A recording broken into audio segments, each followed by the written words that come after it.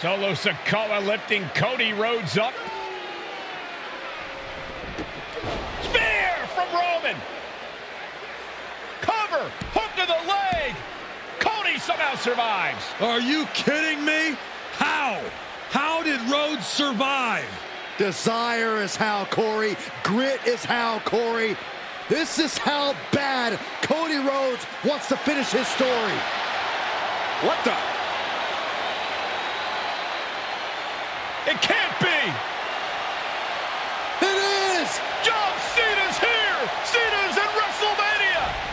A saving grace for Cody Rhodes. John Cena here to fight off Solo Sikoa. Solo sent crashing to the outside, courtesy of the franchise.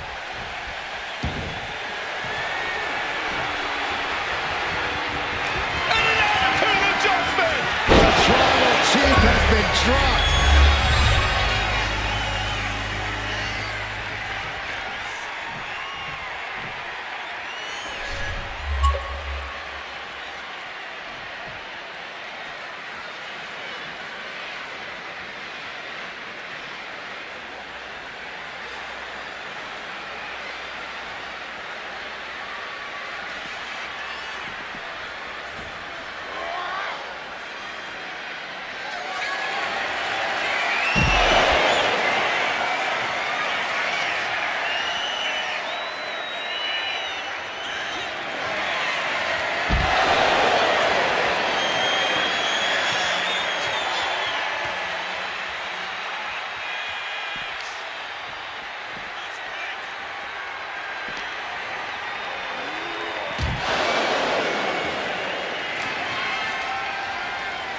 And now John Cena with Solo Sikoa and through the announce table.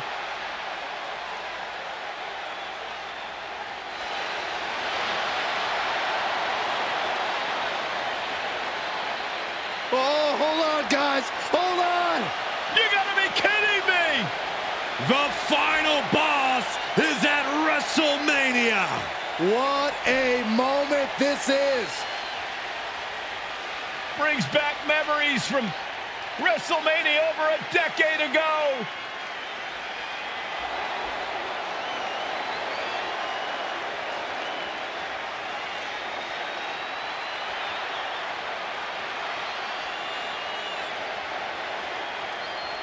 Now this is a WrestleMania moment. Rock and Cena face to face, feeding off the electricity of this crowd. This is absolutely surreal.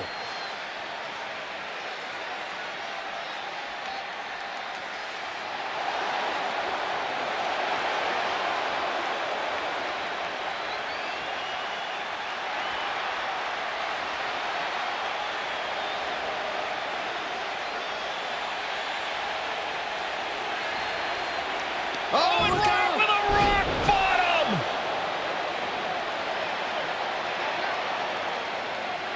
The final boss strikes, and Cena is down. And now The Rock taking off the Mama Rhodes weight belt, and he's going to use it against Cody. What? Oh. No way. No way. Guys, What is going on here?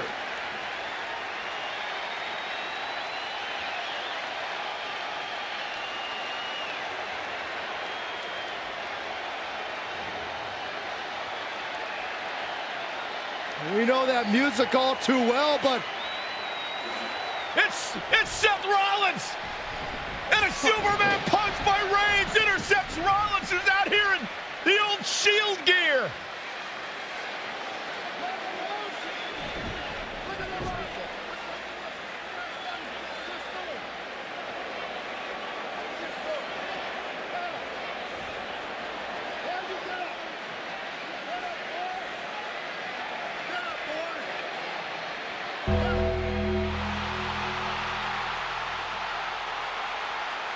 Now what?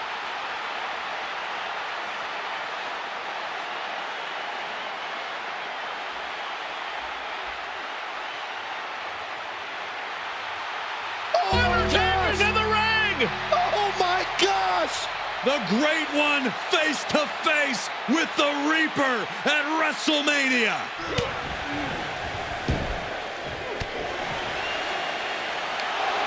Undertaker with the Rock! Choke slam! The Undertaker's back in WrestleMania! Unreal!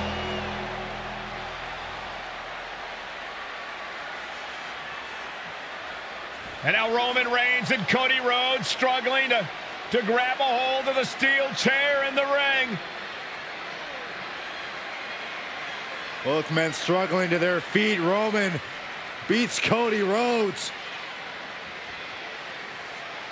And this could be disastrous for the American Nightmare.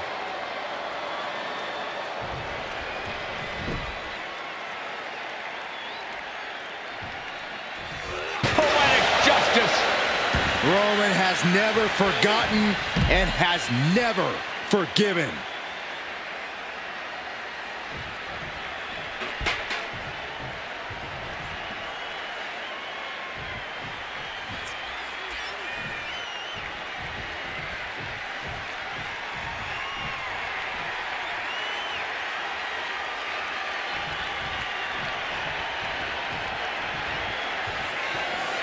Roman Reigns setting up, looking for the spear to put Cody away. No!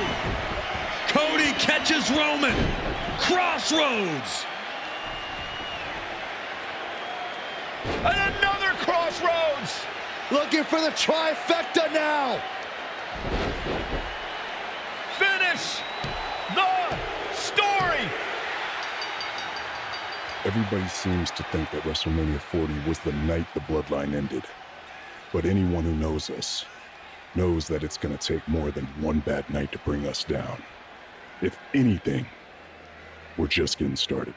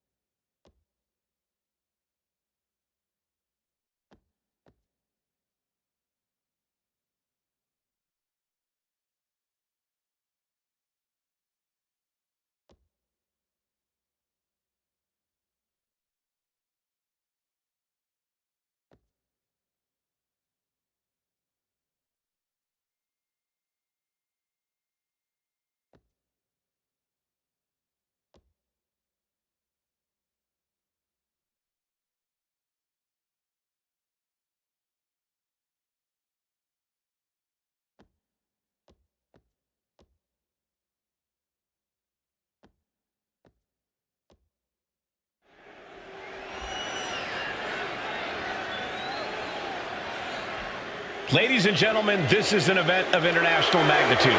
Photographers from around the world as they are documenting Yokozuna's every move. Coming down the aisle with Mr. Fuji is the champion from Polynesia Islands, weighing 550 pounds, Yokozuna! One thing, Corey, he's 550 pounds, bigger than he's ever been. And I understand Hulk Hogan trimmed down so he can have more speed, more endurance. But I'll tell you something, Hogan's got to take him out early. This is going to answer a lot of unanswered questions from WrestleMania IX. A lot of pressure on the president of WWE for what he did. But this is Yokozuna versus Hulk Hogan. Let the winner be the winner. One thing's for sure, Hogan will be quicker. He will be faster than he's ever been in any previous title defense. Well, this is going to be interesting because he's wrestling a fresh Yokozuna this time. Not a man who's already wrestled a 15-minute match with Bret the Hitman Hart. Oh, Hogan and Yokozuna's last match lasted less than 30 seconds when Hogan won the title at WrestleMania. Well, I can tell you, this match will go much longer. Yokozuna will not be caught by surprise this time.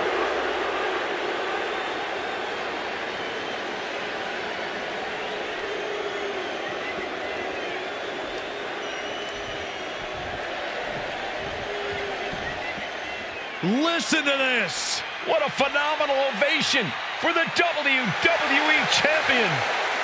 His opponent, coming down the aisle with his manager, the mouth of the South, Jimmy Hearst, from Venice Beach, California, weighing in 302 pounds, the WWE Champion, Hulk Hogan. You can feel this facility shake, literally moving. The rafters shaking with the ovation of the WWE Champion, Hulk Hogan. Hulk Hogan thrives on these people. He thrives on the Hulksters, the little Hulksters. This is what keeps this man going. Hulk Hogan's relying on the fans. He wants to hear them cheer. He wants to draw strength from them. But Yokozuna's focused. He has not taken his eyes off Hulk Hogan. He is ready, believe me. The Hulkster ready for war, and you can bet, ladies and gentlemen, it will be warfare here. Well, he's been saying for weeks that he is going to be the first man to slam Yokozuna. Oh, nobody slams Yokozuna. Well, we'll see. Hulk Hogan wanted to prove it was not a fluke that he beat Yokozuna. And now, we're going to find out if it was a fluke or not.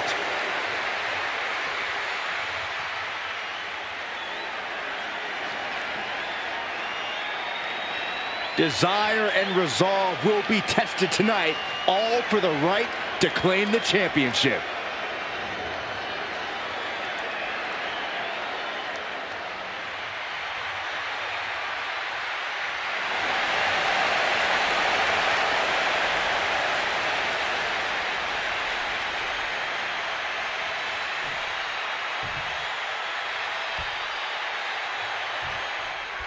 Michael Cole.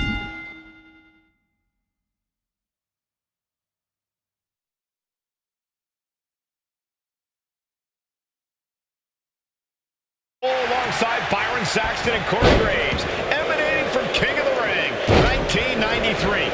Yokozuna is fuming over his embarrassing WrestleMania loss to Hulk Hogan. Now, Yokozuna has vowed to reclaim the WWE Championship and wipe Hulkamania off the map. Indeed, the last time these two shared a ring, it was disastrous for Yokozuna. Mr. Fuji issued a challenge to Hogan on behalf of his client.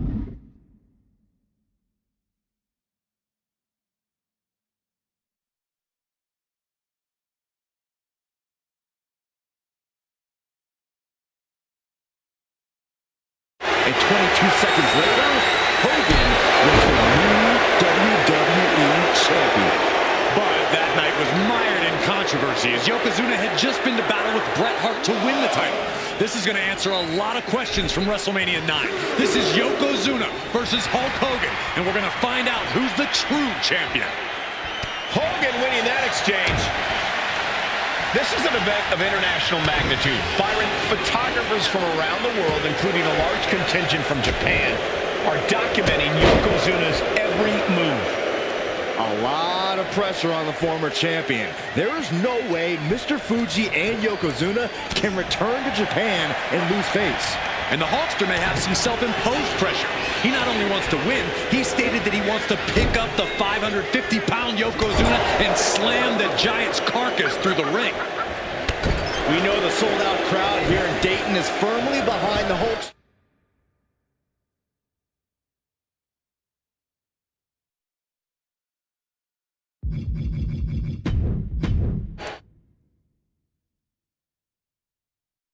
Michael Cole alongside Byron Saxton and Corey Graves, emanating from King of the Ring, 1993.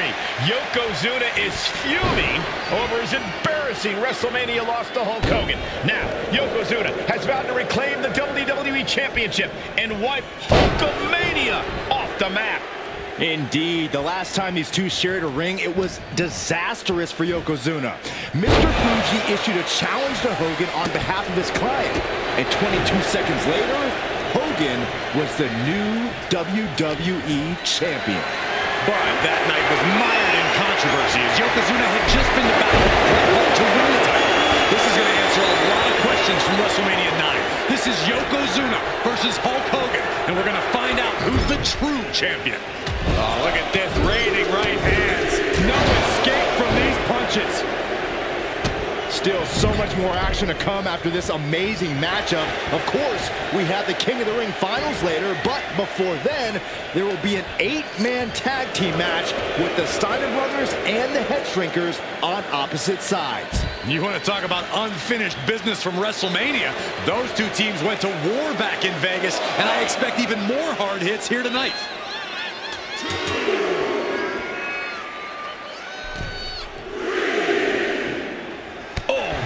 Checking them into a whole other area code. High level of offense on display. Oh no, bear hug of pride. This is not good for the Hulkster.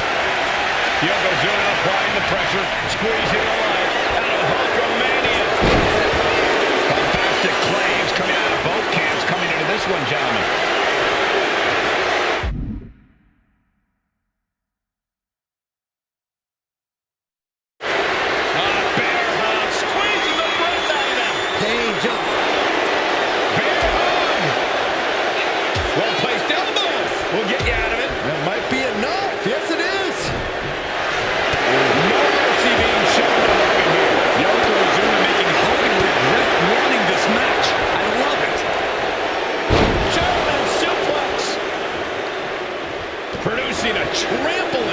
Yokozuna engaging in warfare with the Hulkster. The Giant knows this may be his last chance at the WWE Championship. Big clothesline. Can we talk about Yokozuna's meteoric rise in WWE? He's accomplished quite a lot in a short amount of time. Just look at the man's track record at major events. He made his premium event debut with a quick win at Survivor Series, won the Royal Rumble in dominant fashion, and then captured the WWE title in the main event of WrestleMania. Yoko now, belly-to-belly slam. That's got to be the end of Hulkamania. Jimmy Hart trying to rally. And a kick out by Hogan with authority. Hulk Hogan's not done yet. Hulk Hogan is coming alive. Yokozuna back to his feet. Big chop to Hogan. And Hogan's starting to hulk up here. How many times have we seen this over the years? These massive strikes from Yokozuna having absolutely no effect on Hogan. Hogan fired up. Hogan's ready to go. Hogan feeding off the energy of all the Hulkamaniacs. And here comes Hulk. And Yokozuna being backed up to the ropes. Big boot. I can't believe Yokozuna's still standing. Hogan continuing to pour on the offense. A second big boot, but Yoko still on his feet. Don't let up, Hulkster. Keep swinging, keep firing away.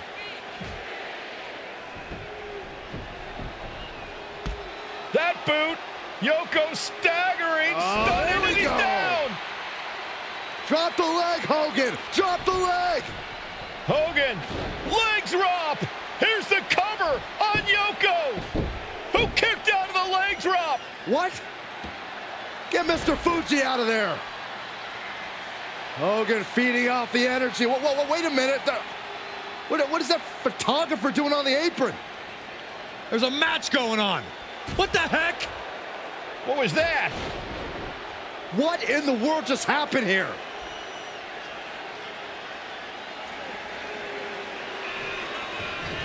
Oh, no. A big splash. Yokozuna demonstrating his full power. Hogan's in trouble. Oh, on the knees. That could be the tide turner. Oh, man. Caught with a clothesline. And Yokozuna is really putting the pressure on. Yokozuna is absolutely unloading here. There's agility and ruthlessness on this cover. New champion coming. 2.5. Champ stays alive. He kicked out. He actually kicked out.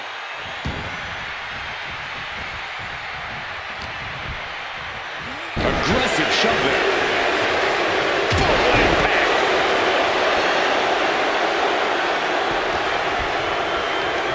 Hooked up. Driven down.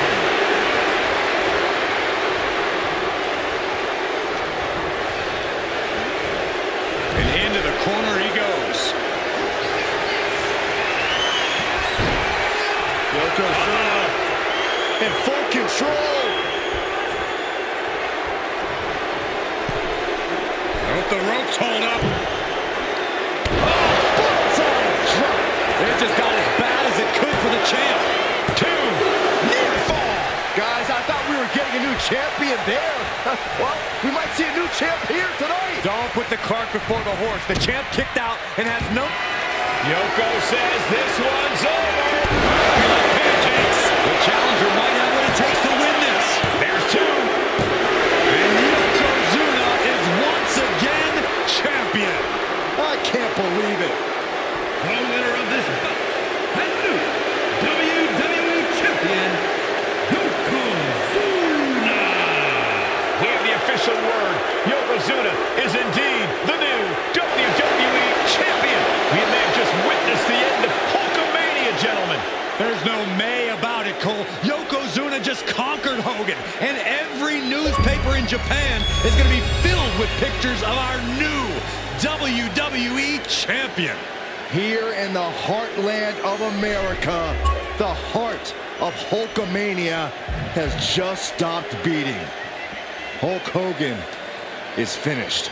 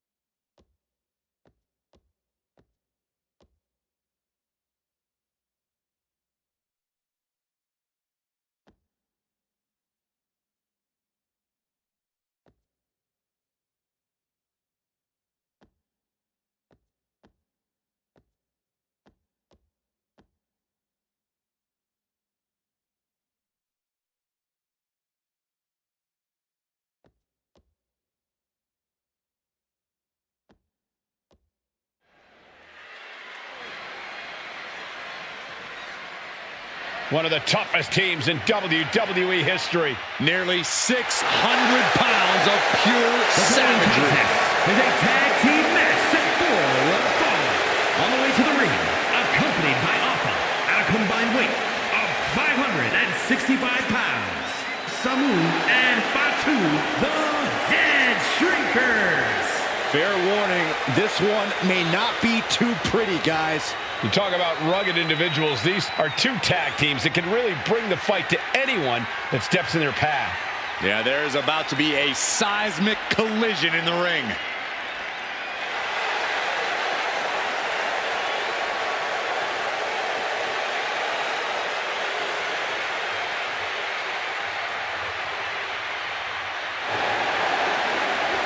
This match means so much to the Steiners and to the Headshrinkers.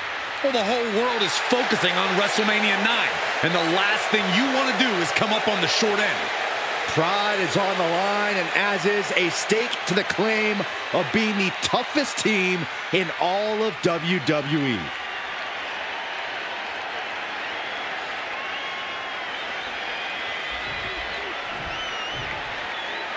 The Steiner brothers getting a tremendous ovation here in their first WrestleMania, and we'll see if they can carry on Michigan's winning ways. And their opponents, at a combined weight of 531 pounds, Rick and Scott, the Steiner brothers.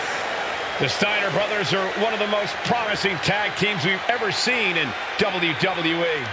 But Samu and Fatu are looking to stomp out any of that promise right here at WrestleMania. Let me warn the WWE Universe right now. This is going to be a brutal match. Just two heavy-hitting tag teams going at it. Physical, smash-mouth wrestling. And like Saxton said, it won't be pretty at all.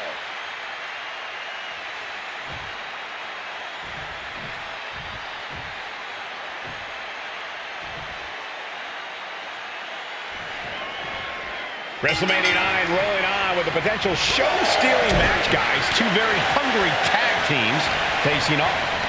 Indeed, Michael, the Headshrinkers and Steiner brothers are both new to the tag division in WWE, but both teams are off to an amazing start so far. And you have to imagine whichever team wins this high-profile fight becomes an instant top contender for... Take it over! Go for the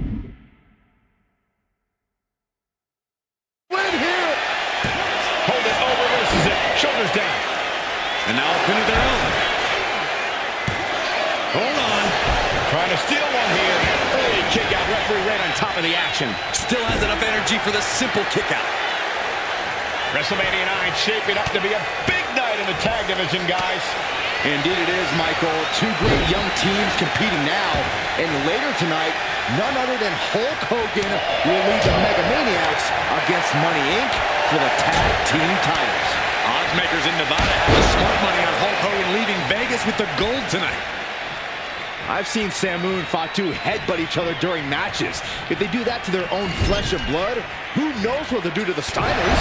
It's just a byproduct of the brutal take-no-prisoners offense of the Headshrinkers, Byron. These guys will bite, scratch, and claw their way to a win. Rulebook be damned. And with Rick and Scott coming from an amateur collegiate background, they might be a bit more hesitant to bend the rules. Hopefully the Steiners can adapt, and fast. The Headshrinkers and Steiners are two of the brightest young teams in WWE, but they both come to this match with a few years of experience in WCW.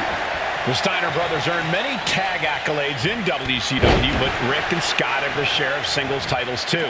Meanwhile, Samu and Fatu were never quite able to break through before WWE. You know that has to serve as motivation for the Headshrinkers tonight. Oh yeah, it's on now. And just in time, he gets out of there.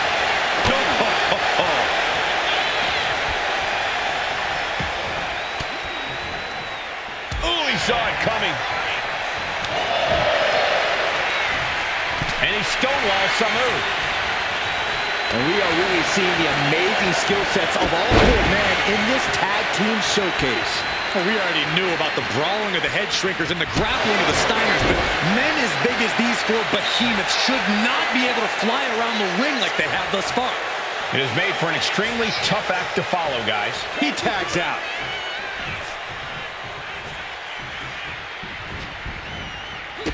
Kick to the gut. Ooh, Brutal forearm. Fatu combats out of that. Vicious headbutt.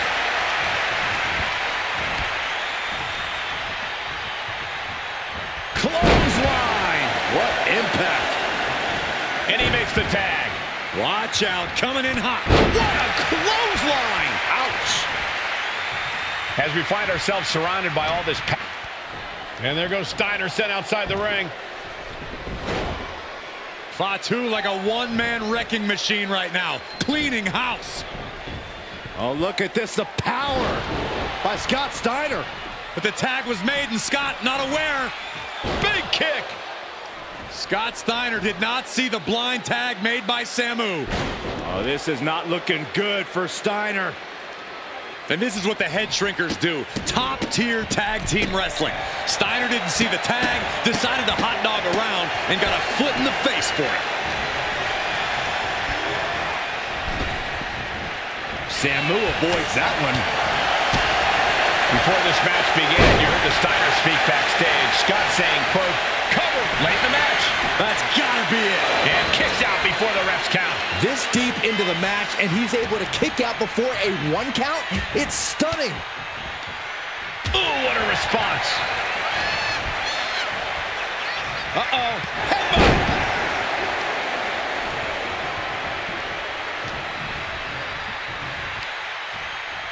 Up on their shoulders. Down in a hurry. From the top. Oh, gosh. That looked like a bad landing. He puts him into the corner. 1 step ahead there. Clothesline. So effective.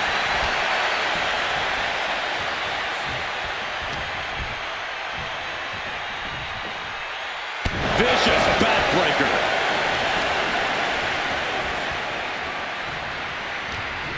Samu gets stymied.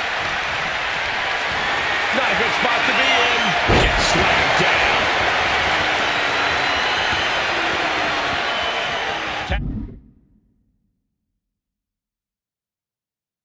Tag made. The adrenaline is pumping, and the WWE Universe is on his side.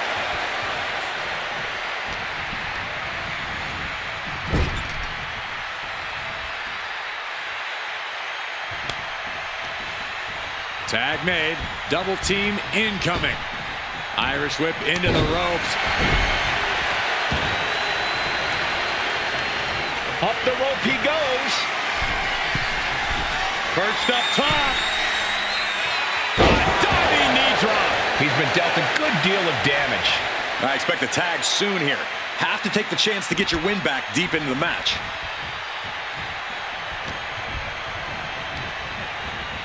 Propped up in the corner.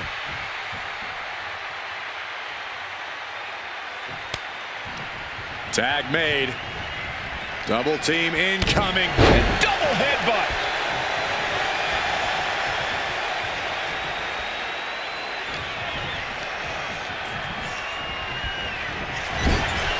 Reversal after reversal. These two have counters for days. Here's the tag. Tandem offense on the horizon here. They have their opponent driven down face first. And the Headshrinkers just might have it.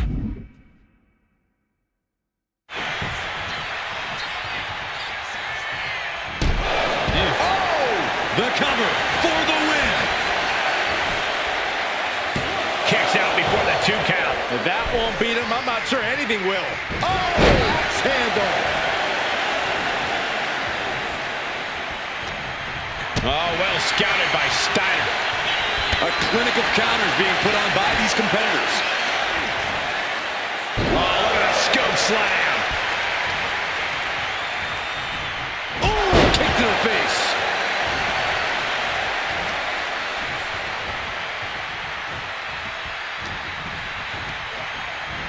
Getting him right into the corner. Oh, tag. Double team coming. Driven down face first. That's it. No way the Steiners come back now. Oh, what a headbutt. Both teams giving everything they can here at WrestleMania. Ciampa goes the shoulders down. This could be it. And the Headshrinkers get the win. Here are your winners, Samu and Fatu, the Headshrinkers.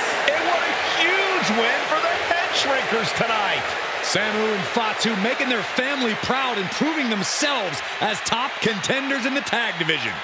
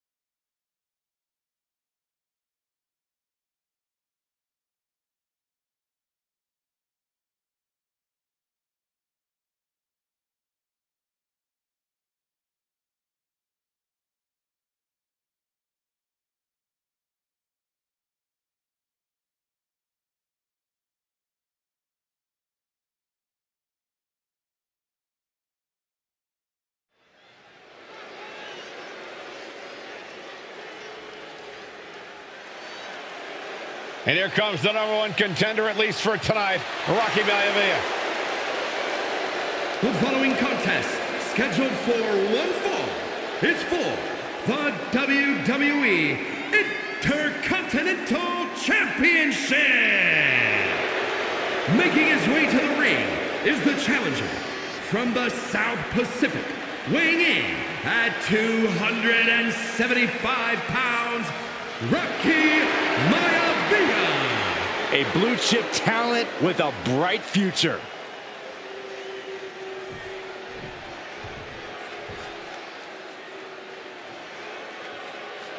On his way to defend the Intercontinental Championship, Hunter Hearst Helmsley. His opponent from Greenwich, Connecticut, weighing in at 246 pounds, the WWE Intercontinental Champion, Hunter Hearst Helmsley. Helmsley is scheduled to face another challenger at an upcoming show this Sunday, and he's taking the risk, stepping in here against a newcomer, Rocky Maivia. Well, you can consider it risky, you can consider it overconfident, but any way you look at it, it's a dangerous move by Helmsley to take on an athlete who has been on a real roll.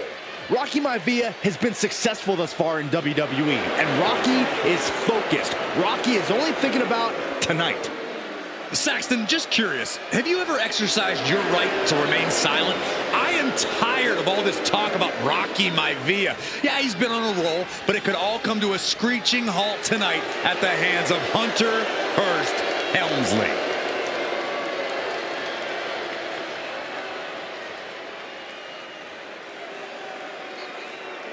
The challenger not taking their eyes off the championship. And the champ is staring daggers right back at the opposition.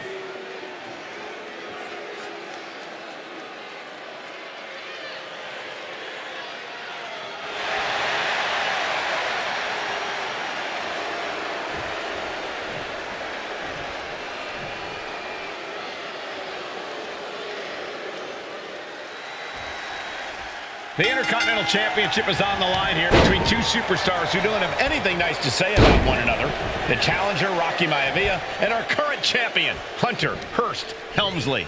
Well, Helmsley is our champion for a reason. He's a cut above the rest, a higher class of in-ring competitor. This Rocky Maivia guy should learn his place and respect his betters. Well, that attitude is exactly why Maivia is so eager to go after Helmsley and his title. He wants to prove Helmsley is just a snide and arrogant blowhard who doesn't deserve to be champion. Only one of these men will leave this ring our Intercontinental Champion. This should be a memorable match. If Rocky Maivia is going to take down the more polished and experienced Hunter Hearst Helmsley, he's going to have to do it with unrelenting energy. Rocky has to keep coming at the champion with big attacks until Helmsley collapses under the onslaught. It's a bold strategy that will take everything the young Maivia's got, but you're right. It could be his best path to his first championship win. Tossed back into the ring.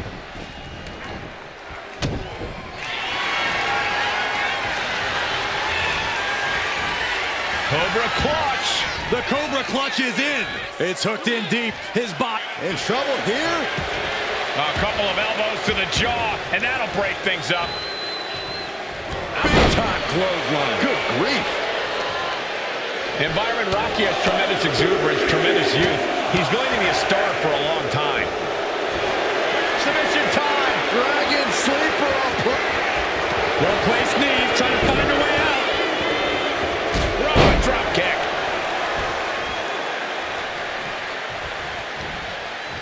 Reversal. And that turns things around. Series of counters here. Who will finally capitalize?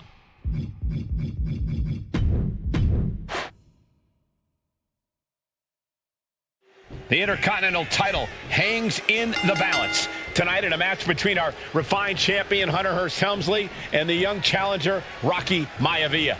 Rocky Maivia has a lot to prove here. The third-generation up-and-comer would love nothing more than to grab his first championship tonight and send a message to the WWE that Rocky Maivia has arrived. But Hunter Hearst Helmsley will do everything in his considerable power to stop that from happening. And as far as Helmsley is concerned, Maivia is barely even worth his time. Man, And conspicuous by his absence is the butler of Hunter Hearst Helmsley, who has been intervening in matches as of late. Who knows if he might show up? Yeah, unfortunately, that's just another thing Maivia needs to worry about. Rocky has bigger problems in the ring, gentlemen.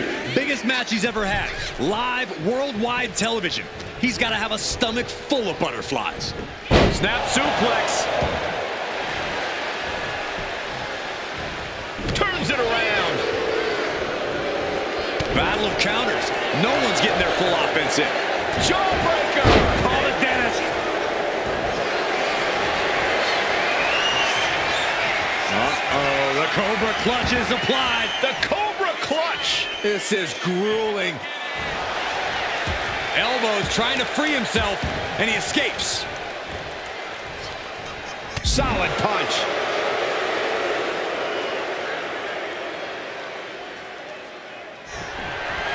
And we know Rocky does. These two going strike for strike, it seems. And Rocky there not showing any signs of being intimidated. Nothing pretty here, just good old-fashioned fisticuffs. They are emptying their tanks, going back and forth like this. Oh, man. Two fighters putting their haymakers on autopilot right now. Toe-to-toe, treating each other like heavy bags. And now these two just pummeling the hell out of each other.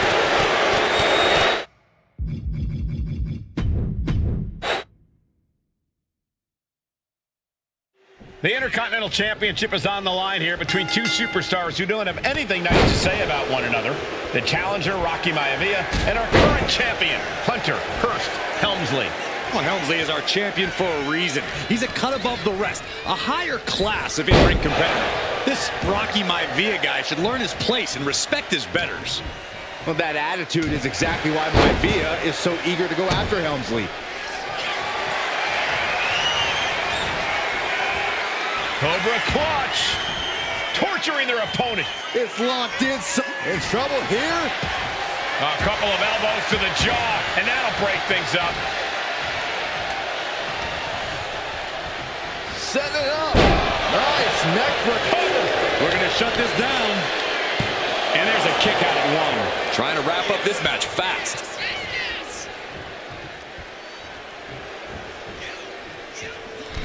Maivia with a nice turnaround.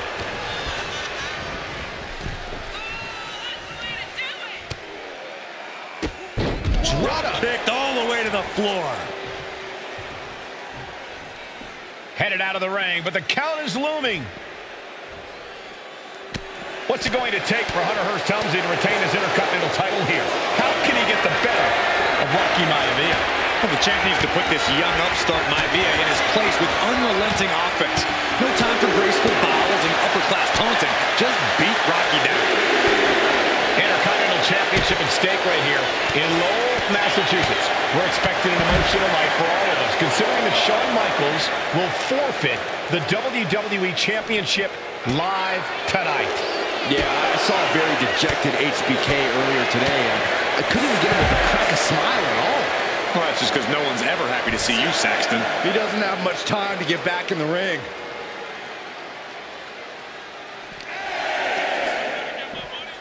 And he tosses it back in now. And back in. He was dangerously... Shoulders are down. Is this enough to retain? Fending off a 2 count there. He is certainly sending a message, getting his shoulder up before 2. And even before the bell rang tonight, I think Hunter Hearst Helmsley has been trying to frustrate Rocky. He's tried to say, hey, young fella, we're going to do things at my pace, not yours. Rocky, the 6'5", around 270-pound stud, just has to keep his cool. Don't take any unnecessary chances against a cagey competitor the caliber of our Intercontinental Champion. Ah, look at this, just cranking it out. Cranking the head. And look at this now, yes, applying the submission hold. Uh-oh. Oh, this... Trapped here. Look at this, pounding away. Oh, and that'll break it up. Counters right back on Rocky. is reaching peak frustration. Can't quite put Rocky Maivia away. A testament to the never-say-die attitude of this young superstar. And he gets it from his dad. From the top, down. Maivia took to the sky and executed that high risk perfectly. I don't think Helmsley had that scouted. Hunter whipped into the corner, nobody home. Rocky hit hard. And now Hunter looks to take over this match. Helmsley muscling Maivia up to the top turnbuckle and a big right hand. Helmsley with something big in mind here for his challenger tonight.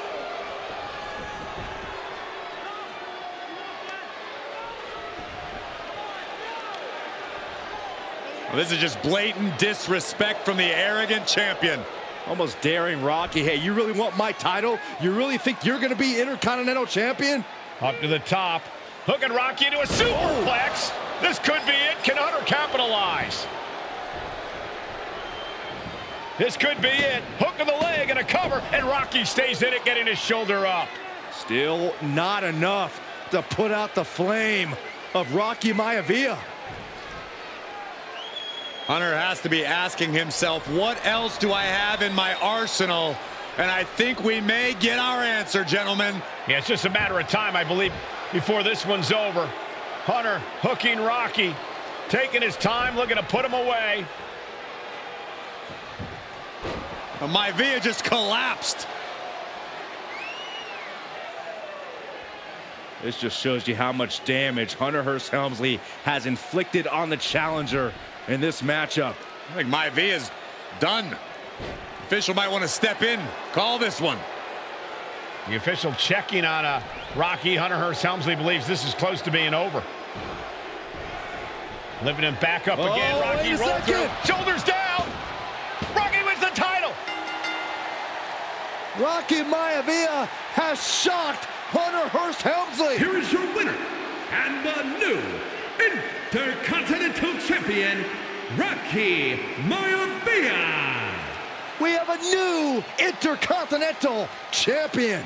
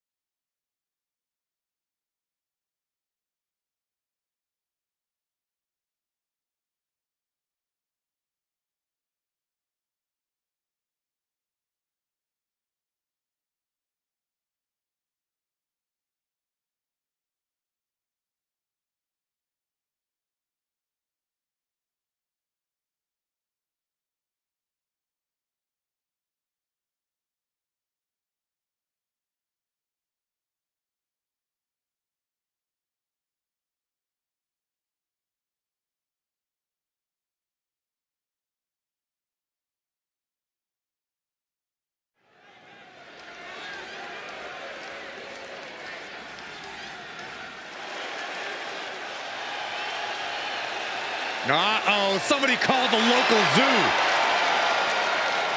The following contest is scheduled for one fall and is a steel cage match.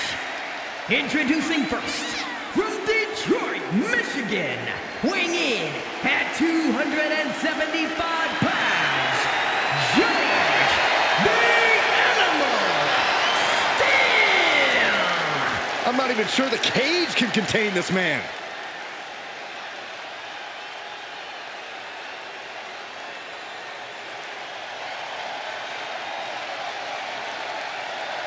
And strolling down the aisle, the opponent of George Steele, Peter Maivia.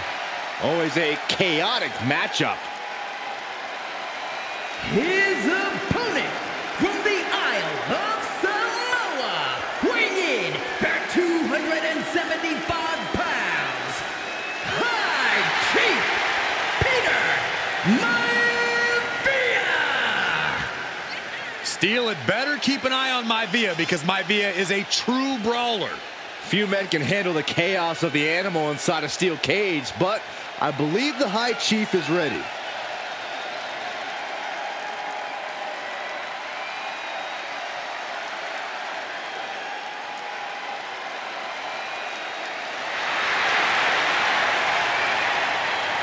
Maivia carrying such pride into the ring. Very stark contrast to Steele. We'll see which prevails tonight.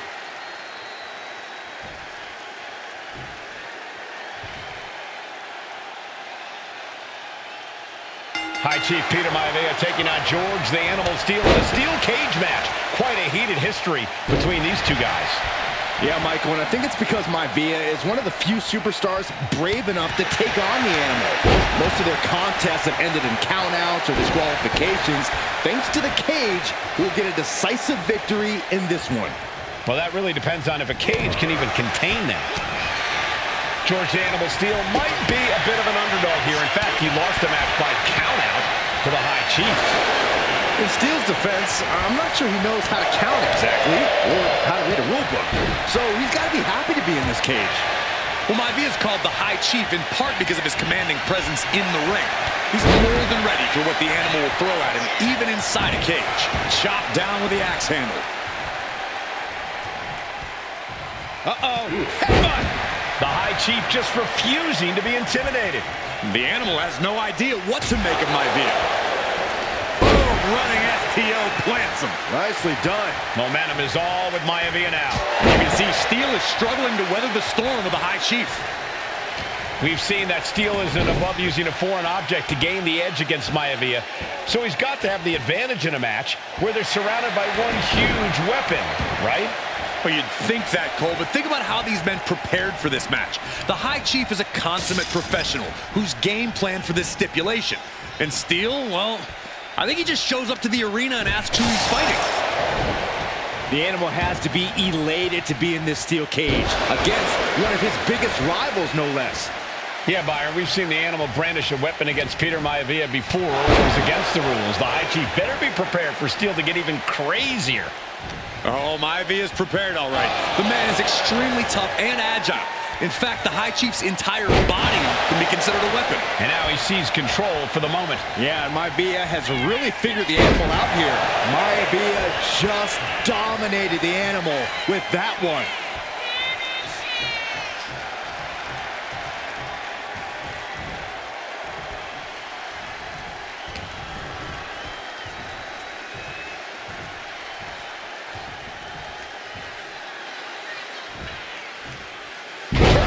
Suplex. Peter Maivia very tough, but he also has movie star good looks. Quite the combo. And it served him well, Michael. In fact, the High Chief has major acting and stunt work credits to his name. And who knows? Maybe we'll see the Maivia name on Hollywood billboards again sometime. Well, before any of that happens, the High Chief needs to survive this war against the animal. Focusing their attack on the arm. Applied. Well, that came to an end with a abrupt punch. Jarring European uppercut. And drops the fist. The animal may be wounded prey at this point. The High Chief closing in on a successful hunt.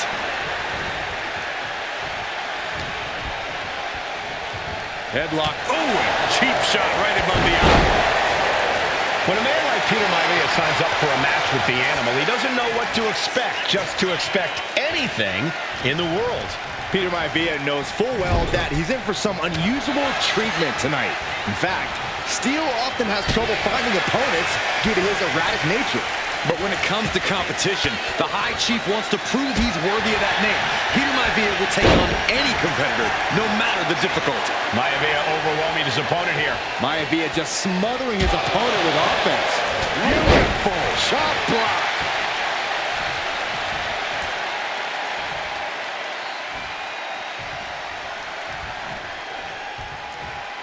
Uh-oh, headbutt. Nothing fancy there. Gentlemen, we've touched on the differences between Maivia and Steele as competitors. One man based on order, the other on chaos, but it's reflected in their looks, too. Indeed, Michael. Just look at the sculpted physique of the High Chief. And the tribal tattoos on his body are extremely intricate and definitely eye-catching. And Steele is, well, he's an ugly creature. Enough hair on his upper torso to classify as fur. Folds in his bald head. He's like a modern-day Neanderthal.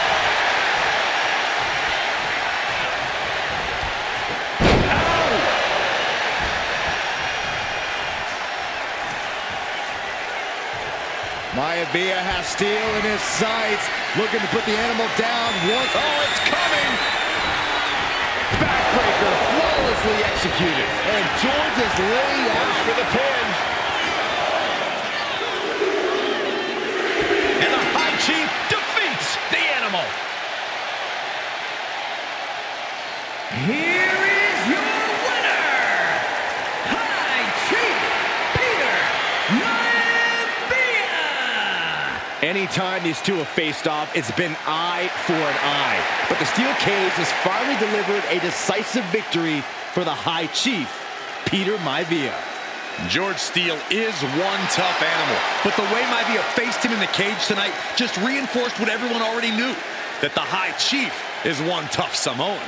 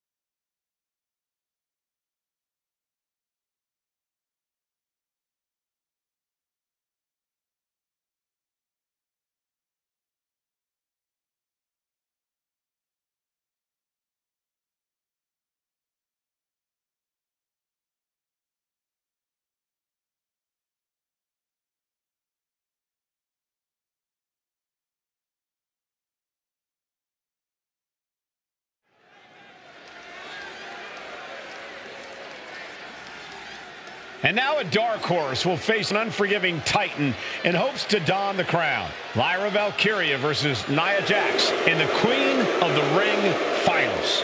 The following is the final match in the Queen of the Ring Tournament.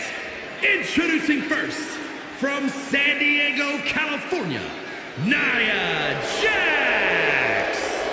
I cannot wait to witness what unfolds here. The irresistible force has been on a tear recently. And Nia believes the crown already belongs to her. Will Jax's menacing presence and sheer power be too much for Valkyria to overcome? Or can Lyra write a happy ever after ending to her Cinderella story?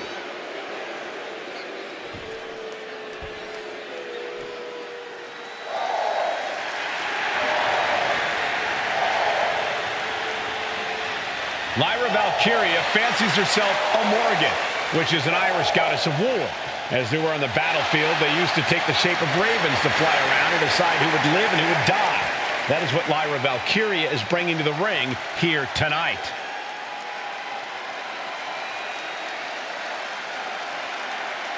And her opponent, from Dublin, Ireland, Lyra Valkyria. Lyra Valkyria may have read a little too much fantasy in her day, and now is reality. Lyra Valkyria is about to go toe-to-toe with a real-life, fire-breathing dragon in the form of Nia Jax. Nia Jax, who's in the best physical condition of her career, tonight will make someone. Will it be Lyra? Will it be Nia? We'll find out in a matter of moments. And guys, you win the crown. Guess what waits for you in August? A date with the champion of your respective brand at SummerSlam.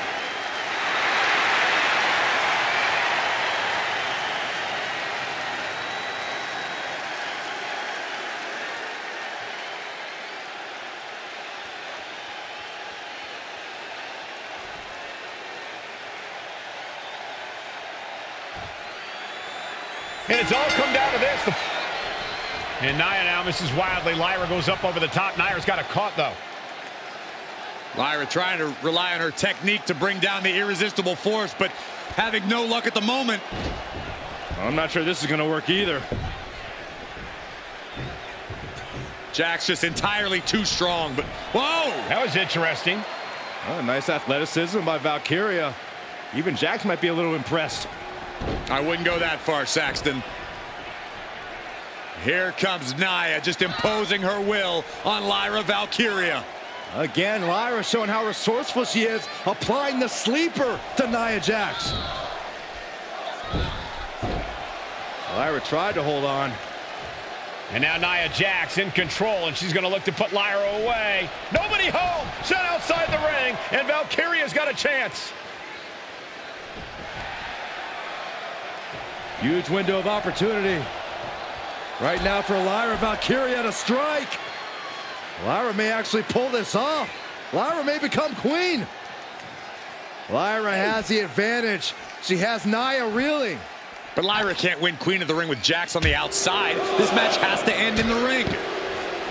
Lyra says she feels alive every time she flies, and that's what Nia has to avoid tonight, keeping Lyra grounded. The woman thinks she's a bird, Cole. What do you expect? It's symbolism, Graves. Nia Jax, Lyra Valkyria facing off in the finals of the 2024 Queen of the Ring Tournament. Who will take home the crown? Dropping the elbow. Nia doing exactly what she set out to do, keeping Valkyria grounded. Now Jax needs to stay the course, and the crown will be hers.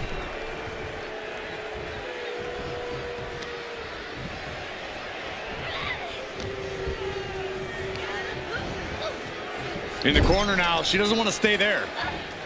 Oh, vicious headbutt. In just a matter of minutes, we'll have our second Queen of the Ring. The first, of course, being Zelina Vega. But you've got to believe that Zelina will want a shot at whichever woman wins this. She beat the woman now known as Piper Niven that night, so you know Queen Zelina can strike down an enemy of any size. Corey, what do you think is going to be the key in this match for Nia Jax? She certainly made plenty of promises when it comes to being Queen of the Ring. What Nia brings to the dance, Cole, is raw power, the likes of which you rarely see from most men, let alone women. Nia has absolutely no problem using that power, and the same goes for her throwing her weight around in the ring. Lyra Valkyria might just learn that the hard way tonight. Look, the most intelligent competitor in a battle knows that there are many roads to victory, including the low road. Oh, what a quick answer. There's so many moves at Nia's disposal that she can end this match with. For Lyra, not nearly as much. Yeah, I can't imagine it'll be easy for Valkyria to pick up Nia Jax and drop her with the Nightwing. Please, let's call the move by its real name. It's a Samoan driver. You think Nia Jax doesn't have the Samoan driver scouted? Oh, man! That looks like it hurts. And Lyra only finds herself on the defensive. Yeah, Nia is just buzzing right. Valkyria crushed in the corner by Jax. Squashing Lyra in the corner, and the beginning of the end may be near. And Nia now, with Lyra on her back, going to climb up to the second rope. This is a scary situation for Lyra. Oh, look at this. Maybe not. No way. There's no way. Oh, my. Oh, no. Good night. Annihilator. Here is your winner and the new Queen of the Ring, Nia Jax. What a victory to the brand new Queen of the Ring. Nia said she would do it, and she backed up her claims.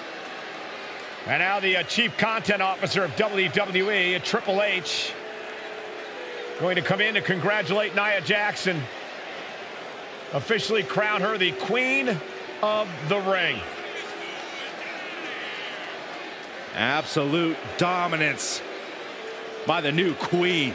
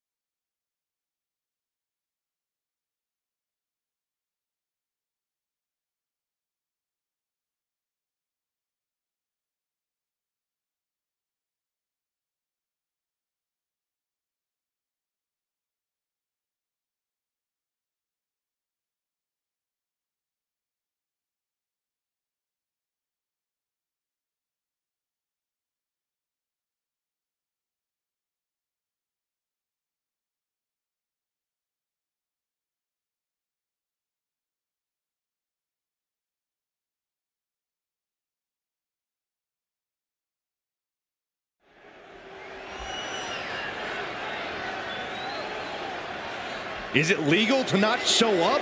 Rikishi has brutalized Austin lately. Austin will be here, Byron. I just refuse to think anything else. The following contest is scheduled for one fall and is a no-holds-barred match. Introducing first, from the Isle of Samoa, weighing in at 424 pounds, Rikishi! We have learned more about Rikishi in the last couple of weeks than we knew about him his entire career here in WWE. He said he ran over Austin not for himself, but for The Rock. Right, and now he's coming out here, and I guess if Austin doesn't show up, the general manager is going to have to come out here and declare this is a forfeit, and Rikishi's going to win it. This man makes me sick.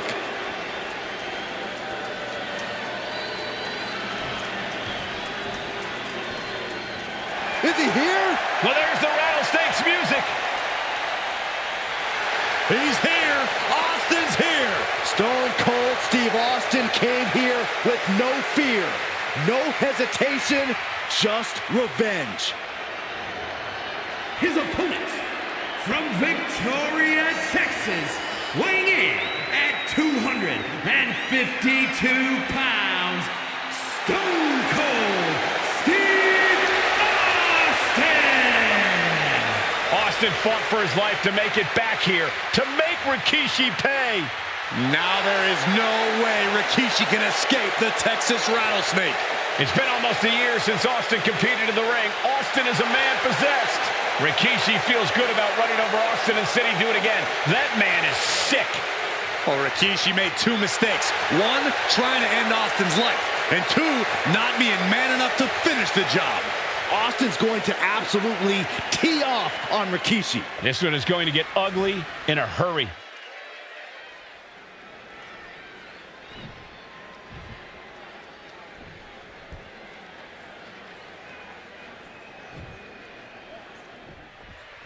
It's a miracle Austin survived being run over by Rikishi. Now a pissed off Texas Rattlesnake is on the loose and out for revenge. It took Austin almost a year to recover from the injuries he suffered in a heinous attack. You can't blame Austin for the damage he inflicts on Rikishi tonight. Byron, a lesser man wouldn't have survived. Stone Cold promised that Rikishi's days of walking above ground are over. This is no holds barred. And looking at my monitor, it just makes me sick to my stomach watching Rikishi. This is a man who has no remorse and feels justified for running Austin down like a dog. Look, to be a devil's advocate, you've got to look at Rikishi's perspective. He's proud of his Samoan lineage and saw an opportunity to give his people a leg up in the shark tank that is WWE. Oh, are you serious, Corey? Rikishi ran over another human being. We're fortunate that it only put Austin on the shelf for 10 months instead of his whole life. It's sick that you would even condone what Rikishi did. Don't twist my words, Saxton. I'm not saying I condone Rikishi's actions. I'm just saying I understand them. Any and all momentum has been taken from Austin. Rikishi with an onslaught here against Austin. Dare I say, Stone Cold could be in trouble. We've talked so much about motives leading into this match. In my view, Rikishi's are delusional. His family have been given equal opportunities, and they all took full advantage of them. Yeah, my blood boils at the propaganda Rikishi's been selling. But I'll tell you about the most legitimate motive in this story, and that is payback for Stone Cold. Austin really had his life taken from him, and there was no greater reason to stop the tar out of somebody than that. Great awareness from Austin. Oh, down by the DDT. This conflict is beyond disturbing. Corey, what's going through Rikishi's mind when it comes to defeating Stone Cold? Rikishi has to be prepared to endure an emotional storm like he's never felt before. The big man must recover from that and use his weight to immobilize the Rattlesnake, because we know Austin will not stay down.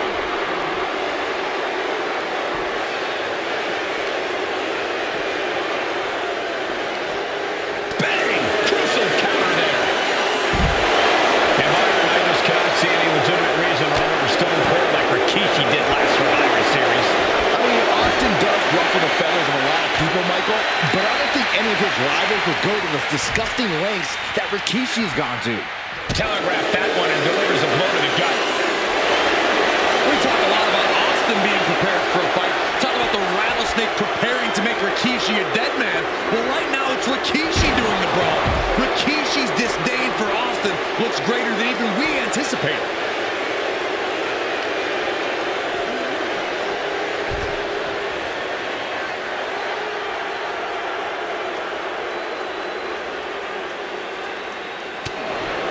And though The Rock wants nothing to do with this altercation, we have to mention the sadness Rikishi has brought to him. Rock might be innocent in this whole ordeal, but I feel that somewhere inside his soul, The Rock is happy with what Rikishi's done. The Rock is proud to have Rikishi and his family. No, Corey, what kind of lies are you trying to spread? We've heard Rock say Rikishi deserves what Austin is going to bring him. There's no family pride in that statement. I'm just saying that blood is thicker than water, and it's been an easier ride for Rock without Austin in the picture. And that's thanks to Rikishi. Sounds more like Rikishi is trying to take credit for all The Rock's success. Oh, Bulldog! One-handed. Austin getting ready. From the top. And completely missed the mark. Austin and Rikishi trading heavy artillery on the outside, and here comes the Rattlesnake. Stone Cold Steve Austin fired up and revenge on his mind. You got to think about how bad Austin has wanted this ever since Survivor Series last year. Been dying to get his hands on Rikishi.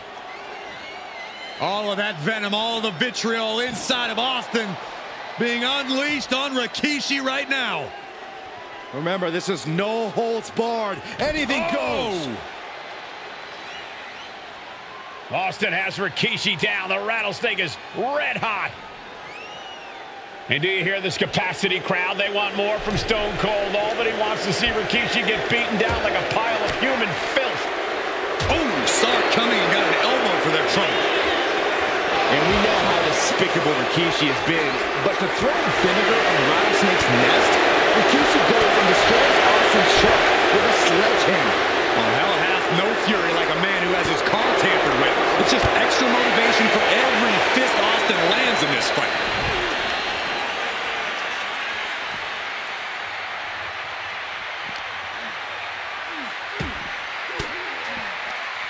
A reversal. He saw that coming. Back and forth trading reversals. The reversal by Rikishi.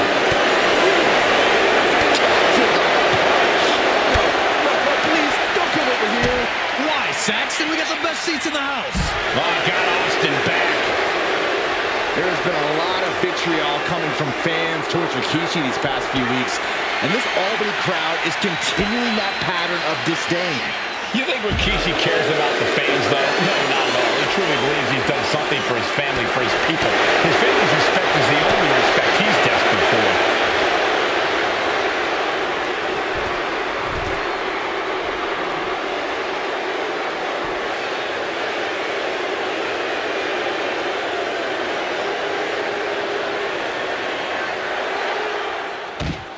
And Rikishi slows Austin down with a thunderous right. Austin's in trouble. And now steel chair. Oh, and Austin, he just averted disaster there. And now Austin gonna deliver the punishment with the steel chair.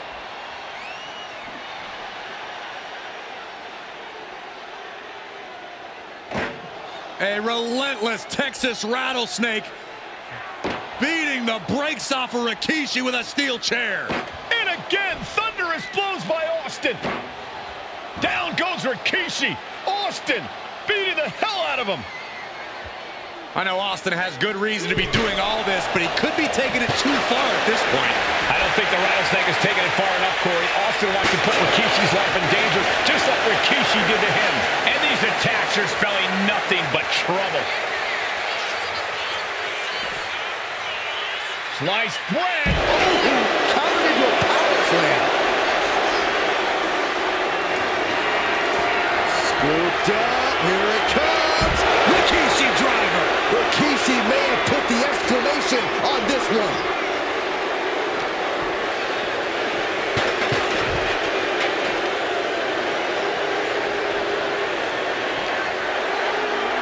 Oh, hard shot right into the post.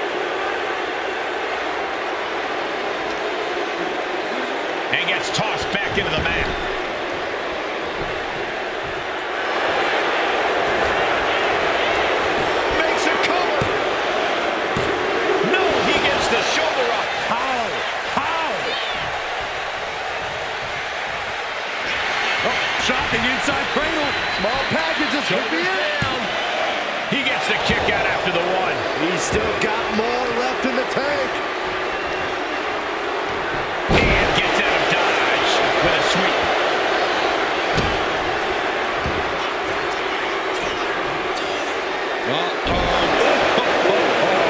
That is hard to watch. And that was just as devastating as a sledgehammer to Austin's truck.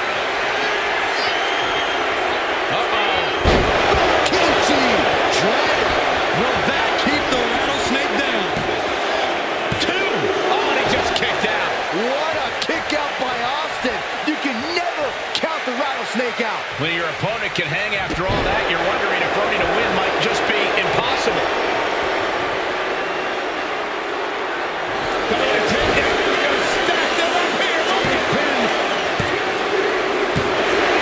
Rikishi somehow defangs the rattlesnake. Damn it.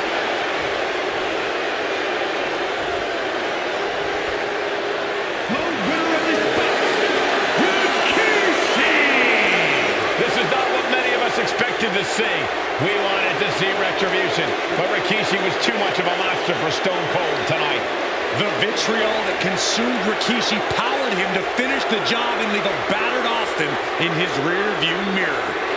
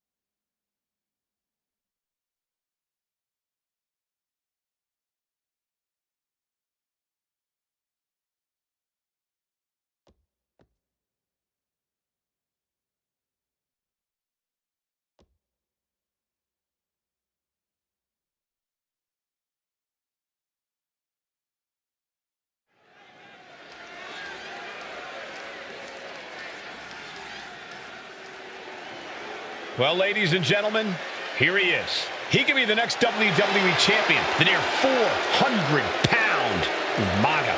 A man that since debuting right after WrestleMania 9 months ago has remained undefeated. And Umaga has been in the ring, Byron, with the best of WWE. This man looks, moves, and sounds like a movie monster. Except Umaga is for real. He is a Samoan bulldozer, an 18-wheel version with a mean streak.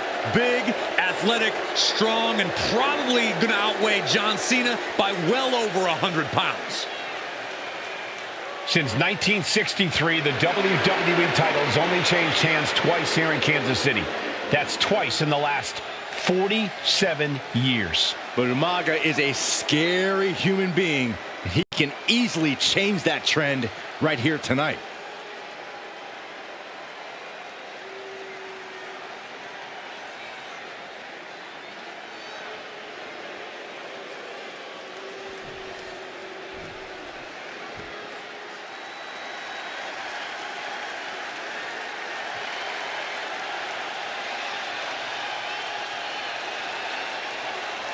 A phenomenal ovation in this arena because the champ is here.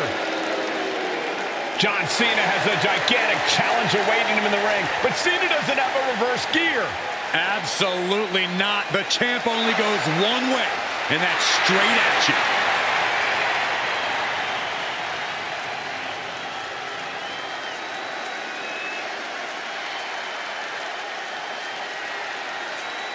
John Cena, a three-time WWE champion, the handler of Umaga, Armando Estrada, trying to control this undefeated challenger. Once the bell rings, these two are going to go at each other full force.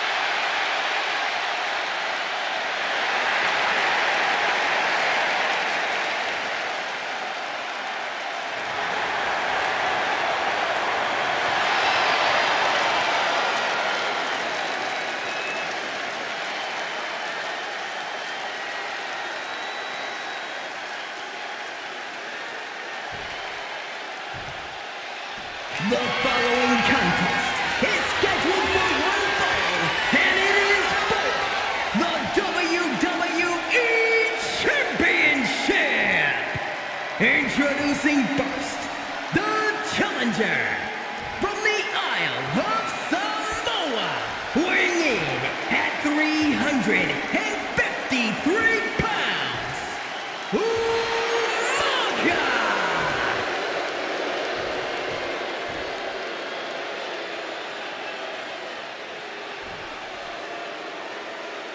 And from West Newbury, Massachusetts, weighing in at 248 pounds, he is the WWE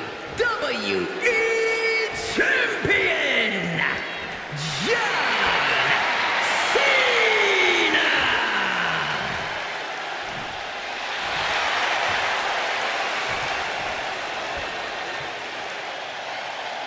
Intensity on the face of the champion.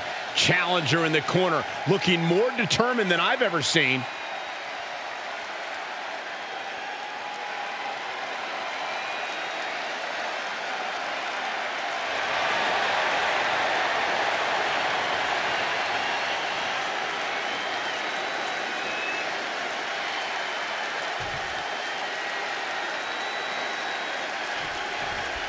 John Cena and Umaga battling here for the WWE Championship. Will John Cena halt the Samoan Bulldozer's path to destruction? Cena's going to have to go all out to accomplish that. No one has been able to withstand Umaga thus far. This brutal Samoan has made a mockery of his challengers and is perhaps the ultimate super heavyweight threat. Cena could be in for the greatest challenge as champion tonight. But if anyone can overcome the terrifying ruthlessness of Umaga, it has to be John Cena. Umaga is truly a specimen to marvel at, Corey. And his handler, Armando Alejandro Estrada, knows he has a thoroughbred on his hands. There's a difference between thoroughbreds and Umaga, though, Cole. Thoroughbreds can be tamed. Umaga cannot. Estrada can only serve as a mouthpiece for Umaga. He can only help direct Umaga's blind brutality. I think even Estrada knows no one can control the Samoan bulldozer. Oh, what impact! Stamina is going to be a key factor in this match tonight. Can Cena weather Umaga's vicious attacks? Can Umaga keep up the offensive pressure as Cena drags this into deep waters? I think you're right, Cole. This might just come down to who has more gas in the tank. Brought back into the ring from the floor now. From the top. Diving headbutt. Did you guys feel the rumble from that impact? Cena tonight attempting to do something no one else has been able to do. Be it HBK, Triple H, Kane, the list goes on and on. No one has been able to beat Umaga.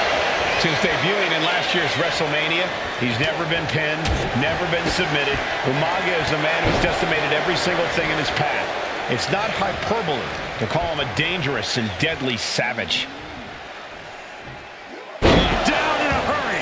And Umaga is in control. Umaga is simply overpowering John Cena right now. Umaga proving to be a relentless super heavyweight, determined on becoming the WWE champion tonight. Now Umaga looking for some momentum.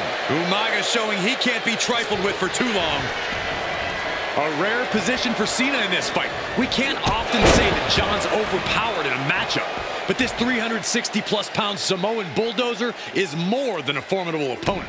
Listen, sometimes when there's a fight, you're not always going to be the biggest. You're not always going to be the strongest. And even if that is the case for Cena tonight, John Cena has never met a fight he didn't like. Cena will try to gain strength from this capacity crowd in Kansas City, but not even that may be enough to stop a rampaging Umaga. Setting him up for the flatline. Man, face first. Cena now taking the brunt of the attack. Cena has no response for Umaga's savage and brutal offense. That unraveled on Umaga. And Umaga, of course, coming from a very rich heritage. Some of the greatest athletes in any sport come from the Samoan heritage. Umaga's aggressiveness can be traced back to his bloodline. When you're fighting a Samoan, you are battling a tough, scary human being. The champ has to be seeing stars after that vicious powerbomb. Wow, oh, and a headbutt. Umaga! Watch the power of Umaga. Brutal attack from Umaga. He smells Cena's blood in the water. Looking for more damage here. Release back suplex.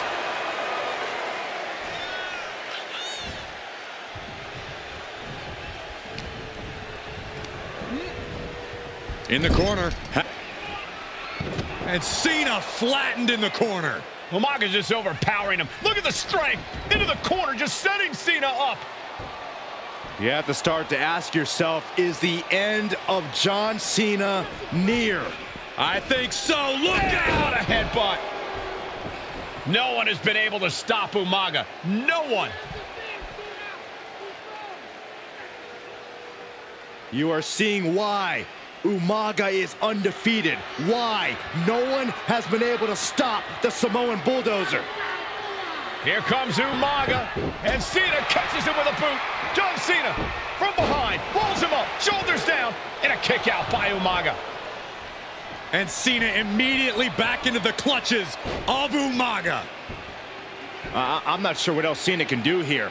I'm not sure John Cena knows how to stop Umaga. And Corey, you know there's no force equal to being on the receiving end of a headbutt from Umaga. It's in Umaga's DNA. Generations have perfected the art of using their own skull as a weapon that could stop an elephant.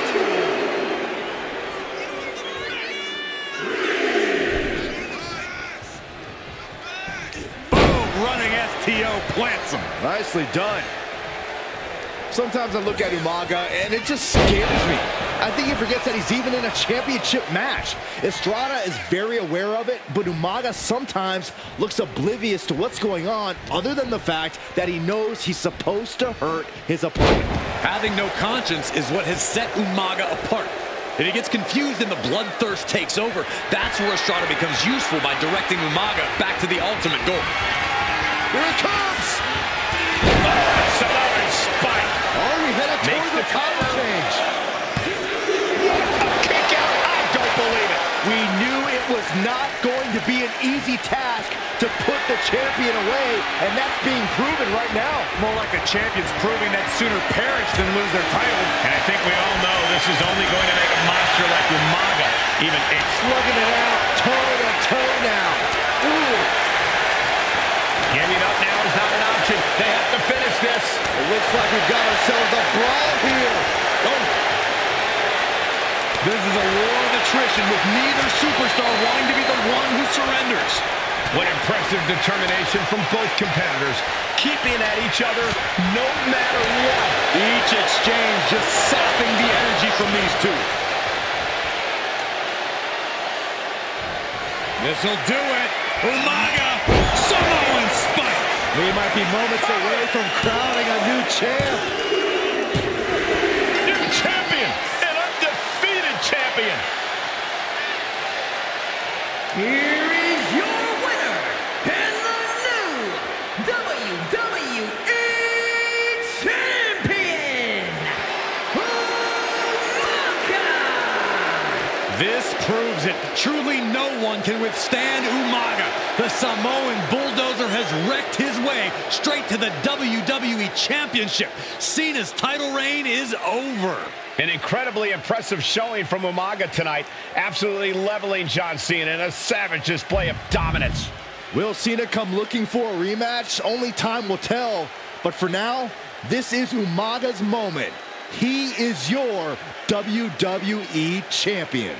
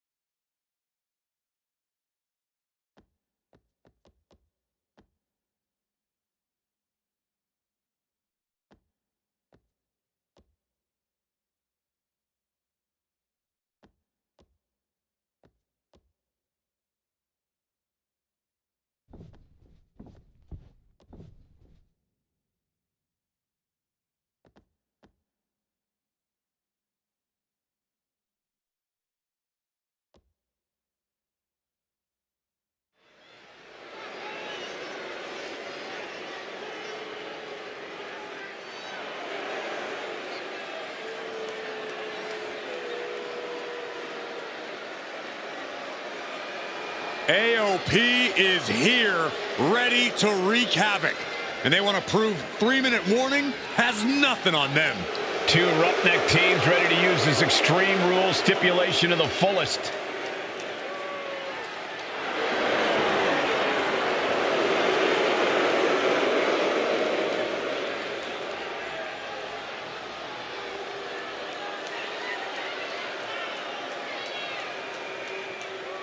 The following contest is a tag team Extreme Rules match and accompanied by Paul Ellering at a combined weight of 620 pounds. Akon and Razor, the authors of Pain. AOP look unintimidated by the task at hand. They are totally prepared for the merciless tandem of 3-minute warning. You know, there's actually a lot in common between these two teams in terms of tactics and physicality.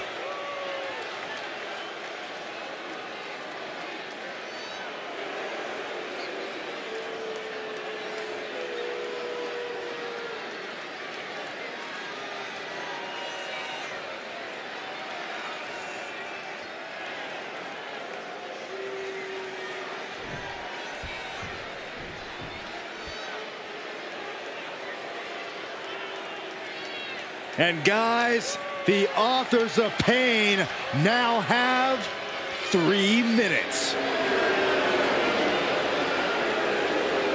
And at a combined weight of 770 pounds, Rosie and Jamal.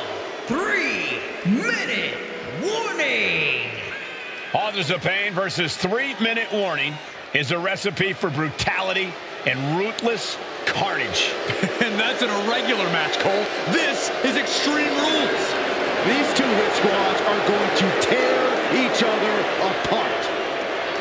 3-minute warning made a career out of demolishing anyone who got in their way. Why would AOP be any different? Because that's exactly what AOP does too. They play the same game as 3-minute warning. We got 3-minute warning and the authors of Pain clashing tonight in what should be a harrowing Extreme Rules match.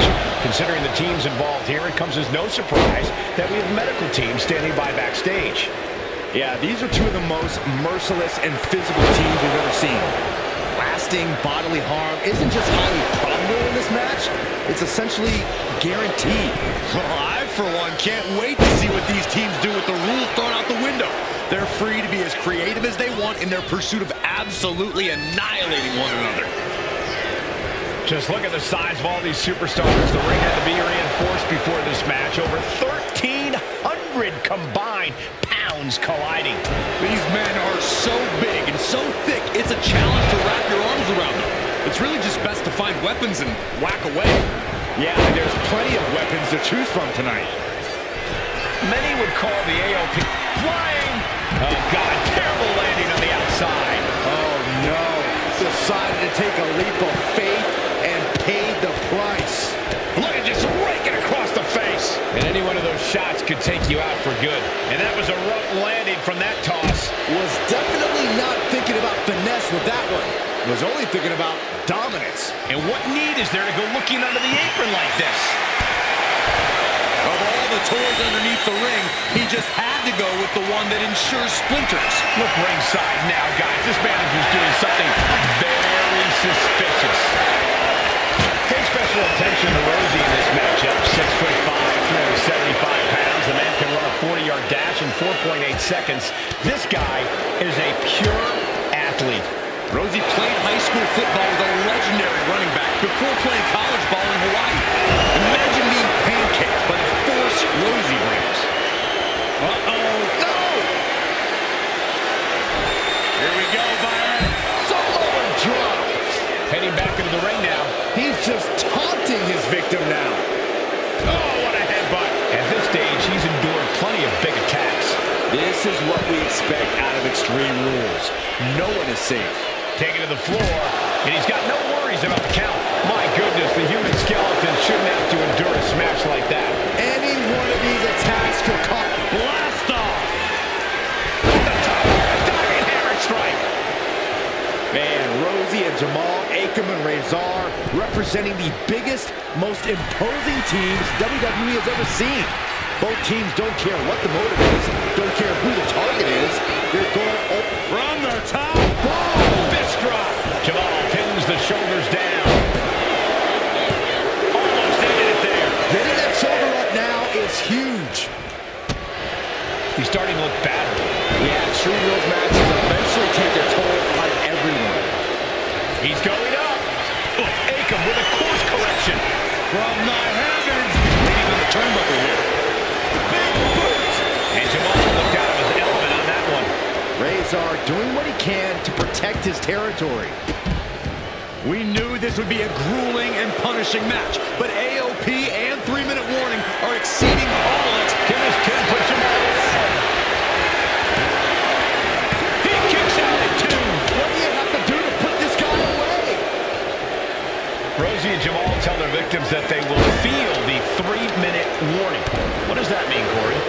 Well, it means a lot of superstars will get run over by the pain train, and it's only going to feel like the longest 3 minutes of their lives. When you're as big and strong as Rosie and Jamal, that's how quickly it can be over. Oh, man, thrown with such force, the whole ring is rattling. Bang! He finds a counter. The table's being set on fire. Planning something big here. Good God, taking flight. Splash. AOP just fell to their demise. Rosie and Jamal survive Extreme Rules. Here are your winners, Rosie and Jamal. 3-minute warning. Gotta give it up to 3-minute warning. In a contest between two of the most badass squads we've ever seen, they were the tougher competitors. Yeah, but AOP certainly made 3-minute warning earn this win.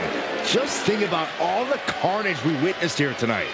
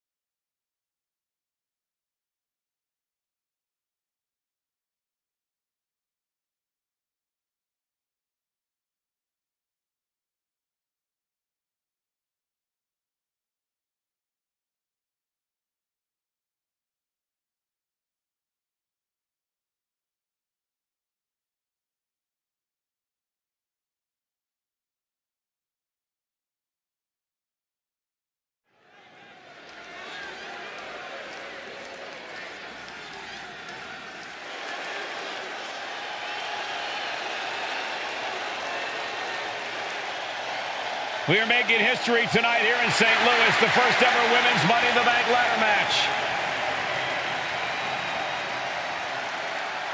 The following is the first ever women's Money in the Bank ladder match. Introducing first, from the Queen City, Charlotte Flair. Charlotte Flair looking to become a Triple Crown champion. Every title, every opportunity she has put in front of herself, she has seized. This is a night where careers change forever. You're right, Cole. You can feel it. Legends are going to be made. Careers defined. Hearts broken. This is Money in the Bank.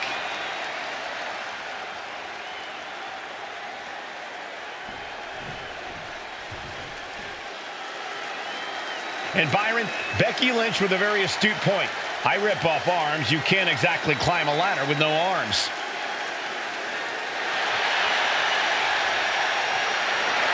Next, from Dublin, Ireland, Becky Lynch. To add to that, Michael, I talked to Becky earlier and I asked, are you nervous about this? She said, yeah, I'm a little nervous, but I'm more excited than anything because I get to be part of history. Becky Lynch, the first woman drafted to SmackDown. First SmackDown Women's Champion. Can she become the first Miss Money in the Bank? Well, you can feel the excitement the moment they brought out the ladders before this show started. There is a big fight feel right here in St. Louis.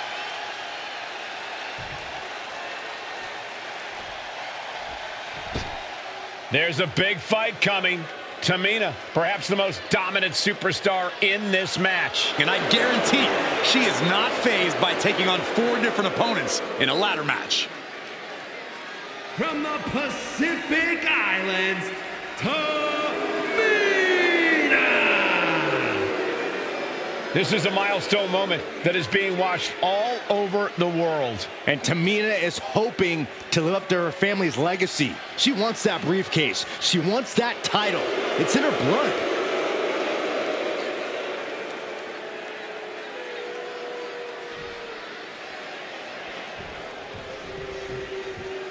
Mella is money, and she is as confident as ever.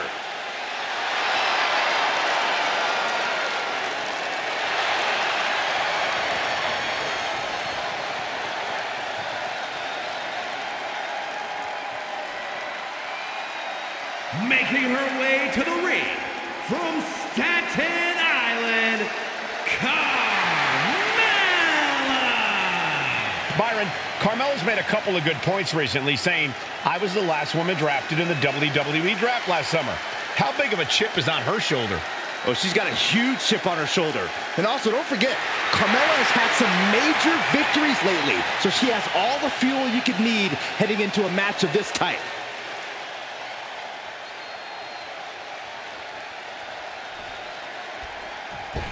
Natalya, another superstar who walks into this match thinking she has legacy on her side tonight.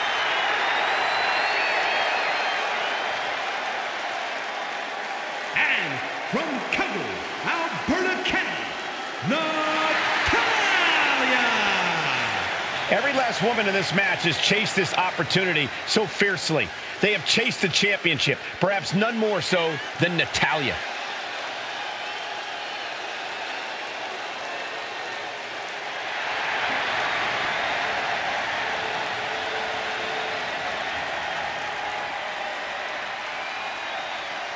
Winning Money in the Bank would certainly go a long way to helping Natalya prove she too is the best there is, the best there was, and the best there ever will be. Winning that briefcase is like taking the proverbial express lane to success. Charlotte, Becky Lynch, Tamina, Carmella, Natalya, all with a chance to make history. All with the opportunity to be called the first ever Miss Money in the Bank. The revolution that became an evolution only continues in the women's division. One of these women will climb the ladder and earn the opportunity of a lifetime. The contract that can change lives hanging above the ring. Probably the most profitable opportunity in our sport. 15 out of 17 superstars have successfully cashed in the Money in the Bank contract. A surprise cash-in has only failed once, and the other failed cash-in was alerted to a week in advance. You are almost certain to become the next SmackDown Women's Champion if you grab the contract tonight. Such a dangerous setting for all these superstars. Ladders are everywhere. Each competitor is only limited by their imagination. Your head has to be on a constant swivel. Ladders will be used as weapons. Anything can happen to get that briefcase. These superstars are ready to take this fight wherever it wants to go, even right into the announcer's area. No safe haven in this match. These ladders can be your best friend or your worst enemy. There's no allies in this match. It's everyone for herself. There is no room for friends when history's being made. Not when you can go down in the record books as the first Miss Money in the Bank. That was a powerbomb with one message in mind. Absolute destruction. Placing her against the turnbuckle. Here go our notes and monitors. This table's about to serve a very different purpose.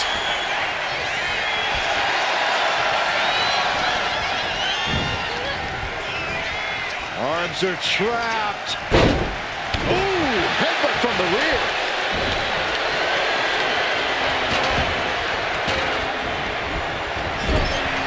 Is there anyone more intimidating in this group than Tamina? I've said it before, it could be a coming-out party for Tamina. This is her time to live up to her family's legacy. If Tamina wins the contract, it guarantees her first title opportunity in over 2 years. More than an opportunity, it pretty much guarantees Tamina will become the next women's champion. Now that's what you call impact. Showing no signs of defense here, guys. Several reversals, neither superstar able to penetrate their opponent's defense. Big forearm. Ooh, caught square by the haymaker. Being carried around. Slowed down. Disrespecting the competition. The patience of Charlotte being tested there. But as we know, she can get mean real quick. Yeah, Natalya showed that Hart family wisdom. 3 second-generation superstars competing in this match. Carmella, Charlotte, and Tamina. And Natalya, of course, a third-generation superstar. Women bred for these kind of moments. Any of these women will add a significant chapter to her legacy if she can become the first Miss Money in the Bank. Mat slam with some attitude. Taking the action to the outside. Might be taking a breather here. Big-time clothesline. Good grief. Tamina landing heavy offense on Charlotte. Charlotte thought tonight would be an ascension to her throne. Tamina's here to ruin that dream. You look at the playing field, the majority of these women love to utilize their submission offense to put opponents away. Tapping someone out won't win this match, but these women should not shy away from using the biggest weapons in their arsenal. We've heard Becky say she was going to rip arms off tonight. You can't exactly climb a ladder with no arms. Now by nature. Oh my God. Oh, and a backbreaker. Right to the spine. One behind. Back suplex. Oh, incredible sit-up mat slam. The boat, Natalya, doing what she does best. Sharpshooter applied. She's able to break the hold just in time. Powerful contact by Tamina.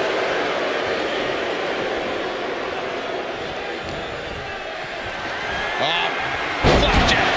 Gosh, landed face first. And Becky gets caught by an effective attack there. This deep into a ladder match, the last thing you want is to start breaking down. Oh, chair shot delivered. And the damage is just going to keep on coming if you can't find the defense for this. Money in the Bank briefcase still hanging high. This is what it's all about. The opportunity of a lifetime. What are you willing to do? How much can you sacrifice? Nasty chop delivered by Charlotte. Natural selection by Charlotte. To the sky. What? Putting it all on the line and coming up big with a breathtaking move. Into the ring again now.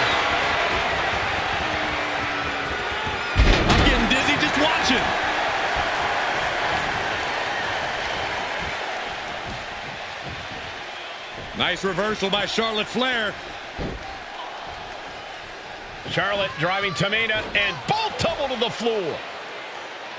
Both women crashing down hard. The Queen, Charlotte Flair, the first to her feet, surveying the situation. Oh my! Driving Tamina into the steps. Well, you are seeing a heightened level of aggression, heightened level of intensity from all these competitors because of the stakes involved. Guys, where's Charlotte going? And Flair looking to up the ante now from the top. Oh my goodness, taking out everybody. The Queen rising to the occasion. What you just saw is why we say Charlotte is genetically superior. Yeah, undeniable athleticism from the Queen. Can it pave her way to the top of the ladder?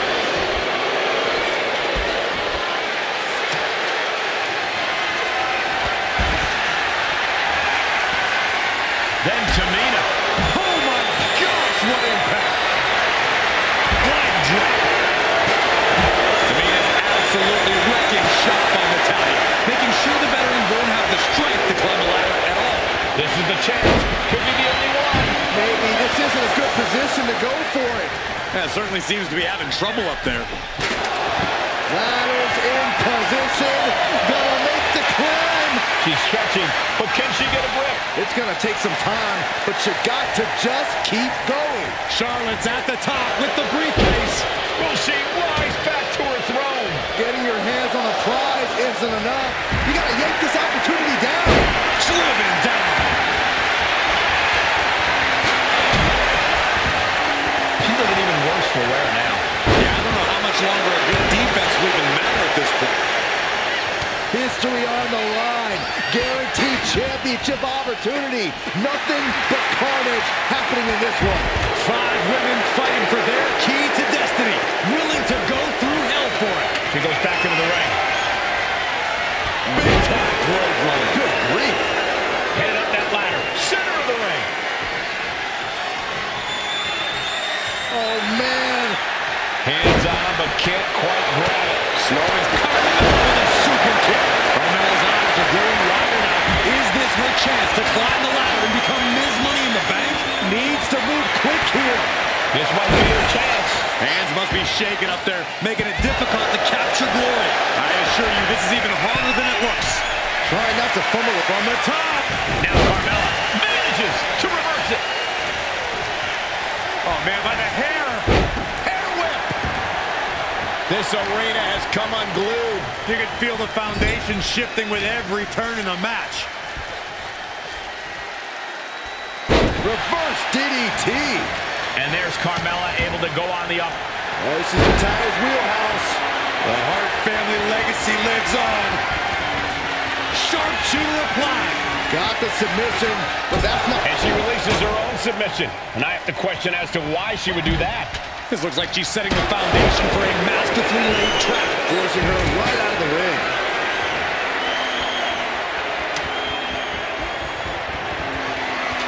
She's setting the ladder up dead center. Oh, her eyes are on the prize now. Working on the hook here. Is this the right time? Is this the career-making moment? Returning back to the ring.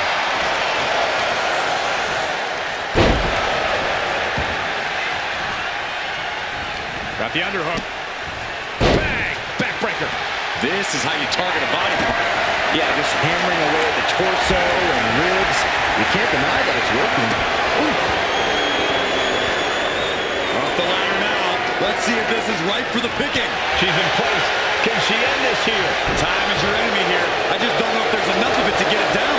Climbing up. But is there enough time to go for the win? Reaching for the prize. Any opening could be the opening. You just have to go for it. Natalya has a grip on the briefcase. Natalya's gonna do it. She's gonna do it. Straining to get this thing down. You got to do everything you can at this point. Vicious boot by Charlotte. Getting the ladder into position here. Picked the perfect spot, too. Ladders in position. Gonna make the climb. She's got it in her hands. Can she end it here? Every second up there is allowing the opposition to recover. Better hurry. So close. Has to go faster.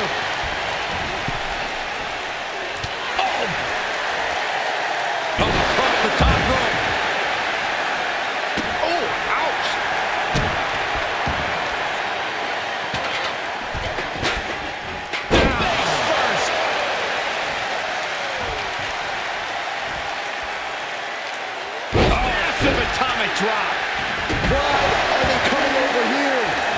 Lots of space and concrete, that's why.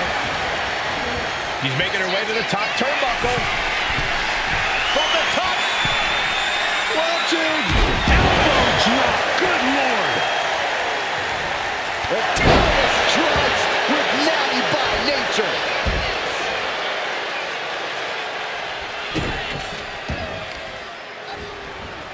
Carefully placed stomp to the arm. And she's out of the ring. Remember, no countouts in this one. Under the ropes and back into the ring. Headed up that ladder. Center of the ring. Where's the honor in that?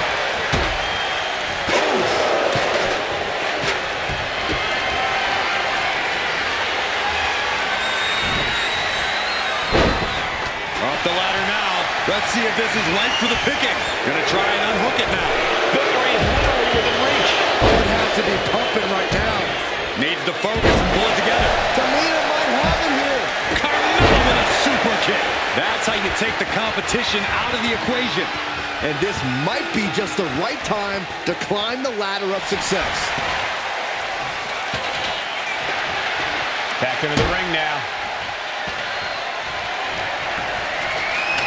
Just ejected from the ring. She drops a clubbing blow. The boat, Natalya, doing what she does best. Sharpshooter applied. Submission. She can tap out all she wants. It's not going to put an end to the suffering. Charlotte turns it around. A string of counters.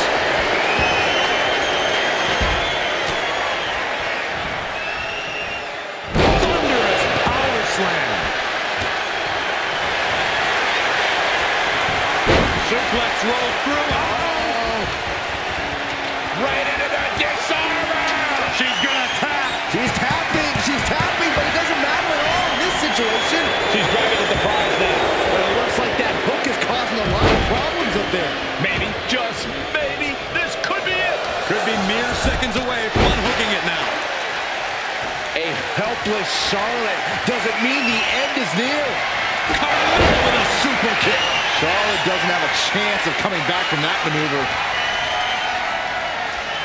Uh-oh! Well-placed elbow to break up the maneuver. Oh, man, by the hair. Hair whip!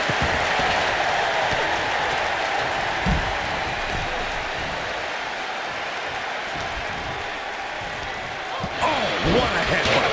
Now here's Carmella. Oh, here we go. In front of DDT. Lights out. Big elbow. And there's a takedown.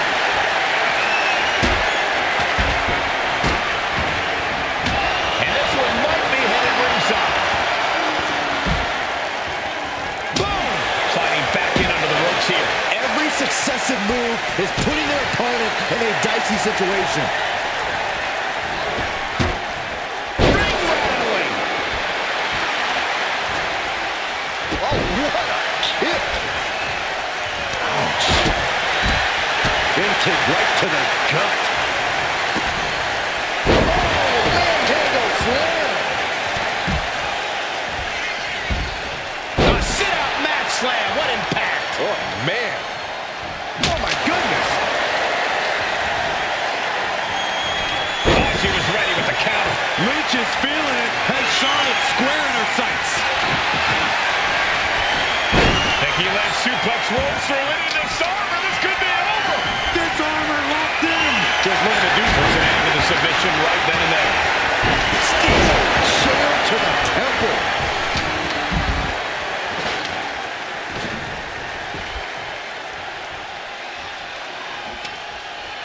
Boom! Tossing chairs like it's hardcore heaven. Just one right after the other. Can't be stopped. Oh, yeah, she is really getting fired up. Oh, no. Oh, look at him punishing the leg.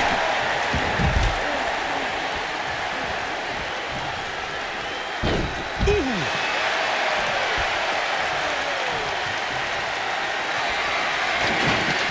She's getting that ladder exactly where she wants it. A crucial step. Drop kick.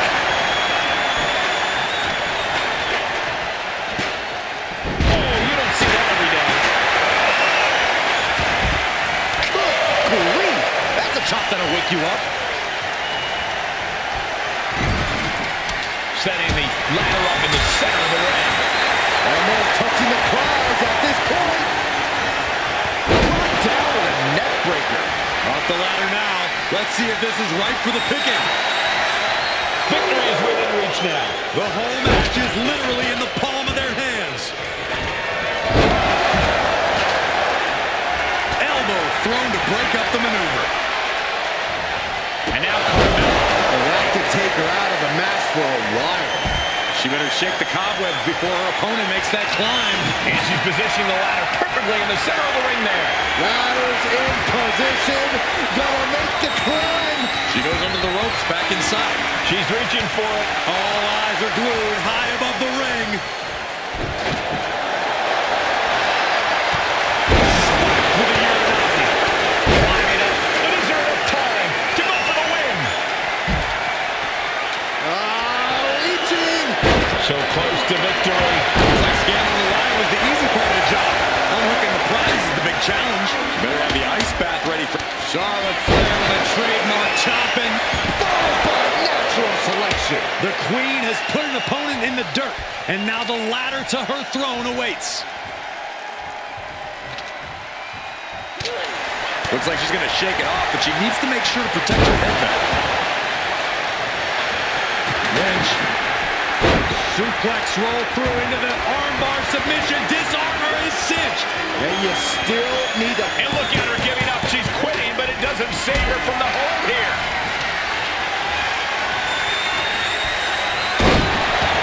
Now Natalya sent to the outside with authority. She wants to take this thing to the outside. And she's coming back to the ring now. Man. Point of the elbow, nailed it. Boom, what an uppercut. John absolutely stunned from that attack to the head. Yeah, all out of sorts now. Now here's Becky Lynch. She gets Becky with a counter. Taken down instantly.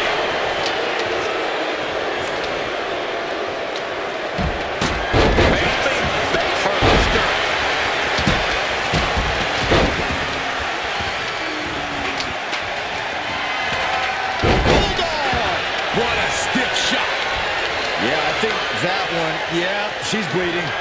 She drew first blood.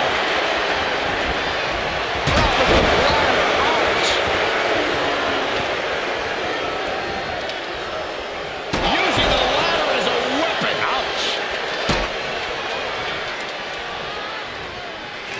Oh, no. That's what a killer instinct looks like. A non-stop assault from Tamina here. Carmella needs to rethink her strategy now.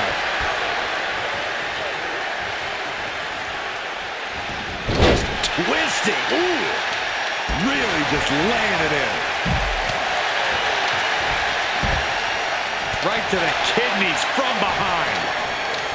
Here we go. Inverted DDT. Fight.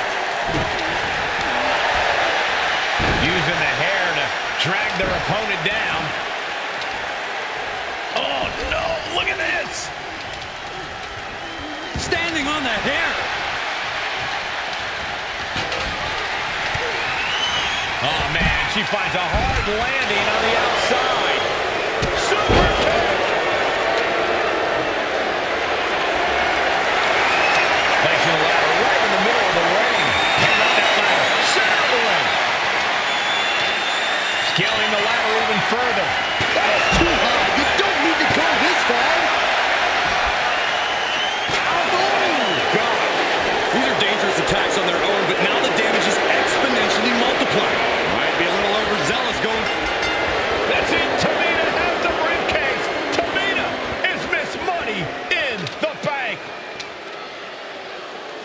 The winner of the Money in the Bank contract and the first ever Miss Money in the Bank, Tamina!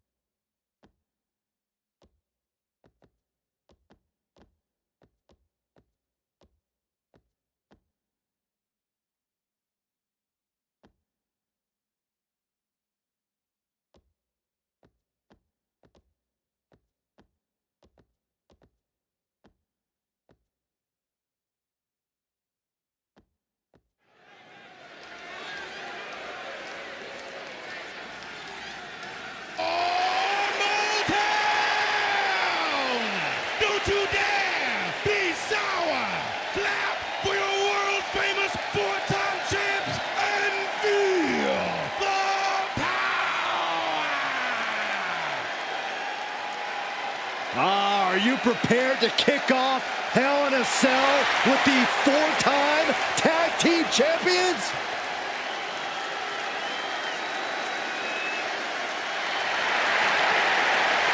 The following is a tag team Hell in a Cell match and is for the SmackDown Tag Team Championship and accompanied by Kofi Kingston at a combined weight of 490 pounds. The SmackDown Tag Team Champions, Xavier Woods and Big E, The New Day. Well, I can't say that I'm ever prepared for a man swiveling his hips and playing the trombone on the way to the biggest fight of his life. This is our first Hell in a Cell match of the night. The New Day actually requested this match to defend their tag titles. Who would have thought 4 months ago when this rivalry began that it would end once and for all inside Hell in a Cell? New Day about to make it evident that the time for fun and games is over.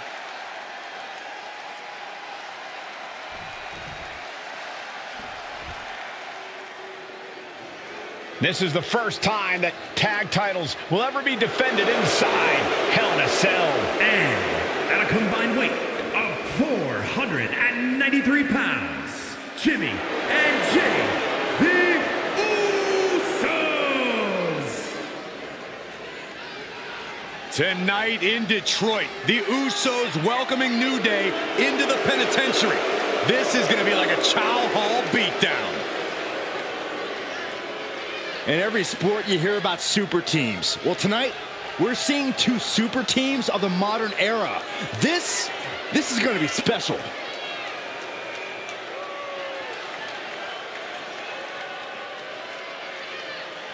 Tornado tag rules here, gentlemen. 2-on-2 as Kofi is going to be locked outside the structure.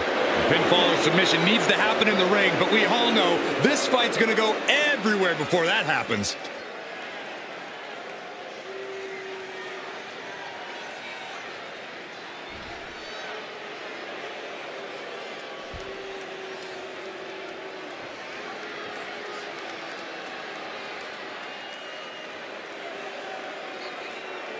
The goal is obtaining those tag team championships. Being on the same page will be vital in this one.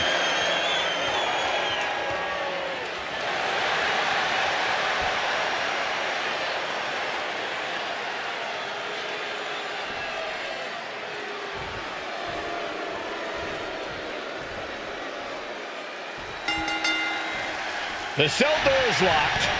First of 2 Hell in a Cell matches tonight in Detroit. This is the 20th anniversary of this barbaric match. The Usos and the New Day must be prepared for pain and punishment. 2 of the greatest tag teams ever. One of the best rivalries going today. It all comes to a head right now for the SmackDown.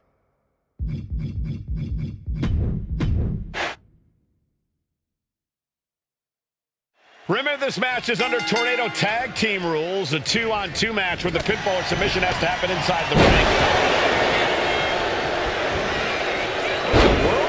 Shoulders down. He isn't going to go away that easy. The Usos and the New Day have had such a back-and-forth competition within the tag team division. You can just look at these teams' title reigns, their dominance. It tells you these are the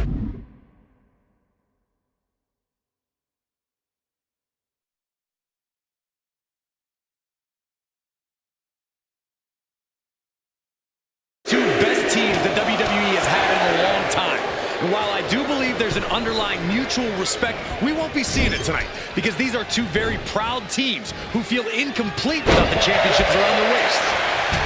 Usos challenging the New Day for the SmackDown Tag Team titles. New Day chose this Hell in a Cell match. Very heated rivalry at the top of the tag team division. This cell is meant to contain all these superstars, but that's not to say this cell can't inflict unimaginable damage on those who step inside. We're going to see these teams tap into their barbaric nature. 20 years of Hell in a Cell, and this structure still surprises me with the ways it can torture every part of your anatomy. Oh, just cranking the head. All the talking we've heard leading into this match, we've heard the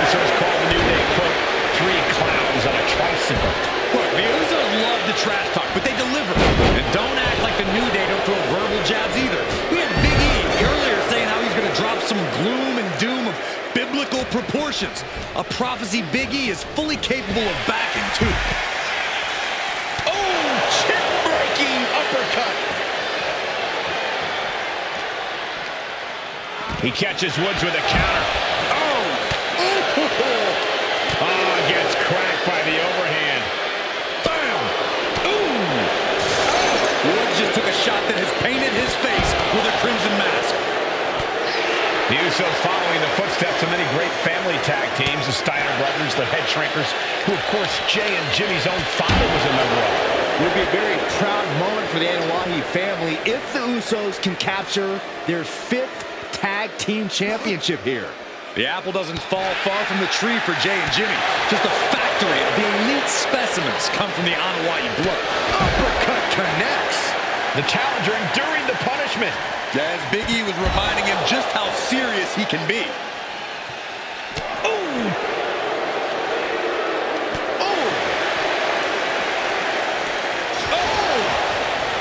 Bringing this back into the ring. Cuts the attack off. Jay showing his instincts. You may refer to this as their power lineup when having Big E involved in there with Xavier Woods. Big E, the obvious powerhouse of the group. Woods has that blend of speed and power, making him the most well-rounded superstar for New Day. What's interesting, though, is this is the lineup that lost to the Usos at SummerSlam. The New Day not choosing Big E and Kofi to beat the Usos a few weeks ago could prove to be costly. Snap suplex. The champ is starting to suffer. Hell in a Cell isn't just about trying to win the match, it's about struggling to survive. Looking to explore every inch of hell here now. Oh, man. Did you hear the snap of the kendo stick? Landing the uppercut. So many amazing matches between these two teams. They said it this past week. Inside cradle. Oh, look at this small package.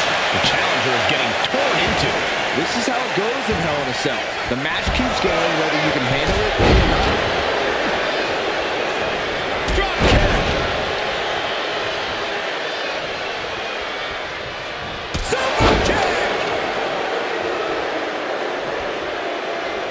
Sliding into the ring now.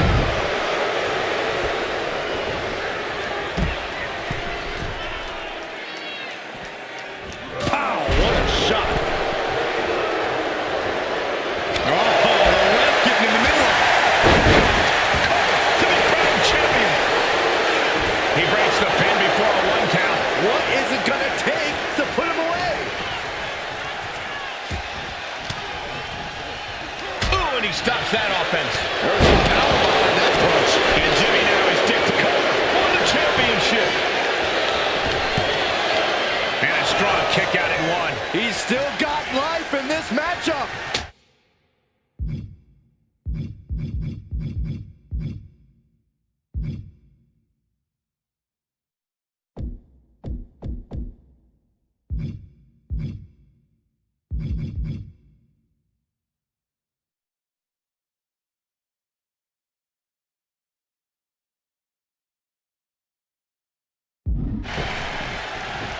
He's rummaging for some sort of equalizer underneath the ring. And now Big E is under immense pressure. And the Usos now showing how well they know the New Day. Familiarity breeds contempt, and the Usos are showing their unfiltered disdain. Now uppercut. Nasty. Launched with a belly to belly. Usos and New Day going at it inside Hell in a Cell. And Jey Uso set outside the ring, and now the New Day on the attack. Big E, as aggressive as I've ever seen him here tonight. And Xavier Woods now with toys, kendo sticks in hand. And it's about to get more aggressive, more vicious, more barbaric.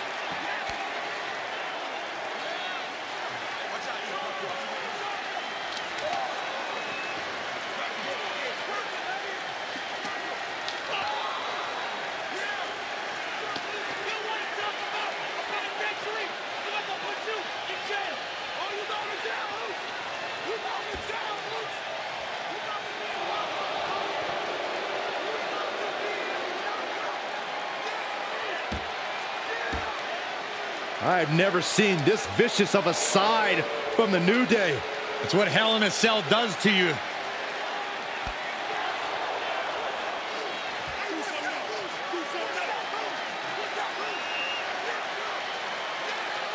Oh, now with the kendo sticks, Xavier Woods unloading.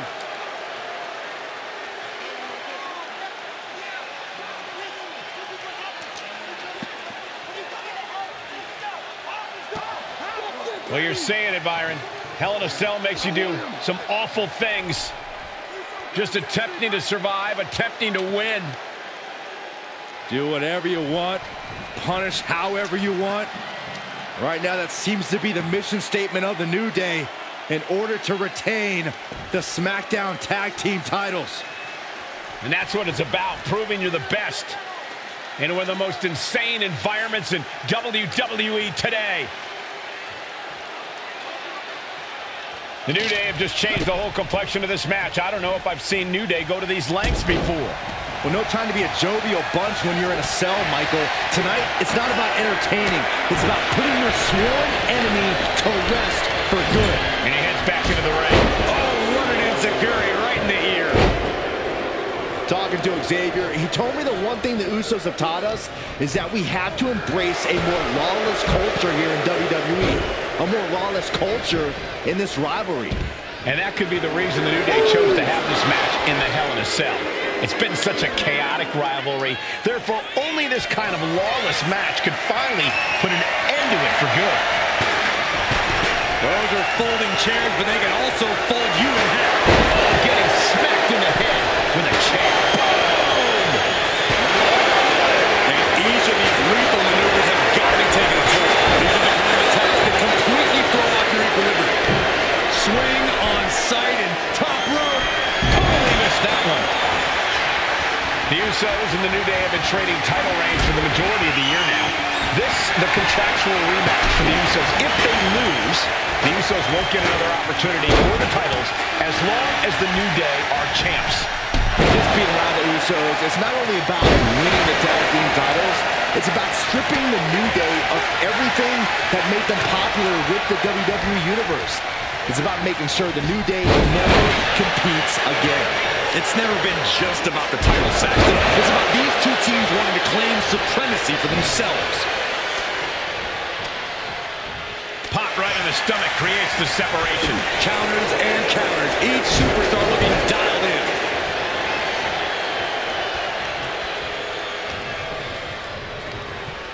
Over the top and lands awkwardly outside. Oh, didn't see that one coming.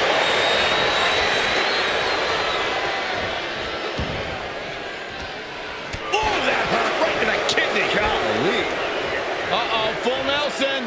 Reverse STO. And he comes in under the ropes now. Sayo suplex. Just vicious. Jay is imposing his will. Yeah, Big E is desperately looking for a solution. Oh, with authority. We are witnessing a malicious string of attacks right now. Top rope. He's looking to take things to the outside now. Will that be enough to win the titles? The cover. He's able to cut off the pin count here. And this one could be moving to ringside. That core area really getting lit. And we know when he has a chair in hand, things get messy and hurt. Oh, stiff uppercut. And it seems like his head might be the target here. Side headlock applied. Oh, and a right hand for good measure. He's in a bad spot on that turnbuckle. This game's about winning at any and all costs. This competitor knows exactly what they want to do. Push on the top rope. Here it is. Superplex.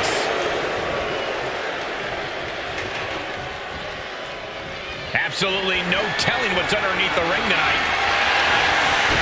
Grabbing a kendo stick. Any connection with flesh will definitely leave a mark.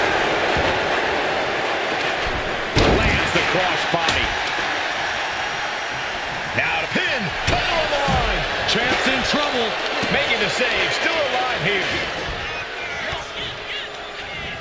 And here's Jimmy Uso sent flying and into a rough landing. He's headed out to the ringside area. These four men looking to destroy one another in the name of being called Tag Team Champion. Bodies radiating in pain. Both these teams must be exhausted.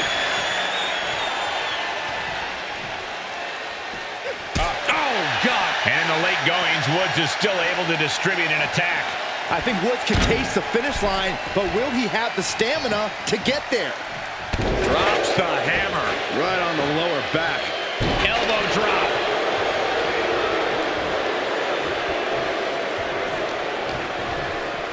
Uncorks it, uppercut. Super kick. Boom. Back into the ring here. Oh, right to the kidneys. Golly. Has it hooked in and Small package. could be game over for the Usos. Oh, man, what a headbutt.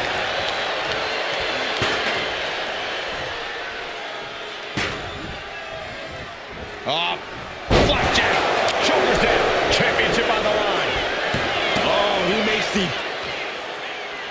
And Jimmy and Big E slugging it out middle of the ring. This has been a vicious, brutal match between two of the great tag teams today. Here comes Jey Uso into the fray alongside of his brother. Bang! Double super kick. And the Usos now looking for that patented Uso splash from the top rope. Uso splash. The cover to win the tag team titles, and Woods handcuffs it all, breaks it up. At the last possible second, Xavier Woods saving this match for his team. Credit to Woods for his never say die attitude, but Xavier Woods is outgunned right now. And look at Woods still fighting back. Yeah, with the handcuffs. Using the handcuffs as a weapon. That's smart.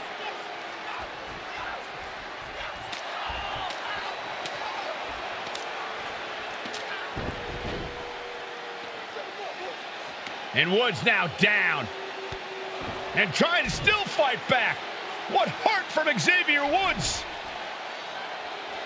That Hart may not have much more fight left. Jimmy and Jey back up to the top one more time. Uso splash in stereo. The cover. The Usos win the tag team titles. Here are your winners and the new SmackDown Tag Team Champions, the Usos!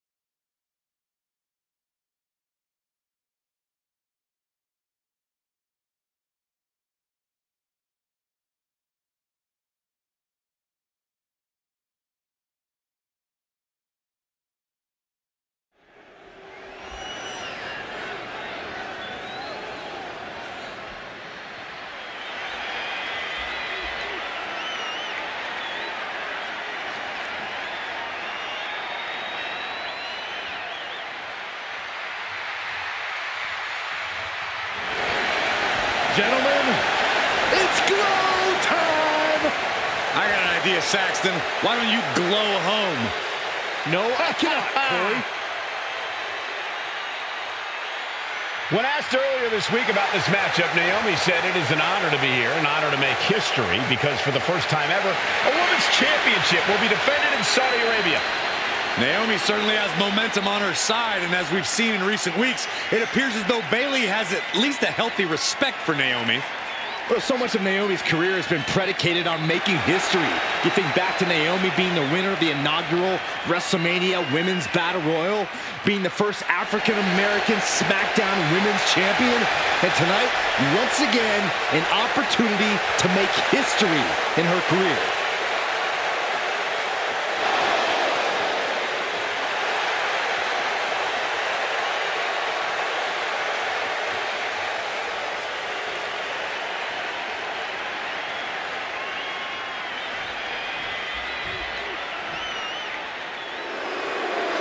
And gentlemen, when Bayley was asked about this history-making match tonight, she said, of course I'm part of this, because history is made by winners. And I'm going to become a role model for everyone here tonight in Saudi Arabia and for everyone around the entire world. I asked Bayley her thoughts on this match, and she said, new country, same sheep. Bayley is nothing if not confident headed into this match. Oh, and everything you just said is indicative of the new attitude, the new personality of Bayley. Bayley has been SmackDown Women's Champion for a record-setting 279 days. She's won every title available in WWE. The NXT Women's Championship, the Raw Women's Championship, the two-time SmackDown Women's Champion, a Tag Team Champion, a Money in the Bank winner. Bayley's accomplished it all. But the one thing Bayley has never done in her career, she's never beat Naomi. And believe me, that is a huge point of confidence for Naomi and a huge pressure on the champion. What an exciting moment for both of these competitors tonight, but once the bell rings, it's down to business. The SmackDown Women's Championship is on the line.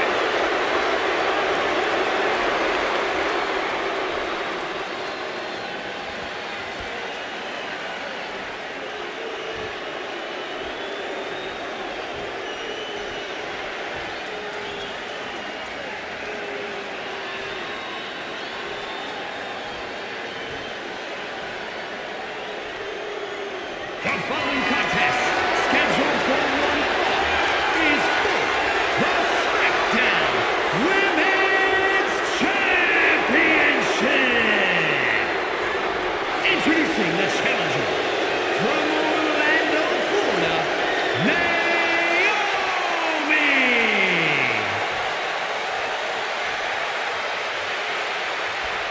And her opponent from San Jose, California, she is the SmackDown Women's Champion, Bayley.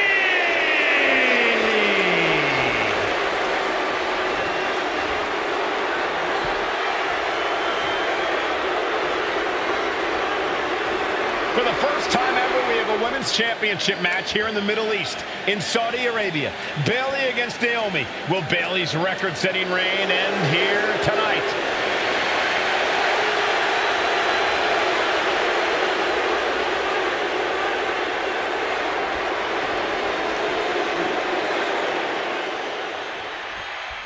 Bayley versus Naomi, SmackDown Women's Championship on the line. So much of Naomi's career has been predicated on making history, and tonight she has the opportunity to make even more history. And Naomi's got plenty of momentum coming into this match and is feeling mighty confident herself. Naomi has tested her mettle in recent weeks, as the road to this championship opportunity was a difficult one. Needed to defeat former SmackDown Women's Champion Carmella. We know Naomi has a heavy desire to become a three-time Women's Champion. Other superstars say they want the title. Naomi has said she needs her title back. Blatant disrespect.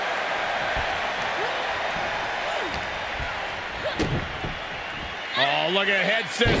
Can you still feel the glow when the lights are out?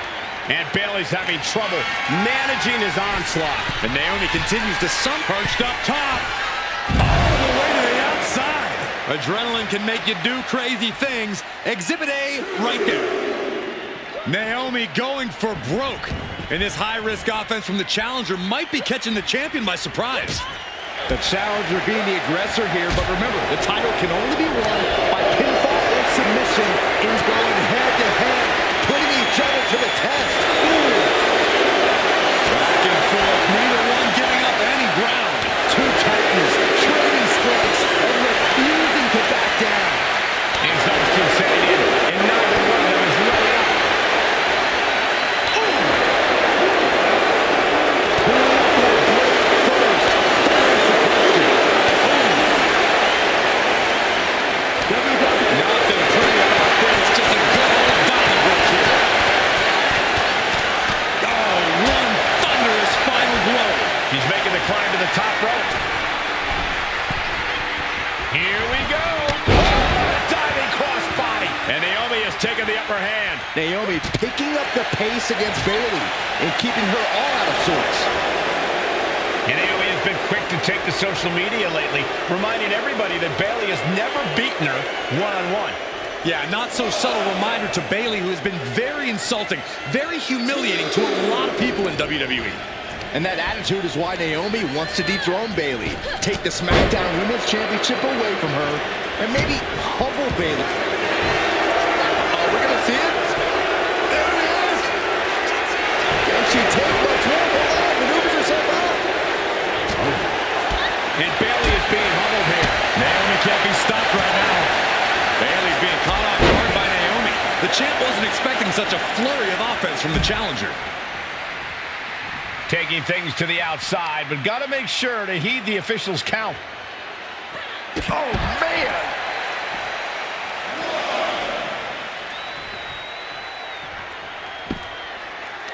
Oh, it was a stunner. That was the best one I've ever seen.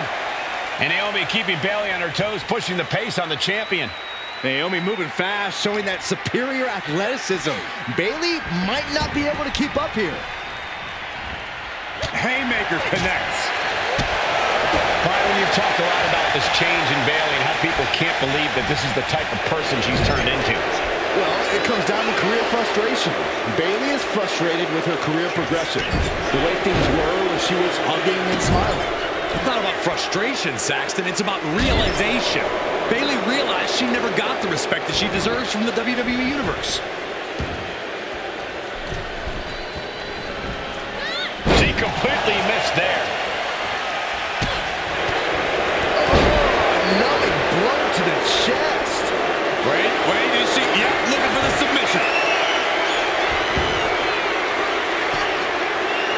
Wearing that area down. Trying to show how bad she wants to stay in this match. Using the ropes. Rising to her feet, and she's going to be met with something fierce. Springboard into the kick. That was disastrous. And gets sent right into the corner. She's vulnerable up on the top turnbuckle. And here we go.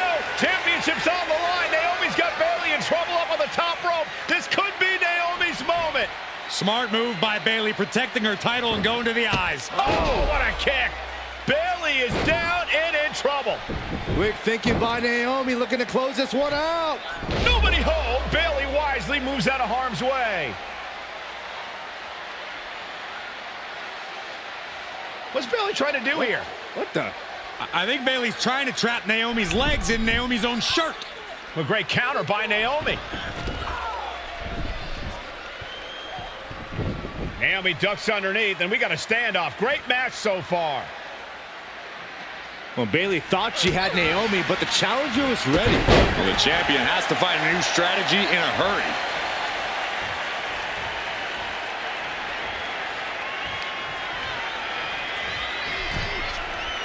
First on the second. Oh, no! Driven down.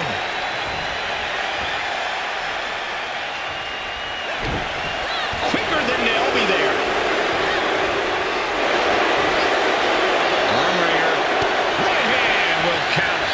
Bayley looking to end this. This might do it. Hooked. There's the Rhodes plant. Did the champ just finish the job? Is it enough? Is this the end? Unbelievable. Kick out at one. Unbelievable. More like inhuman. I can't imagine what Bayley is feeling right now after that kick out. Will create separation. Review by Naomi. A challenger clearing a path to the title. Now we get it. We have a new champion. Here is your winner, and the new SmackDown Women's Champion, Naomi. Bayley's stranglehold on the SmackDown Women's Championship has ended. The Glow era has begun. Bayley was as aggressive in this match as she's ever been, but Naomi's confidence and athleticism were just too much for Bayley to contend with. History made in the Middle East.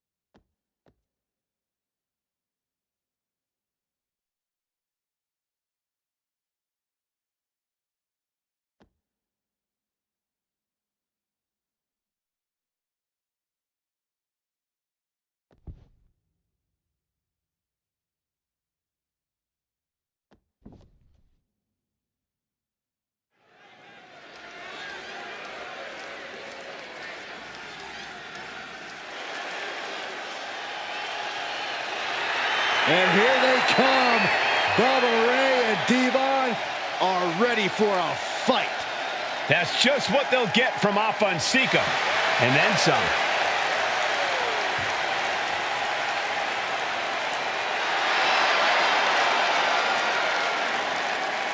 The following contest is a tag team tables match. And at a combined weight of 603 pounds, Bubba Ray and Devon, the Dudley Boys. It takes a strong brotherly bond to agree to go into battle against the Wild Samoans, but that's exactly what Bubba Ray and Devon have. I have a strong feeling this match isn't going to be for the faint of heart. Well, look, the Dudley Boys may not be all there in the head, but they're easily the most highly decorated tag team in pro wrestling history. They've beaten the best, they've beaten the toughest, and they're ready to come in and beat the wildest tonight. Both the Dudley Boys and the Wild Samoans are coming into this tables match with something to prove. Who's the best tag team of all time? Who's the more cohesive, brotherly unit? Who's more savage? Who's more extreme? Gentlemen, we are moments away from finding out the answers to these questions once and for all.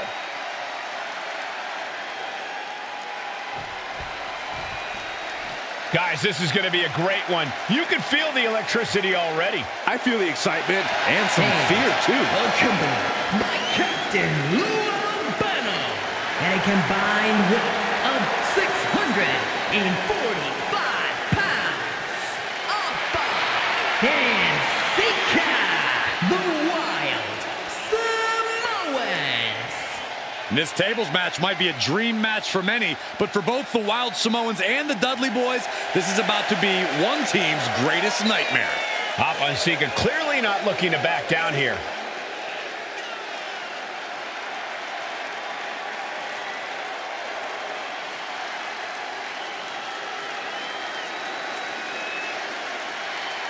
The Dudleys can certainly handle their own, but they've never faced anyone or anything like the Wild Samoans.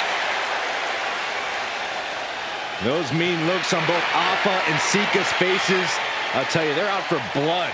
And the Dudleys are about to walk right into the lion's den.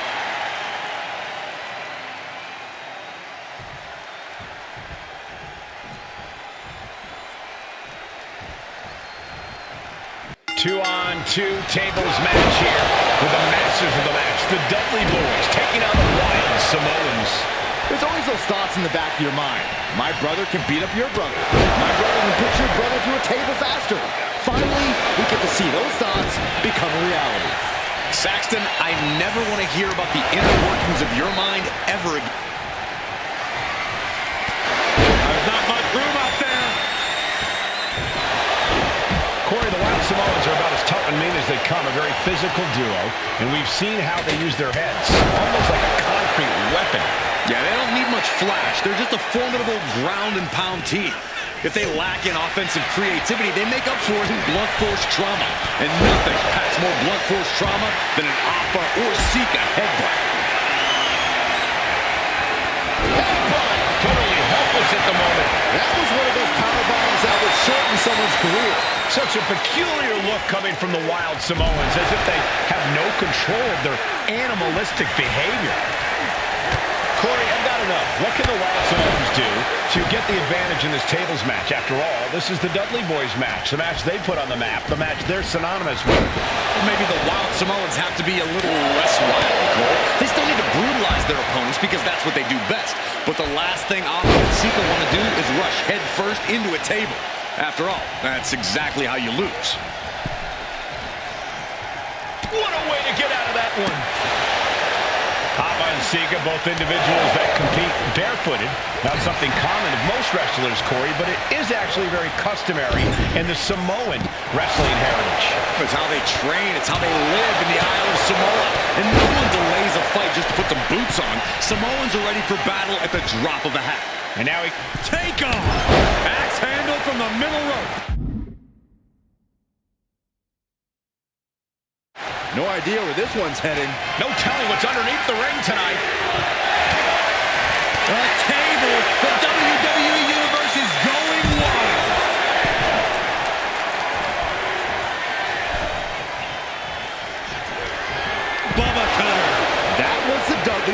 showing the Wild Samoans what tag team wrestling is all about.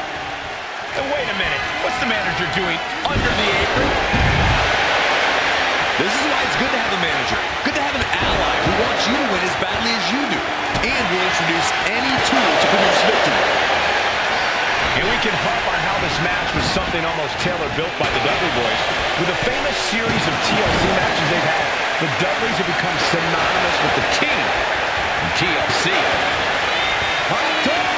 Into the Samoan drop! Incredible! Alpha and Sika might have just shown us the prelude. Oh, he got him! Is he gonna lock this in? And does he? Yes, he countered. I can't believe he got out of that.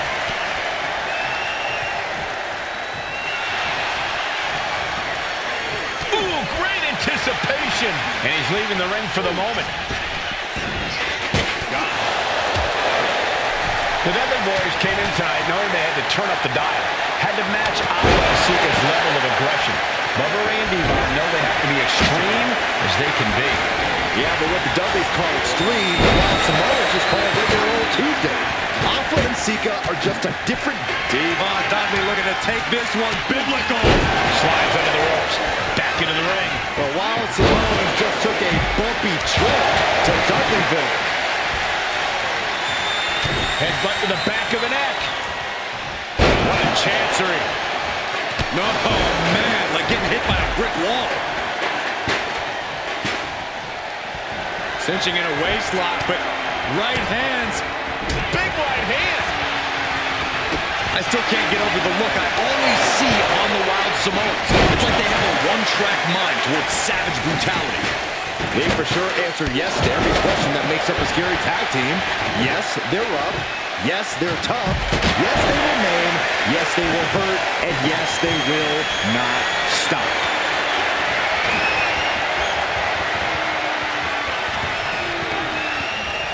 Fired hard into the corner. It crashes to the mat. Slam! Table behind him now, not where you want to be.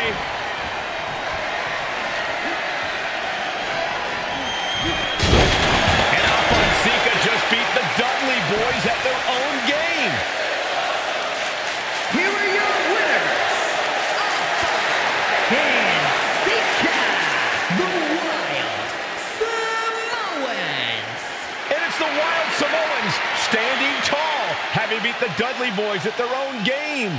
Devon and Bubba pushed Alpha and Sika to their limits, but in the end, there was only one way this match could end.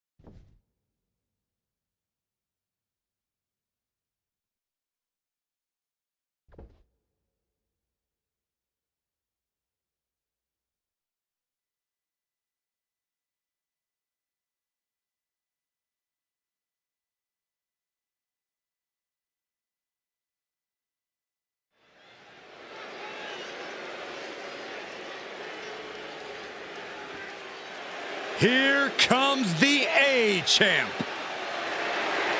The following contest scheduled for one fall is for the NXT North American Championship. Accompanied by Trick Williams, he is the NXT North American Champion,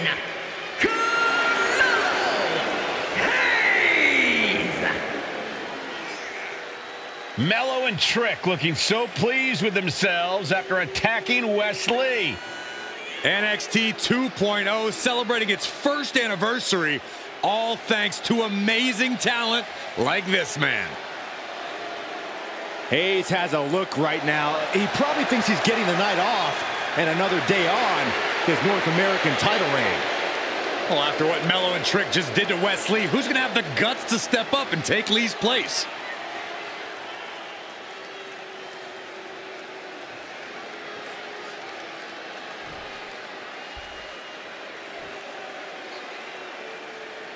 What? This place is shaking! We never thought we'd see Sikoa again. His opponent from Las Vegas, Nevada, weighing in at 250 pounds, Solo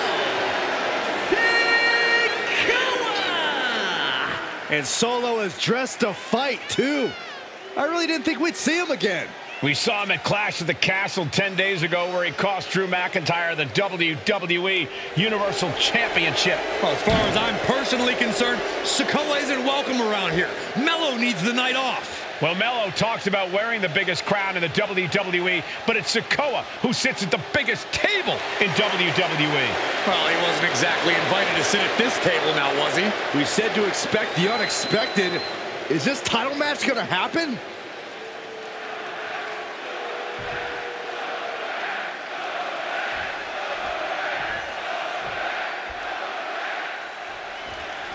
As we say in WWE, expect the unexpected. We expected Wesley to be Carmelo Hayes' opponent here, but instead, we have the surprise return of Solo Sikoa as he's claimed his title opportunity. Solo Sikoa, fresh off joining the Bloodline, is here. He has answered the call, and we indeed have an NXT North American title defense tonight for NXT 2.0's one-year celebration. Oh, Schoolboy! Shoulders down here! The referee doing their job. See him clearly in the ropes. Misses the target. Got to be a tough situation for Carmelo Hayes here. He's up against an opponent he could never have planned for. Oh, but there's a clear strategy, Cole. Solo Sikoa has an injury to his left knee. Solo had a brutal Falls Count Anywhere match last month here at NXT, and he just faced Drew McIntyre on SmackDown just a few days ago. It's very unlikely that Solo's knee is 100% today. Mello needs to focus on further damaging that knee. Strikes with a kick. Man, what? Rolled up from behind. This could be it. Rope break, so the pin's called off. Solo reverses and looks to capitalize. Short words from Carmelo Hayes before this match saying, quote, heavy is the head that wears the crown, and Mello has the biggest crown and the heaviest head. Mello has indeed proven worthy of said crown, but he's face-to-face with a man who has a seat at the biggest table in WWE. Well, both men have earned their status thus far, that's for sure. And Sikoa gets warded off. He dodges out of danger. Roundhouse kick, man. Turns that in his favor. Looking for the suplex all the way up. Look at this power. Oh, no. Into a chop block. Looking stunned here, guys. You got to imagine that Roman Reigns, the Usos, even Paul Heyman are watching this match closely right now. Oh, absolutely, Cole. We're talking about the man who has held the WWE Undisputed Universal Championship for 744 days. And the Undisputed Tag Team Champions, the Usos, who've held those. Batten down the hatches. These two are unloading. Oh. So much pride, so much resiliency on display. The fight is on, and it's furious. You can feel the contact, and so does the WWE Universe. Ooh. What impressive determination from both competitors, keeping at each other no matter what. The will just going off with everything they've got now. Oh, that shot will give you the upper hand. Oh, straight forearm.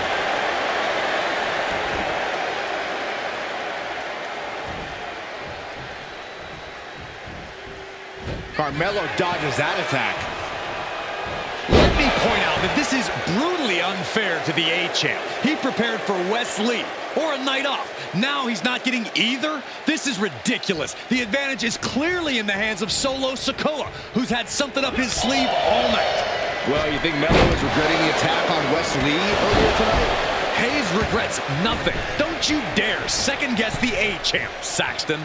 He is looking to do some serious harm.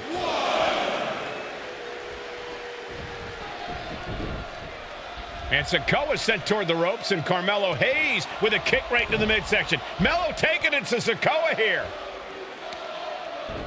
The power of Solo just a little too much for the A-Champ in this instance. What a chop. Trademark viciousness. Lack of mercy. That's what Solo Sikoa is all about. Into the corner. Big splash by Sikoa. Mello in trouble. Sikoa. Trick Williams making sure Mello got out of harm's way. Well, at least momentarily. Yeah, momentarily is right. Sikoa continuing to inflict more punishment on the champ. And Hayes takes out Williams on the outside. Solo standing strong. Solo not allowing the presence of Trick Williams to distract him whatsoever. Solo has the mindset to destroy anyone in the way of him in the NXT North American Championship.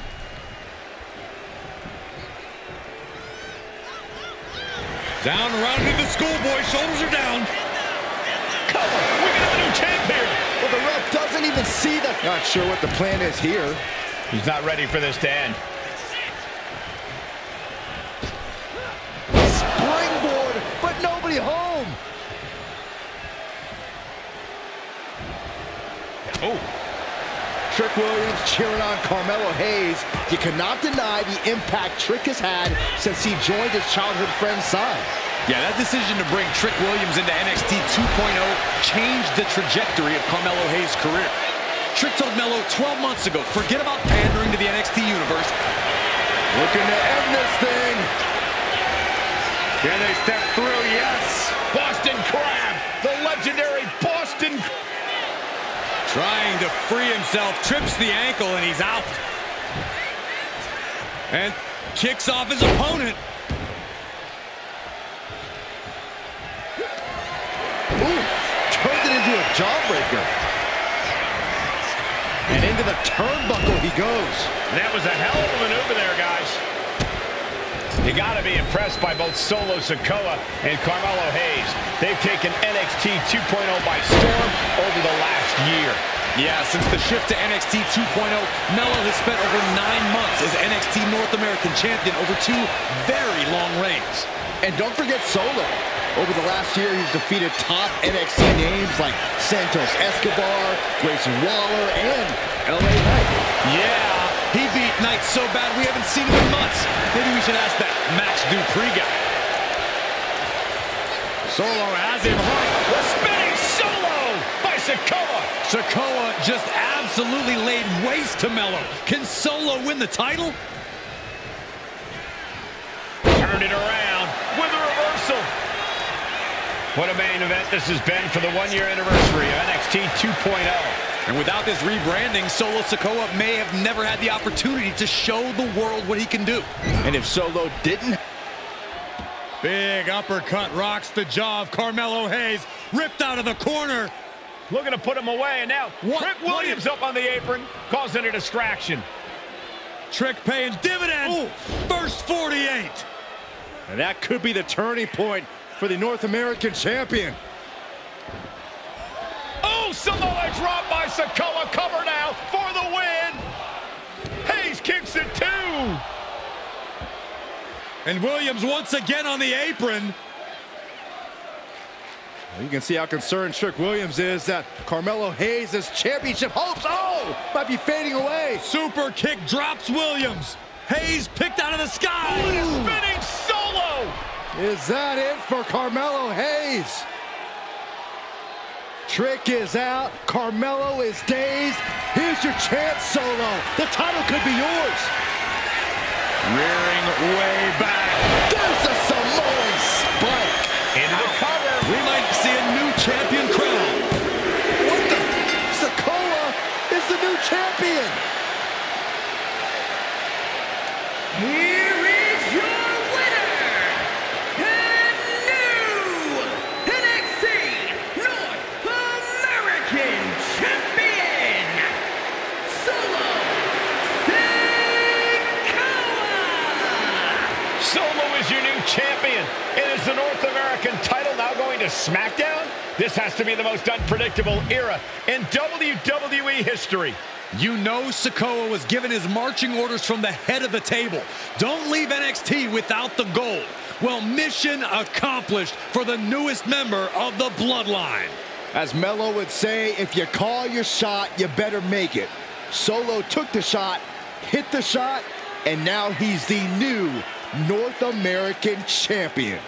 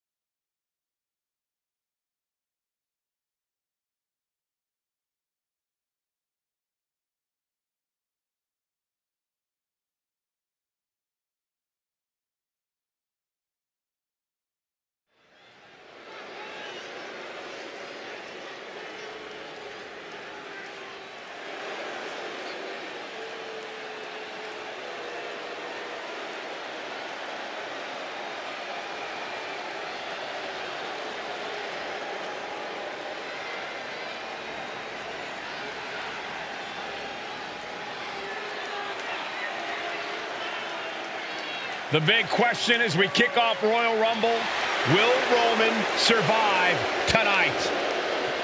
Well, the man who's walking down the aisle here in front of 44,000 plus is the greatest champion of all time, transcending the business. And tonight, it's personal.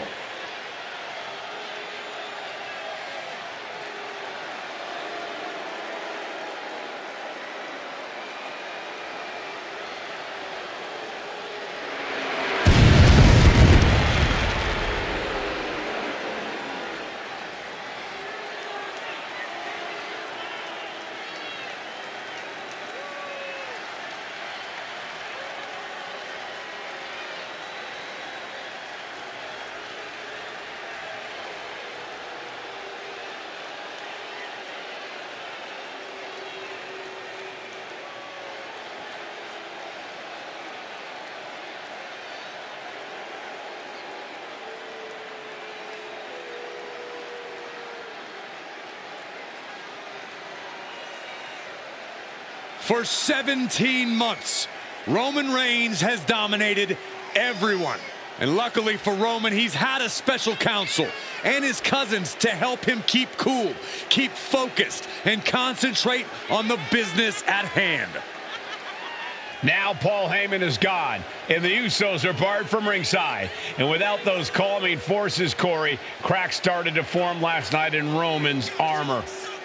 No telling how Roman's going to handle things on his own. It's been years since he competed on his own. But that's the situation we're seeing right now for the Tribal Chief.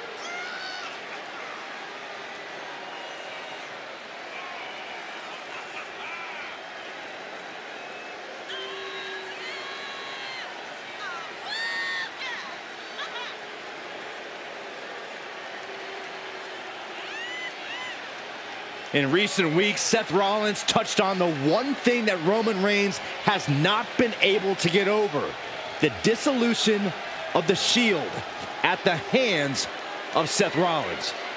Roman Reigns is a loyal man, a family man, and what Seth Rollins did to his family was cowardly in the eyes of the head of the table, the Tribal Chief, the man who is blessed by the gods of sports entertainment.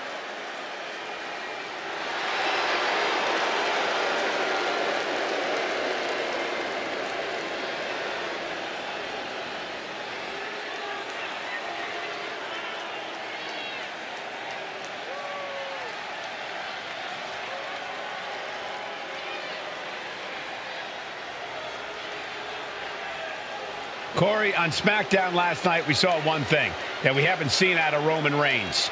We saw Roman Reigns lose his cool.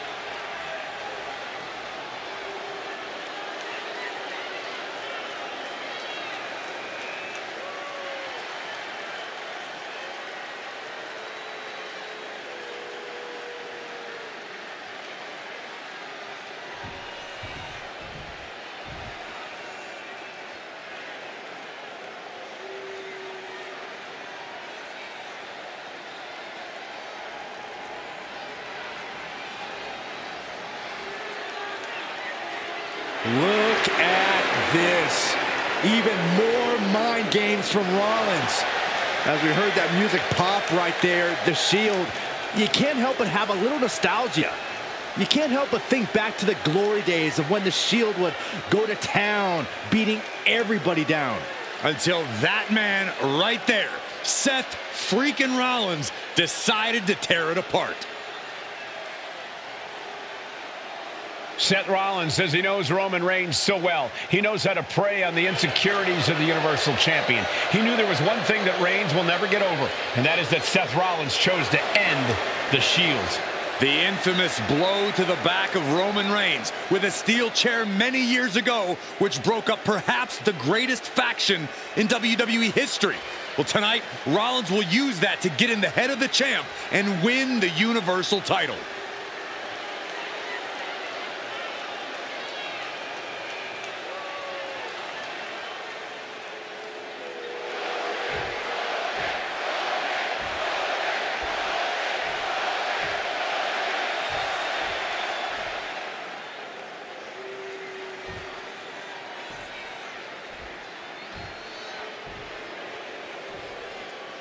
The following contest, scheduled for one fall, is for the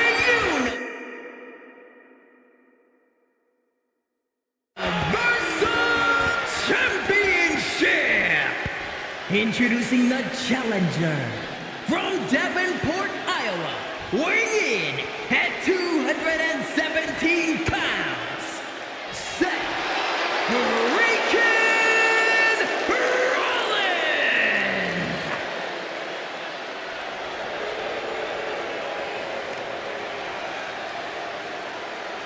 and his opponent from Pensacola, Florida, weighing in at 265 pounds, he is the Universal Champion, Roman Reigns!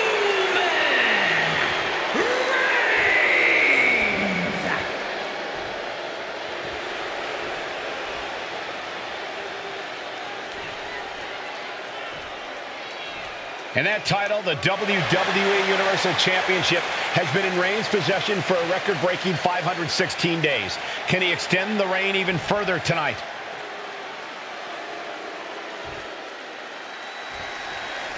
Bell rings and the WWE Universal title is on the line. Roman Reigns, over 500 days as Universal Champion, but nobody has been in his head like his old brother-in-arms, Seth Rollins. Well, Seth freaking Rollins tore that brotherhood apart 8 years ago, and we can now see that the Tribal Chief never truly recovered from that night.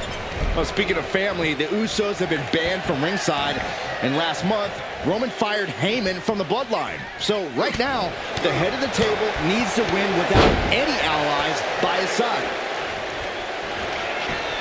Finds the roll-up. Looking to seal the deal, guys. What was that? He had him exactly where he wanted him. What a right hand. Roman Reigns focusing that anger, using it to get the advantage over Seth Rollins. Kicks to the cranium of their opponent. That's telling your opponent, you don't deserve to share this stage with me. Seth freaking Rollins has made it extremely personal with Roman Reigns. Years ago when he destroyed the Shield, and again in the lead up to this match. And if I'm Roman, I'm taking all that aggression and ending this quickly. Go full force and incapacitate Rollins ASAP, because the longer Reigns fights with all his rage, the more potential he has to make a tactical error.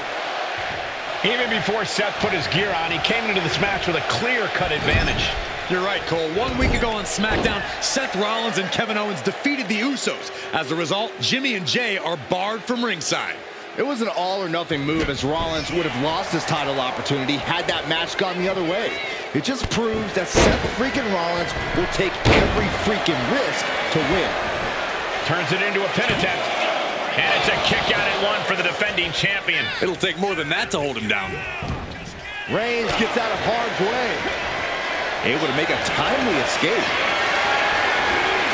What a display of strength here. Desperate right hands connecting. I hate to say this, but the Tribal Chief has become extremely frazzled without the benefit of having the Bloodline by his side. Every little move Rollins makes seems to put Reigns on edge.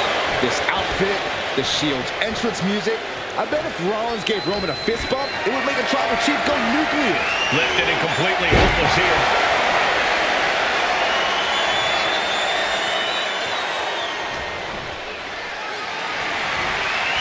Power slam incoming, no. Countered into an inverted DDT.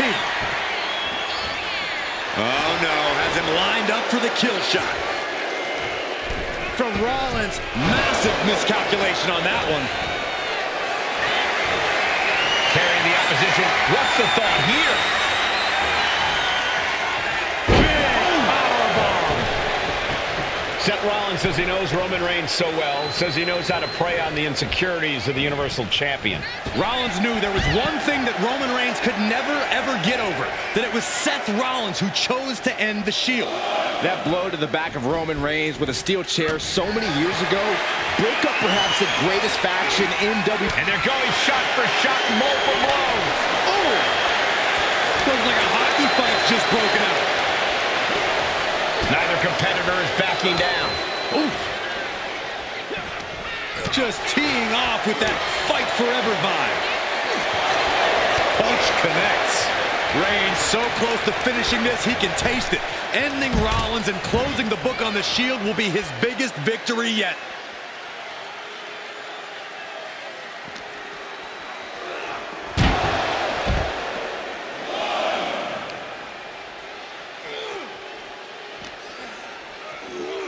Ooh, man!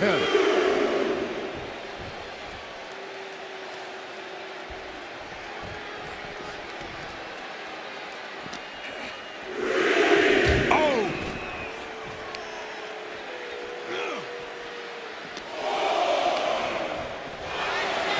I have to admit, it's a pretty cold move for Rollins to just take the years of history the Shield had and turn it into a joke here tonight. It's appalling, Saxton. Rollins has always treated that sacred history as a joke. Now we know that Roman Reigns is a loyal man, a family man. What Seth Rollins did to his family 8 years ago was cowardly. Now it's time for Rollins to pay. In a big boot.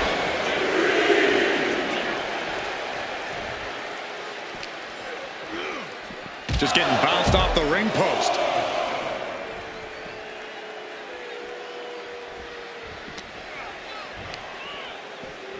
And he throws the opposition back into the ring.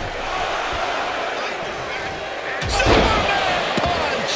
Absolutely laid Rollins out. And now Reigns can finally overcome his former Shield brother. Wow. And a stomp to the gut. The Tribal Chief has been dominant over the last 516 days since he captured the Universal Championship. Month after month, he's dominated every top contender on the SmackDown roster. That's got to be it. Consider the championship retained.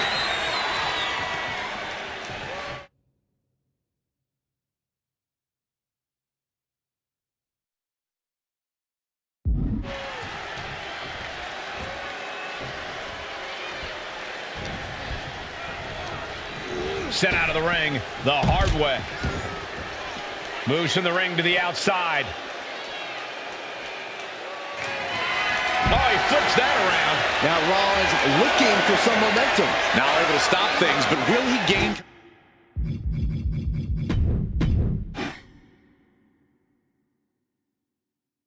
Bell rings and the WWE Universal title is on the line. Roman Reigns over 500 days as Universal Champion, but nobody has been in his head like his old brother-in-arms, Seth Rollins.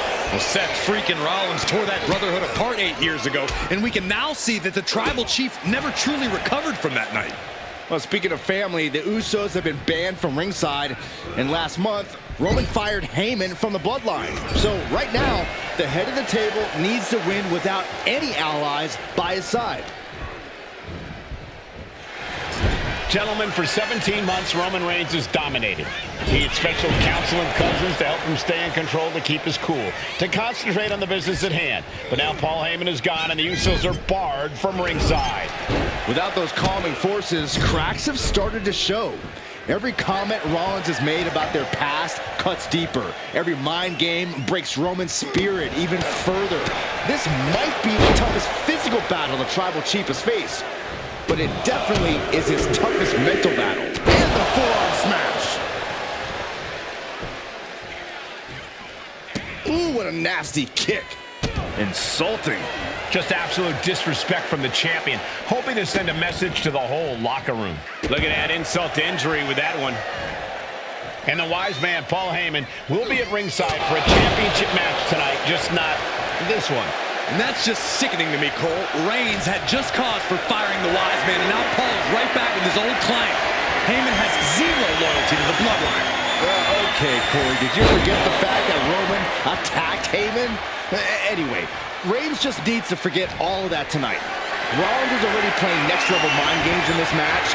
Reigns cannot let Paul Heyman's actions affect him. Roman certainly seems out of his comfort zone right now, guys. Reigns and his comfort zone aren't even in the same zip code tonight, Cole.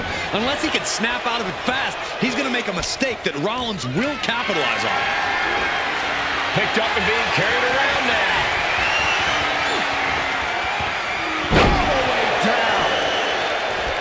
Seth Rollins says he knows Roman Reigns so well, says he knows how to prey on the insecurities of the Universal Champion.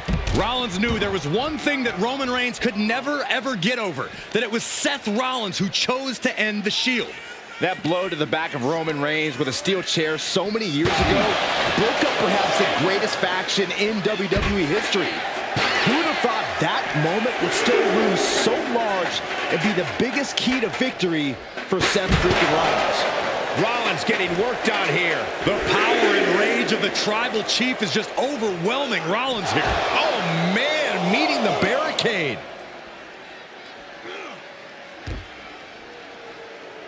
And a big boot.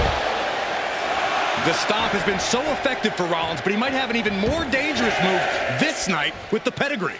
Indeed, the pedigree made famous by a man who's been part of this story since the beginning. Triple H, the man who manipulated Rollins into turning on the Shield, became something of a father figure for Rollins. And judging by the cerebral approach Rollins has taken tonight, he indeed knows how to play the game.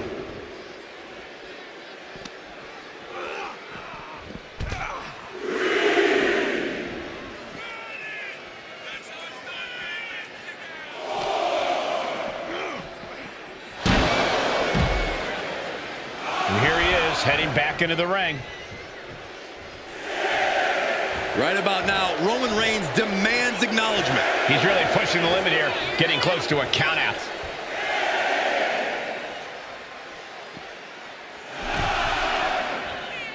He beats the count. Absolutely laid Rollins out. And now Reigns can finally overcome his former Shield brother. And he goes crashing to the outside. He's making his way to ringside now. And a stop to the gut, too. The Tribal Chief has been dominant over the last 516 days since he captured the Universal Championship. Month after month, he's dominated every top contender on the SmackDown roster. Roman Reigns has beaten big names over the last year and a half. Braun Strowman, Rey Mysterio, the Demon Finn Balor, even John Cena. But Reigns has to be bothered by the fact that he has never been able to knock off Rollins in a premium live event match in his career. Never successfully defended a title against Rollins. Indeed, two of the biggest. Reigns hits it! Chance to retain here. The champ might have put this one to bed. I don't even think Roman's aware of where he is anymore. He has tunnel vision for Rollins. The only thing the Tribal Chief is seeing right now is red. And heaven have mercy on Reigns, old Shield brother now.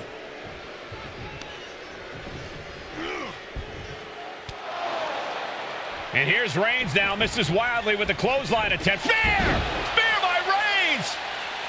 Roman Reigns from out of nowhere with a spear! That could end it for Rollins if Roman could just make the cover. Roman trying to fight through the pain. Oh my, guys. Guys, look at what Rollins is doing.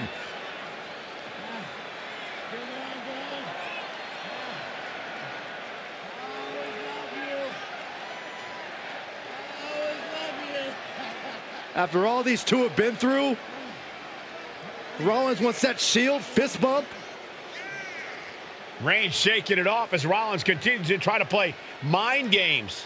Yeah, but that may have triggered a litany of emotions within the Tribal Chief. Reigns unsure of what to do.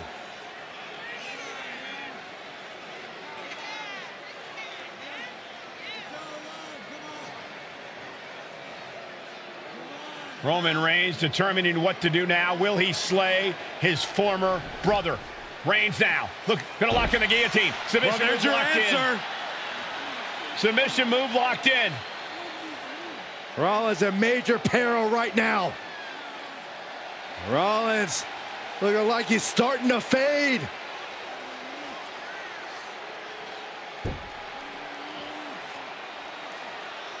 Seth trying desperately to make it to the bottom rope.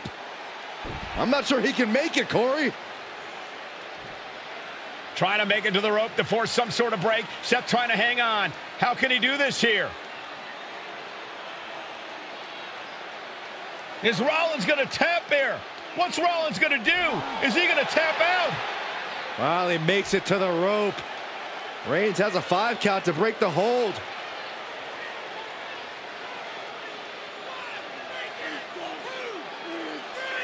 And Reigns breaks the hold here. Roman breaks the hold, and this match continues. It just shows you how locked in Roman Reigns is to winning this match.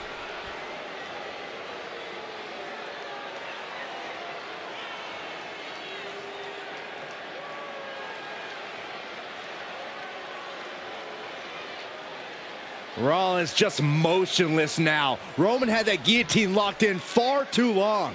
Well, the oxygen slowly circulating through Seth again, but I feel it's just a matter of time. The fun and games Rollins has been playing.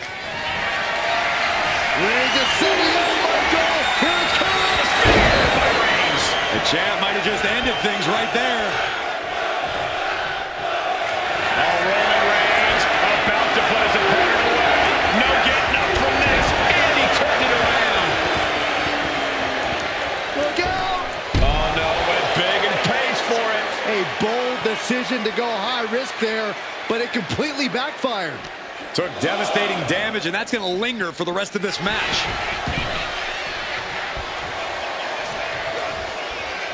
What a spear by Reigns. The champ delivering, let it count. He just might regret this decision. Waiting for him to get back on his feet so he can strike.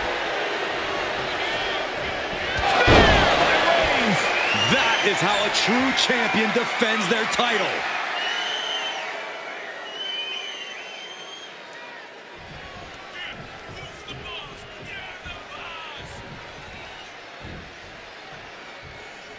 Huge boot. Oh no. It looks like that busted him open pretty bad. Reigns in the corner, ready to strike. That's it. The title's going nowhere.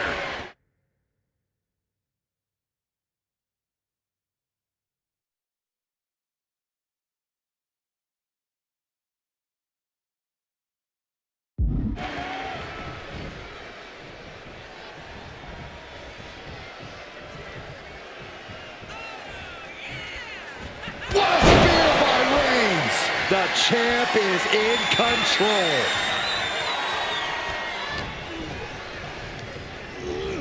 And now propped up in the corner. Wicked clothesline. Roman's on a roll here. And you can see Seth is being run into the ground by Roman.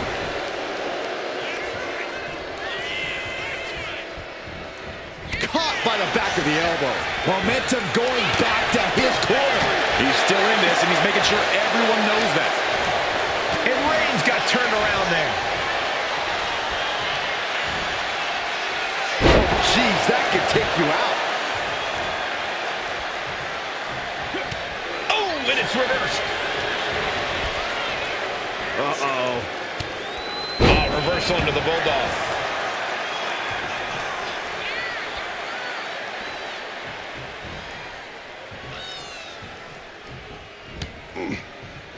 Oh, caught him. Uh-oh. Uh-oh. No way. No way. We're going to end this emphatically.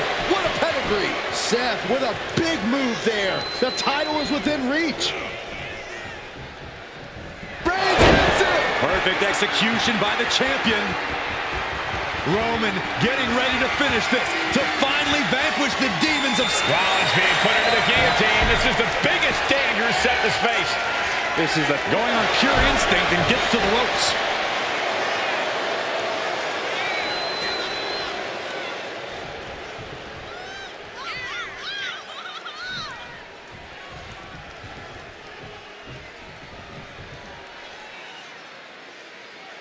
The head of the table and Seth freaking Rollins are at war right now. Bombs being thrown between these Shield brothers, but only one will be left standing. Rollins pulling out all the stops early. Roman Reigns hits it. Champ close to ending it here.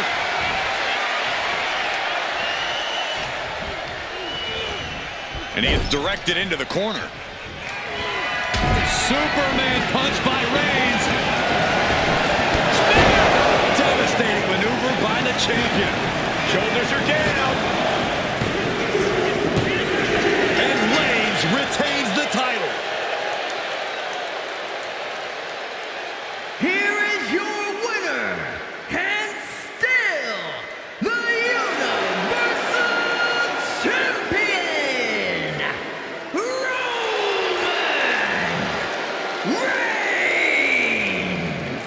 Roman Reigns has finally done it. Finally earned that title defense against Seth Rollins. Finally exorcised the ghost of the Shield. It looks like a huge weight has been lifted from the shoulders of the Tribal Chief. Roman may never forgive Rollins, but now he can forget him.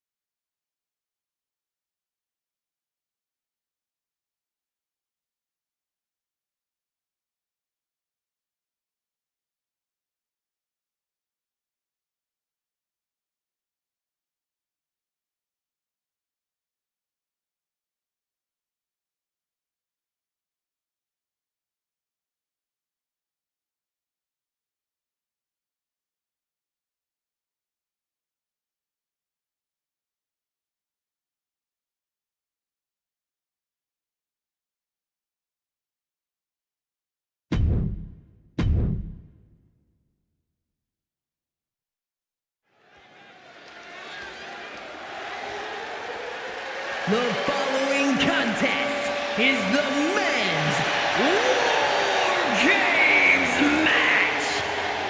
The rules of the match are as follows. Two teams will be contained in separate cages, with one member of each team starting the match. At regular intervals, alternating members from each team will be released to enter the match. The team with the advantage will be the first to have a member released into the match. Once all competitors have entered, War Games officially begins. The match can be won by pinfall or submission. exiting the cage will result in a forfeit. And now, let the War Games begin!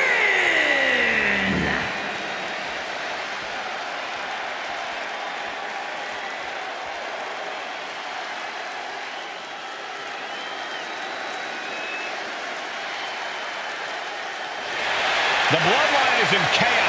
This wrestling dynasty is on the brink of collapse. This conflict goes far beyond acknowledgement, Michael. This man and the original Bloodline are fighting for their livelihood. Introducing first, from San Francisco, California, weighing in at 242 pounds, main event, Uso! This man and the rest of the original Bloodline is under attack. The new Bloodline will do whatever it takes to wipe out the old guard. But this man and the rest of his crew will not go down without a fight. This is a power struggle that could not be contained by a traditional 20-by-20 ring. He's ready to bring the heavy fire to the new Bloodline.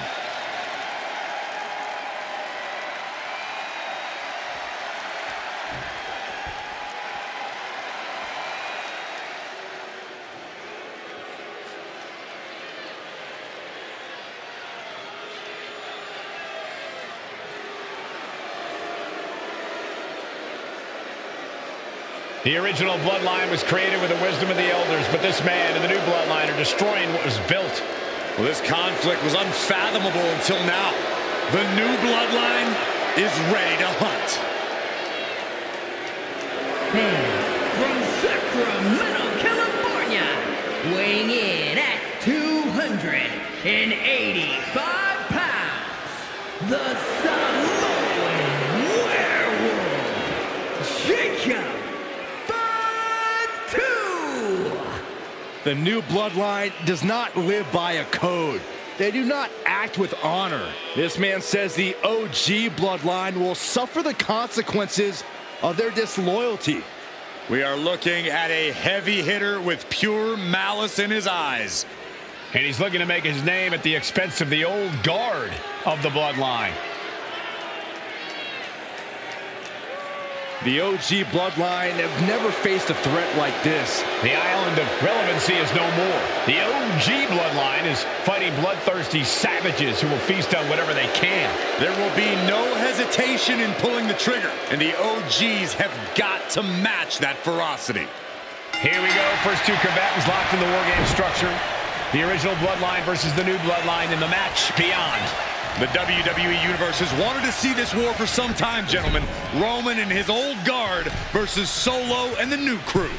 So many questions. Can Roman's teammates put their past animosity aside? Can the rest of Solo's gang handle a match against competitors with more War Games experience? Well, Byron, I think we'll know the answer to all those questions in just a matter of minutes. Going down low, nasty uppercut. I think tonight is going to be a breakout performance for Jacob Fatu. So much raw talent in that young man. Every Bloodline member, new and old, is a generational athlete. But Jacob seems to be a step ahead of every one of these men at times. Many already believe Jacob can take the mantle as the leader of the Bloodline. If he's the one to earn the victory tonight, his time as the tribal chief may come sooner than anyone thinks. A consistent attack being mounted on Jacob Fatu. Jacob's being cut off at every pass. Before War Games officially starts, what do you guys think is the key to the old school Bloodline coming out on top? Every one of these men is a proven main eventer, Michael, but that won't be enough if they can't stay on the same page. Yeah, and given how united Solo's team is, I don't think even the Mount Rushmore of WWE can handle the new Bloodline. Roman and his crew need to remember what bonded them, what made their team Usi, and work as a real team. Just one last time. What a headbutt. Vicious.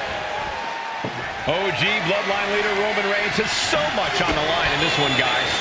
Oh, absolutely, Michael. Solo Sikoa took his spot at the head of the table. He says he's the new tribal chief. And that is Roman's legacy. Those names, This group, they mean something, but the Bloodline represents all that Roman has built in his career, and he needs to take it back tonight. Adding some extra spice to the numbers advantage by coming in armed to the teeth. He even put through the ringer tonight. Climbing into the ring, pretty much entering a war zone. He is doing whatever possible to torture the knee.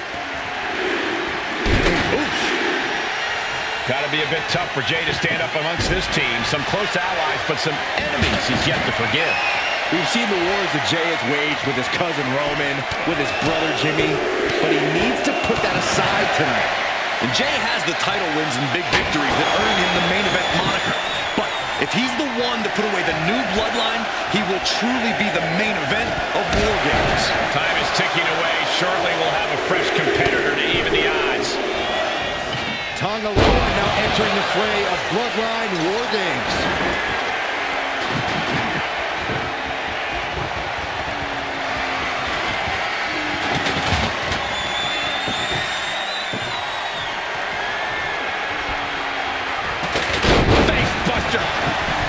If there's one man here with the most to prove, it's got to be Tonga Loa.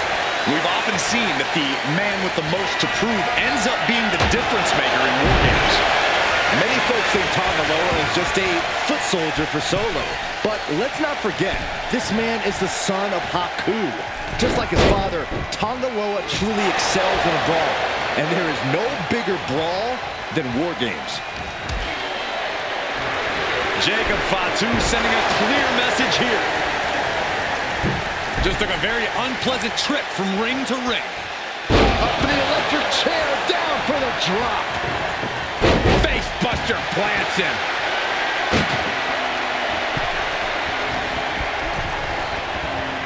Look at this. Boom. Nice.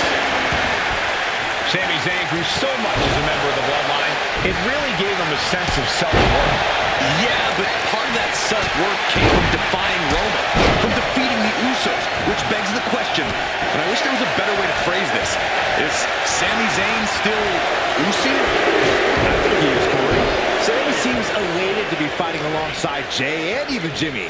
Those are his dogs. There's the buzzer, and Jimmy Uso is looking for revenge against the new Bloodline in War Games. Into the cage now, and the numbers advantage is locked in. Sliding out of danger there. And there's a good blow to the bottom. Ooh, disrespectfully hurling that sign. Dropping the elbow right on the knee. Solo Sikoa's group at a decided disadvantage. His side has less experience inside the structure. But look at how young and hungry Team Solo is. In particular, Tama Tonga is a real wild card. He's like a hyena locked in a cage with a bunch of raw meat. I even asked Tama backstage if he was looking forward to this match, and he just said to me, Great journalism there, Byron. thanks, Michael. Climbing the cage? Honestly, not a great move. Back suplex, no! So much pain inflicted in this match. Or he surely doesn't have much left in him. It's like we're looking at The Walking Dead here. Delivering nasty stuff. Landing a big hit with that hammer. No! Just one right after the other. Can't be stopped. The timer is running out, and this next competitor will equalize things inside the cage. Old Bloodline, new Bloodline. Both sides engaging in a brutal battle. Everyone. Meanwhile, here's Sami Zayn. Can Jacob Fatu come back from that? 8 men in this war, but one seems to be fighting his own internal battle. That man, Jimmy Uso. He's currently on Team Roman, but this might be an instance of the enemy of my enemy is my friend. Well, Jimmy had clashes with Roman. He went to war with his brother Jay, but the men who put Jimmy on the shelf for months stand across the ring. Jimmy's out for every member from the middle rope. Oh, what a splash! Heading to the top rope here. Top rope. Uso splash. Jay nailed all of it. Top rope. Uso with the Uso splash. Jay can seal it here. So there's a couple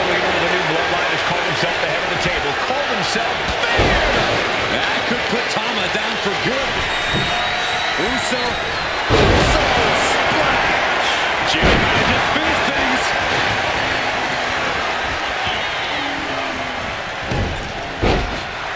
Ooh, sharp kick. Elbow caught him right on the bridge of the nose. Only seconds away from giving their team the numbers advantage. Lost himself in the ropes.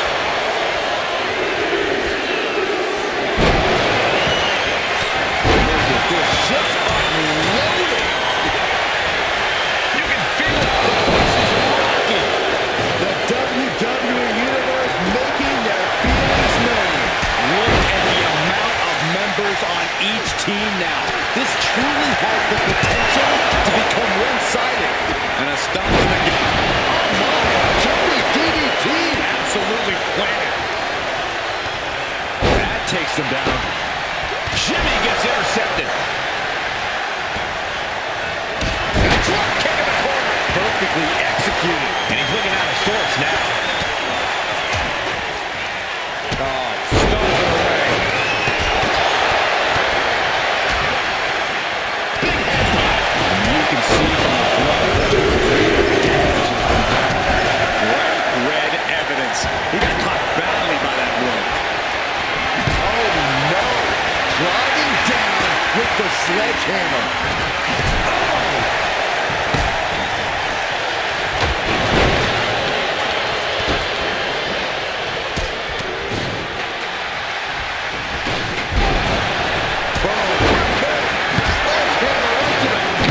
Just bashing it with that hammer. New entrant about to come in and not a moment too soon. Every successive move was putting their opponent in a dicey situation. And now the new tribal chief, Solo Sikoa, joining Bloodline War Games. And hold on, are we looking at the prelude to the end of it all? And he just got caught good once again. It's time to catch that second, maybe even third win. Clothesline takes him down. Forget about it. Stretching out of the ring, thinking setting up again. DDT plants them. And it can be all over for Jay. Coming in with the heavy hardware to even the odds.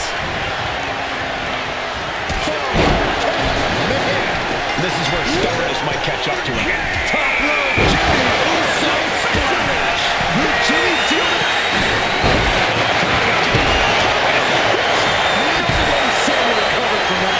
They're witnessing a malicious string of attacks right now.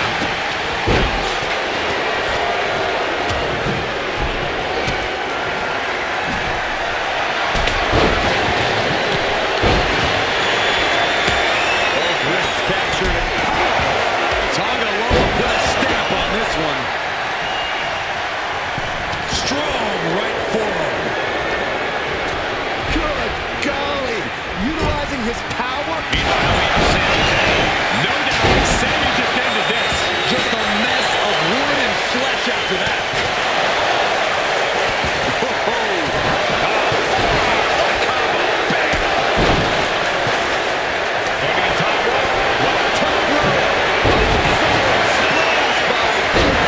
Crucial moment for Tonga Loa.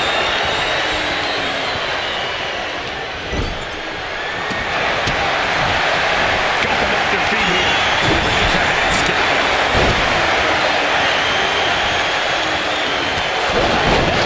Vicious. And it looks like Solo's bleeding. And the punishing streak of Sakurai is going to cut. You can see that the Bloodline team is dished out. Can't cover on Tonga. This could do it. Kicking out in time. He just won't get up. Catches a kick to the face. Headbutt. And it Able to evade the clothesline, looking for a pin coming. Top rope. Seal this out. wins War Games. The new bloodline has fallen. Here are your winners, Roman Reigns, Jimmy and Jay Uso, and Sami Zayn, the Bloodline. Unbelievable. Roman's original bloodline crew found found a way to work together and reestablish their dominance. You may not know who your brother or enemy is by their last name, but when you're in battle, look to your left, look to your right. That's family. And this is the one true bloodline.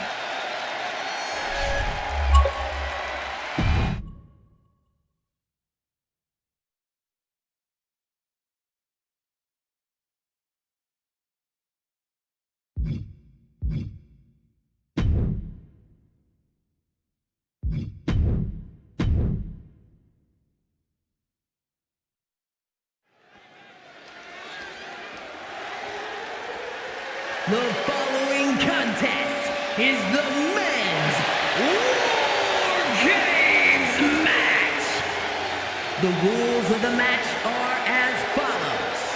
2 teams will be contained in separate cages, with 1 member of each team starting the match. At regular intervals, alternating members from each team will be released to enter the match. The first member to enter will come from the advantaged team. Once all competitors have entered, War Games officially begins! The match can be won by pinfall or submission. Exiting the cage will result in a forfeit. And now, let the War Games begin!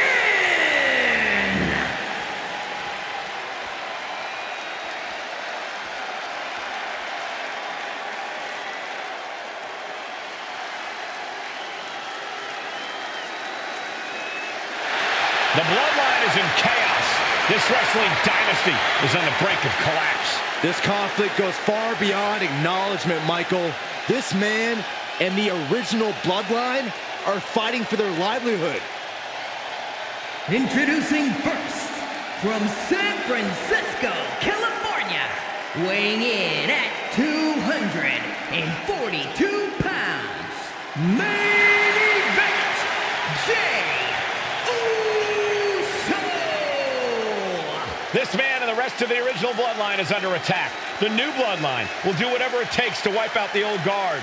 But this man and the rest of his crew will not go down without a fight. This is a power struggle that could not be contained by a traditional 20-by-20 ring. He's ready to bring the heavy fire to the new Bloodline.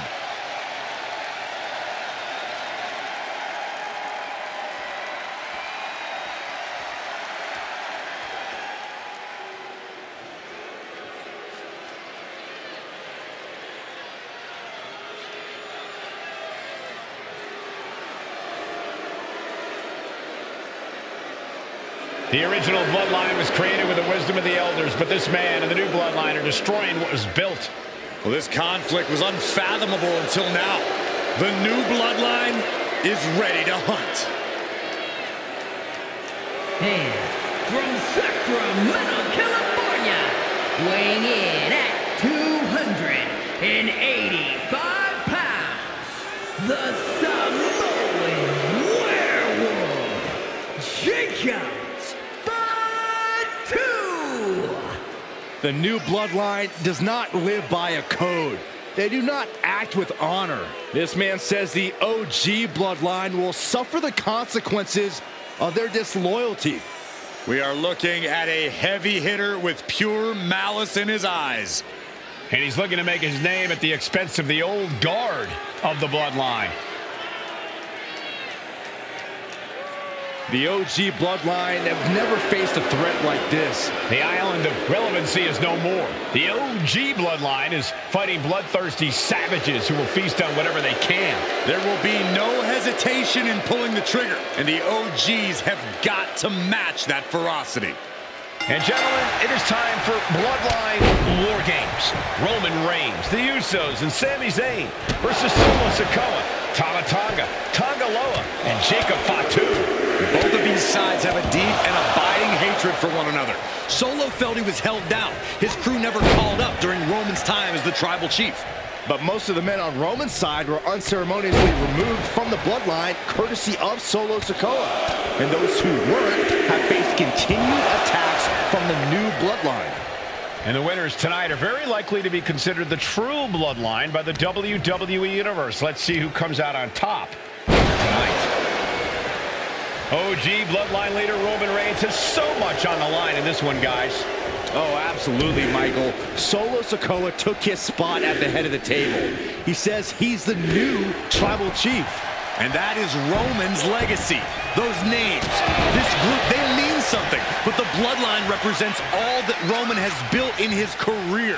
And he needs to take it back tonight. A lot to prove from the new bloodline tonight. Gentlemen, do you think they can do it? Absolutely, Cole. Solo Sikoa, Jacob Fatu, Tonga Loa, and Tama Tonga have been competing on a different level as of late. They have won some major matches and earned titles too, but I worry they might not be as ready for War Games as Roman's crew.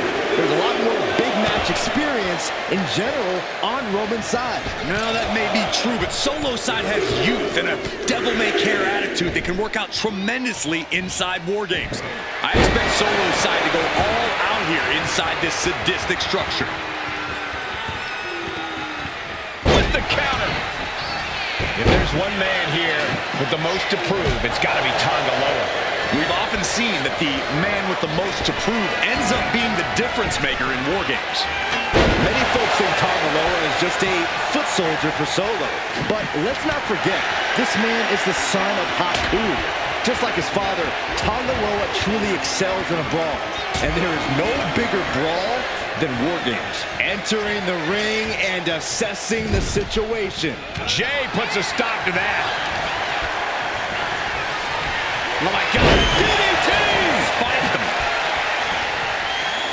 Oh, cracking the kendo stick across the head. Oh, Bang! any one of these attacks could cause irreparable damage, but I don't think you can come back from this many. This is getting scary now. No one can survive this much. Jacob Fatu feeding off the crowd, feeding off their energy. Gotta be a bit tough for Jay to stand up amongst this team. Some close allies, but some enemies he's yet to forgive. We've seen the wars that Jay has waged with his cousin Roman, with his brother. Jay got caught. Oh, what a DDT! Look at Jay, his lights are off. Up high! Whoa! Crossbody! Blast off! Oh, that's it. What a splash!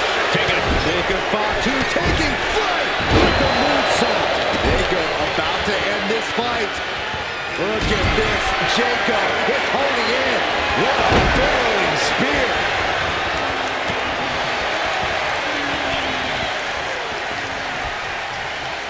He's got him here. He's got him up. And Power with a sidewalk slam.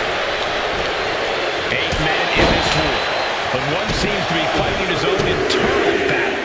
That man, Jimmy Uso. He's currently on Team Roman, but this might be an instance of the enemy of my enemy is my friend. well, Jimmy had clashes with Roman. He went to war with his brother Jay, but the men who put Jimmy on the shelf for months stand across the ring.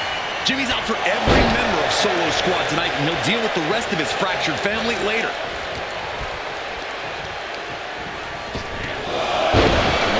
Punishing their opponent now.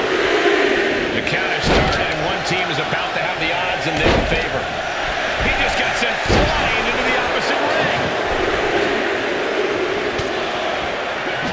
Old bloodline, new bloodline, both sides engaging in a brutal battle. Every one of these men is fighting with every fiber in their being to be considered the true bloodline. Solo Sikoa's group at a decided disadvantage. His side has less experience inside this structure.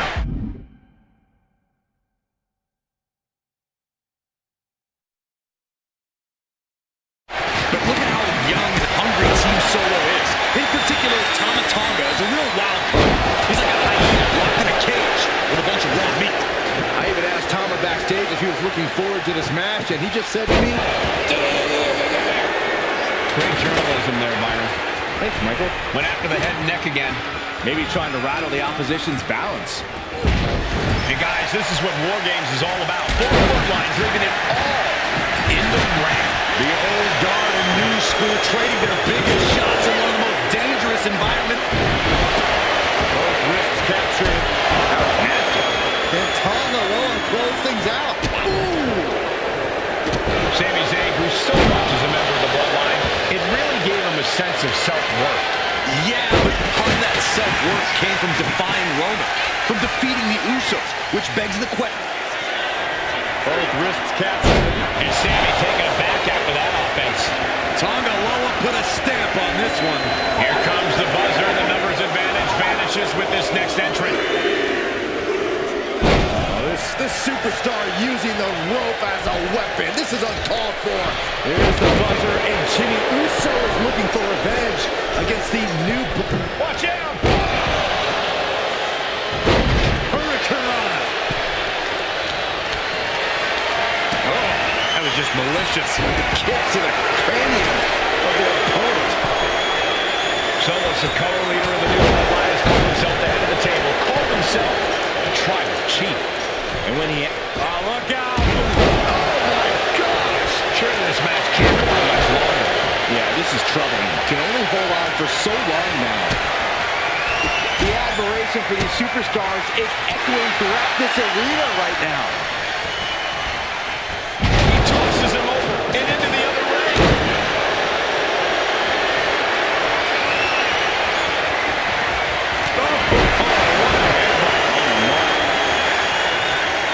Nice series of strikes capped off a big forearm.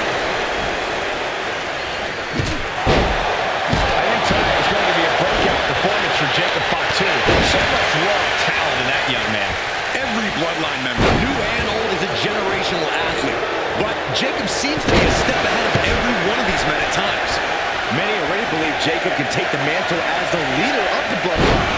If he's the one to earn the victory tonight, his time as the tribal chief may come sooner than anyone thinks. And now the new tribal chief, Solo Sikoa, joining Bloodline War Games. But now here's Jey Uso. And that can vanquish Tom. Things could get ugly now as they head inside the cage. Big tackle. Big heel kick. Both wrists captured. Man, knee strike. Tonga Loa put a stamp on this one. Down on the ground, getting pummeled by Valkyria. And attacking the body here could be a smart strategy. And his body. Tonga sitting on the top. And Jacob Fatu is able to block further damage. Yeah, Jay able to unleash some hellacious offense to bring things top rope. And it's Jey Uso. Can Jacob Fatu come back from that?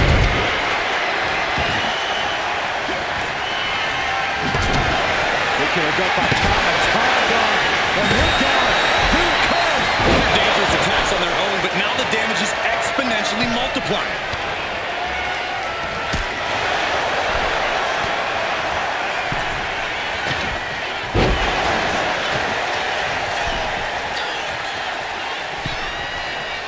Counting down the seconds as this match gets closer to being even.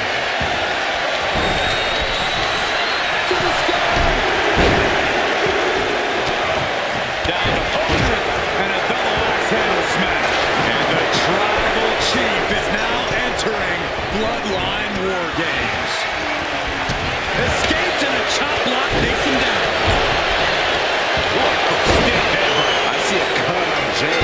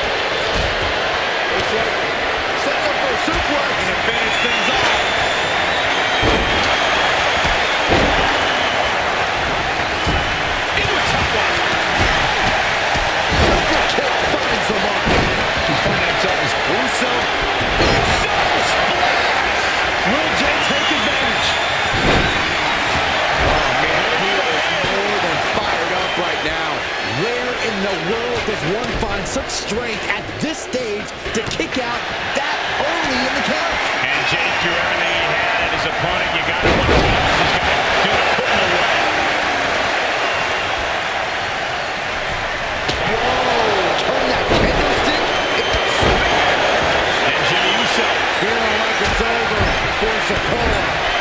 He's able to beat a 2 count. The hit's starting to take their toll on him a little. Yeah, Jacob looked confident going on the attack.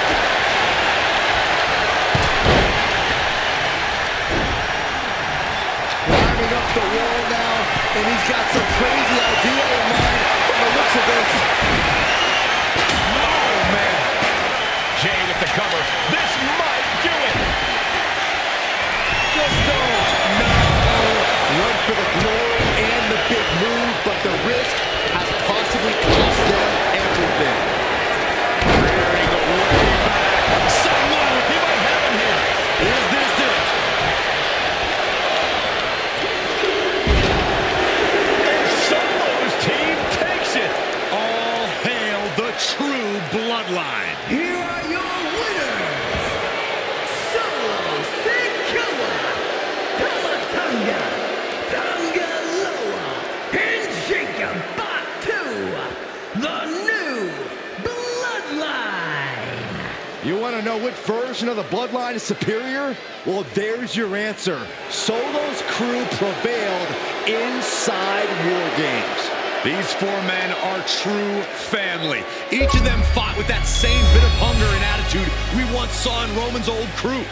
But now we know that Solo Sikoa, Tonga Loa, Tama Tonga, and Jacob Fatu are the one true bloodline.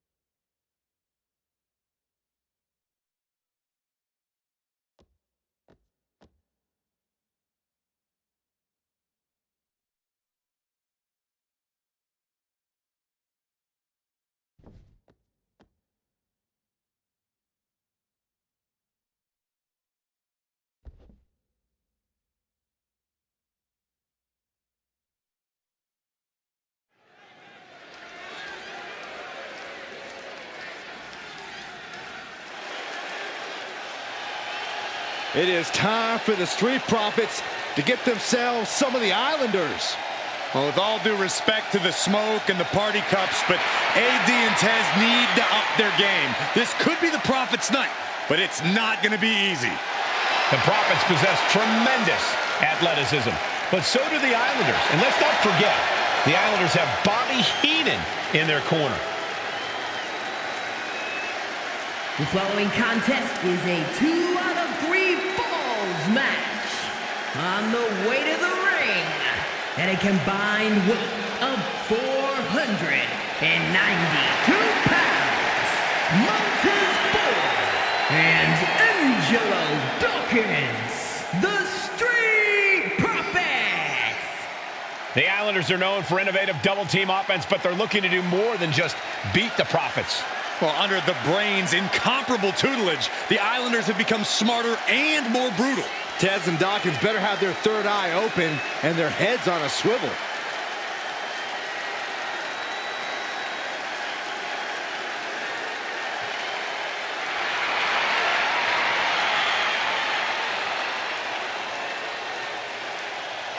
I expect to see expert-level tag teamwork from both the Profits and the Islanders, with supreme athleticism from all 4 competitors. What this match could boil down to, guys, is which team picks up the first pinfall. It's not going to take long for chaos to rule. The Profits and the Islanders are ready to see who is the best tag team on Earth.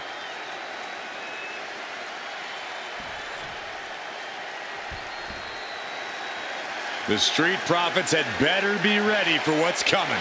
Tez and Dawkins have to be ready to deal with any shortcut the Islanders can find. And their opponents, accompanied by Bobby Heenan, at a combined weight of 499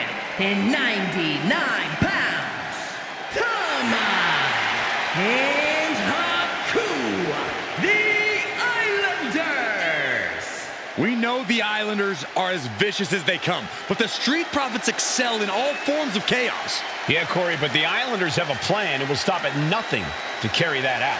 Well, the Profits will have to truly compete as a team to overcome the odds in this 2 out of 3 falls match. The truth is, I don't know if Ford and Dawkins have faced a team as dangerous as Haku and Tama. And the Street Profits are going to have to execute a next-level plan to take down the Islanders and Heenan.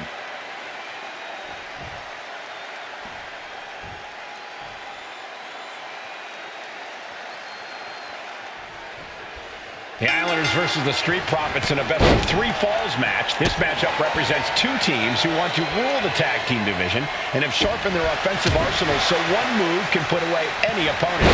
The Street Profits swag levels are at an all-time high, and they told the Islanders they want the smoke. This is the best Street Profits we've ever seen, but the Islanders are exceptionally dangerous. And don't forget their secret weapon in the form of Bobby the Brain Heenan. Put into the corner. What could be next?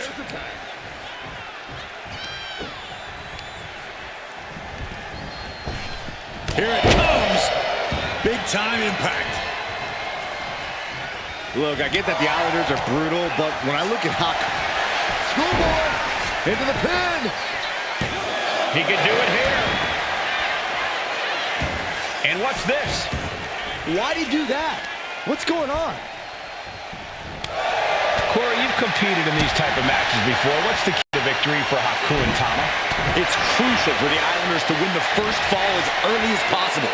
To do that, they've got to either isolate Ford or Dawkins and block their path to make an attack.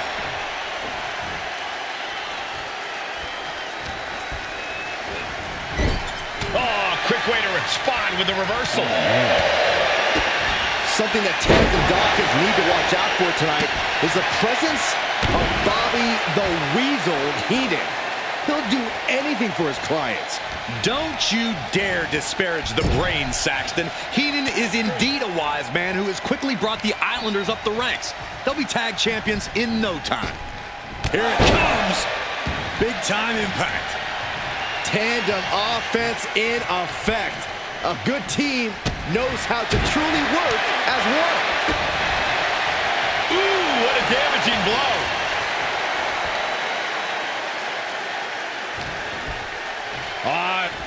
twist to the arm, and then an elbow right to the shoulder. Oh, man. So many accolades for Dawkins and Ford. Triple Crown Tag Team Champions, multiple WrestleMania wins. This win could be another major feather in their caps. It could be, but for the Islanders, all of those accolades are motivation. Haku and Tama know they're the best tag team around, so they want to knock off the Profits and prove it. Then maybe they'll get the respect they rightfully deserve. Oh, attacked in the midsection. Oh, headbutt! We might be nearing the limits of this match. Could be getting into a dire situation soon.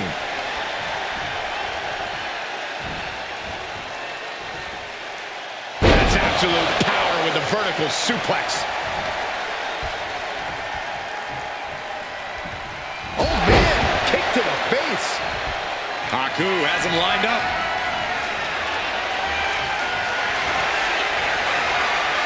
Haku with the tongue and deck. Breaking up the submission and saving this match for their team.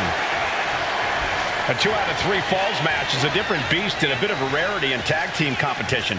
But one of these teams actually has a bit of a history with this stipulation. Yeah, Cole, the Islanders have a history of success in multi-fall matches and in high-profile situations, no less. They competed in the main event of the first Royal Rumble event in this kind of match and won it in 2 straight falls. They also won a 2 out of 3 falls match on Saturday night's main event. Bottom line, the Islanders are more than ready for this.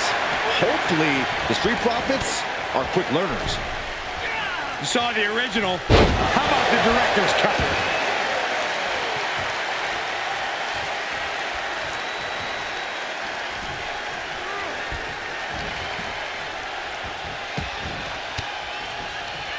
That holds back Ford's attack. We're watching 2 great teams at work right now, but with the talent at this level in the ring, you have to wonder, are there any possible breakout single stars here? Every one of these men has that sort of potential, Michael. I mean, Montez Ford has had moments of single success, competing in many high-profile matches on his own.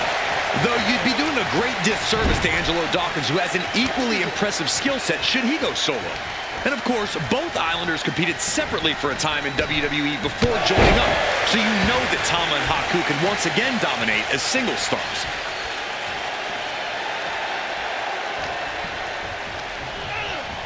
Has him in the corner, thinking of the next move. Tama creates an opening for himself. Look at this, snap suplex. The Street Profits having a bit of trouble here against the Islanders. There's just something about the Anoa'i family that Tez and Dawkins can't quite overcome. Roman Reigns, Jacob Fatu, Tonga Loa, Tama Tonga, and of course the Usos. Every person with bloodline affiliation has been a real problem for the Profits. Let's see if their fortunes change against the Islanders. Boom! And tag! He finally made it. Quick back elbow detours that offense. In off the tag here. Oh, man! I'm glad the Islanders are able to compete tonight. I was worried they'd have to serve another suspension. Oh, what a phony charge that was. Healy and the Islanders did an amazing job as dog sitters, and they got punished for it. Then again, the corrupt president who handed out that suspension also vacated the WWE Championship for no good reason. Yeah, Corey, there's just too many things to correct you on there. Oh, my God, what a kick. He's headed to the top now.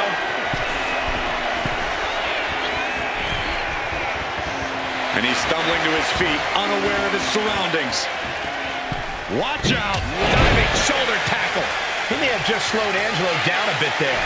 Yeah, and Haku had him well measured. Tag! Tag made! From the top. Whoa, look out! Attempting high-risk move after high-risk move at a breakneck pace. Boom! What a drop kick. On the mark.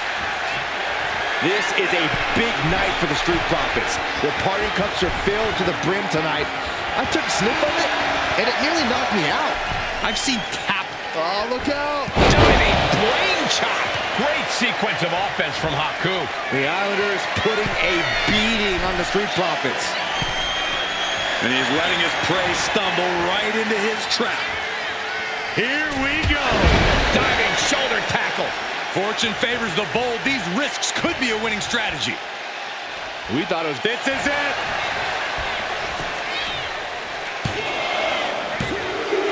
And he scores the early fall. Running Bulldog! My God, the Islanders continuing. Oh, there may be no escape from this. Haku with the Target death. He breaks the hold, saving his teammate. And Dawkins is really being knocked around here. The Islanders straight up crushing the Profits here. Whoa, drop kick all the way to the outside. Haku with a tongue and death grip. Got this one locked. Second fall for the Islanders, and they beat the Profits. Here are your winners, Tama and Haku, the Islanders. What a matchup. The Islanders met the Street Profits at every turn in the air and the ground. This loss is going to hurt Dawkins and Ford for a long time. Look, we saw tremendous tag teams do what they do best, but only one could win. And the Islanders stepped up and got the job done. Tama and Haku just proved they are the best tag team of any era.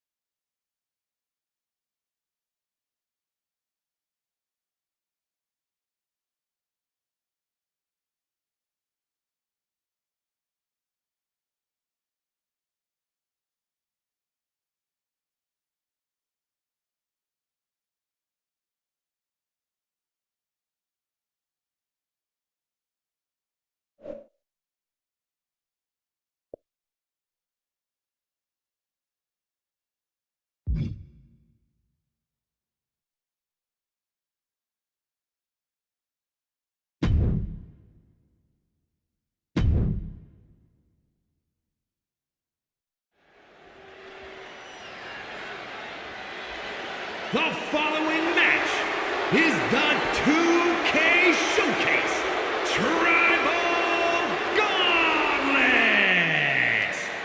The winner of this match will be acknowledged as your Tribal Chief. The rules of the match are as follows. 2 superstars will start in the ring.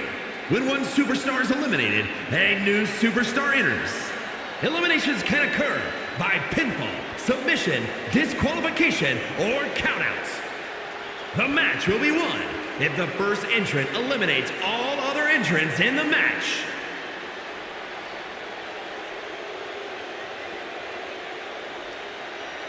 The Bloodline Gauntlet match begins here, gentlemen, with our first entrant. A superstar with a daunting challenge ahead.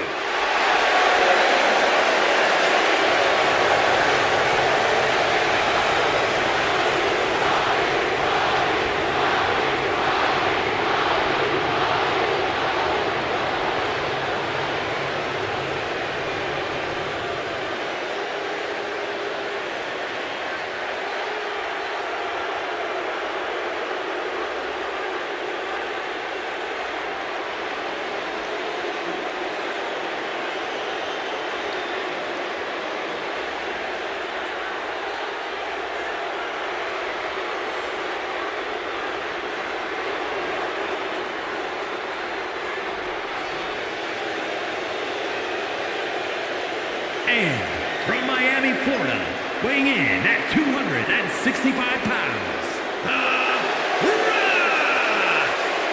Grinding your way through the Bloodline? One of the biggest dynasties in history? Is it even possible? Well, it's highly improbable, but nothing's impossible in WWE.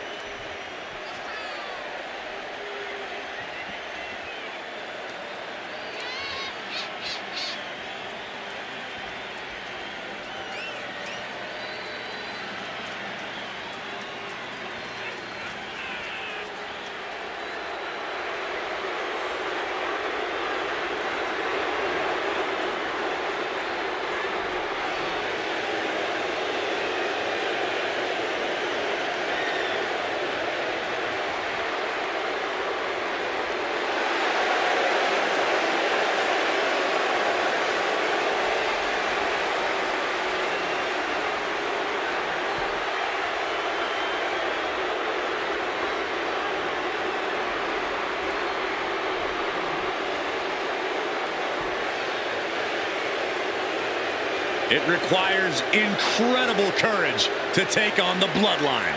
And there's no tougher challenge than taking on the entire Bloodline in a gauntlet match. Can't imagine what's going on inside this superstar's head.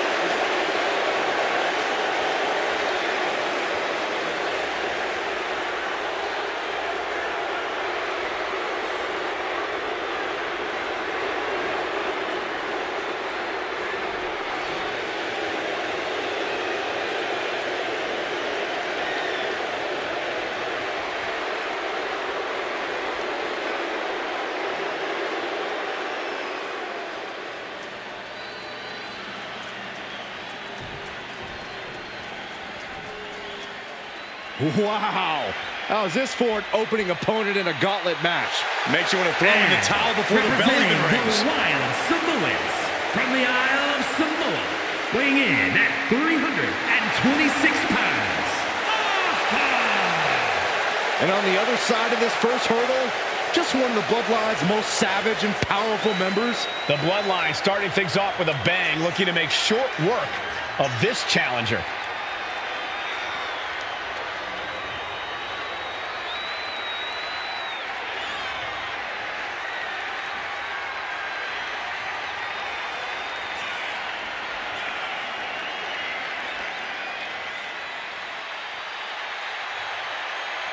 This is where it begins, the ultimate gauntlet challenge against the full might of the Bloodline. Win or loss, this is an historic undertaking.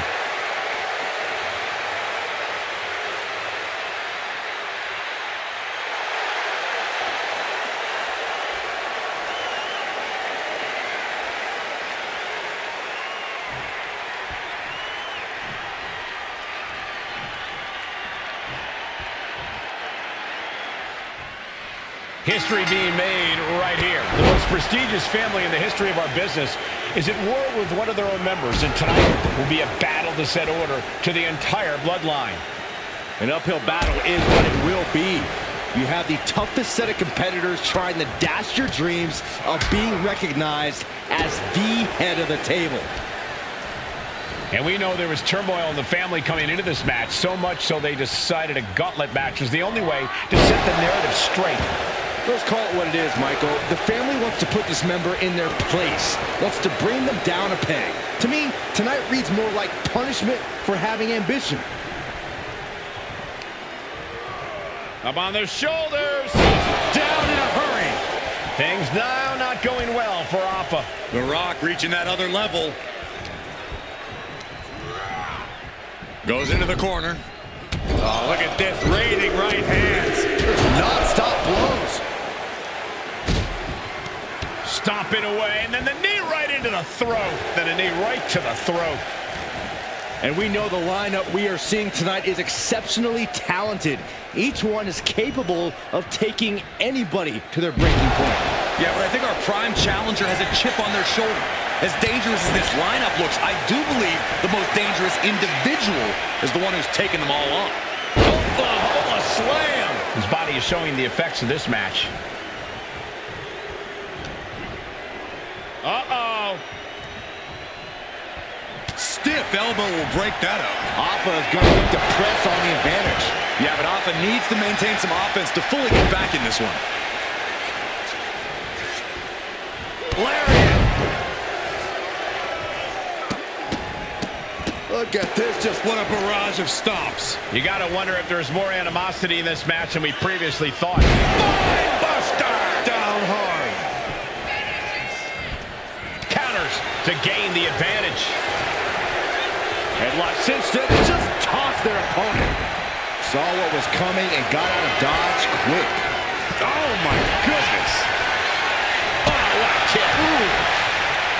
Rock sensed that was coming. Boom with a DDT. Kick to the knee. La Maestro cradle, perfectly applied. He got it. Alpha's been knocked out of the gauntlet. Still a long road ahead with many roadblocks yet to enter the ring. Oh, this gauntlet just got more interesting with Solo Sikoa entering the match.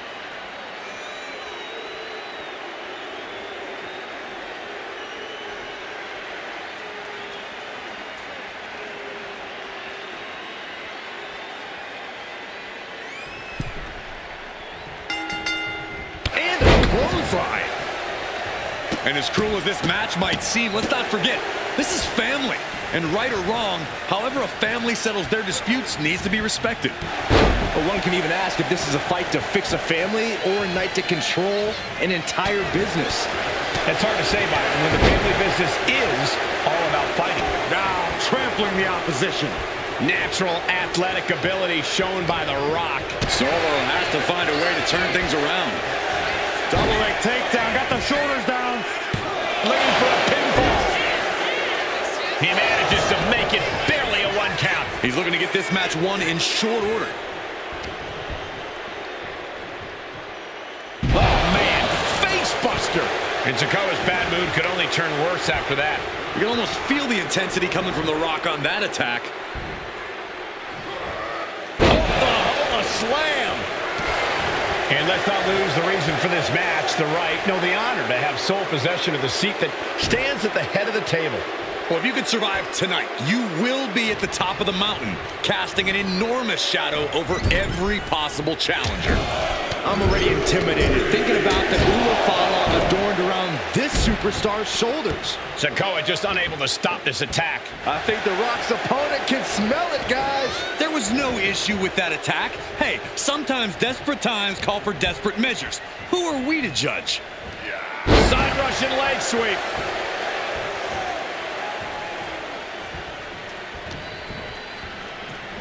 The Rock wrenching the arm, kick to the gut, and a DDT. And he goes for the pin. And he powers out. He really thought that was it.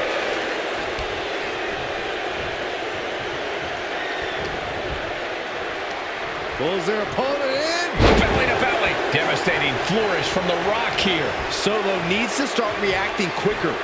Belly to belly suplex. Kick down low, all tied up. Is this enough to do it? And a kick out at 2.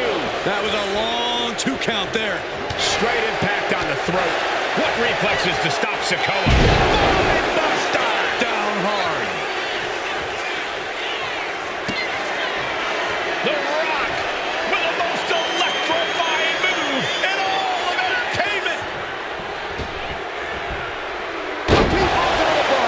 Rock got it. I think it's over. 2. Yes, Solo Sikoa has just been eliminated from this gauntlet match. But you look at our entry pool and it starts to sink in just how much action's left to go. And now it's Samu entering the gauntlet.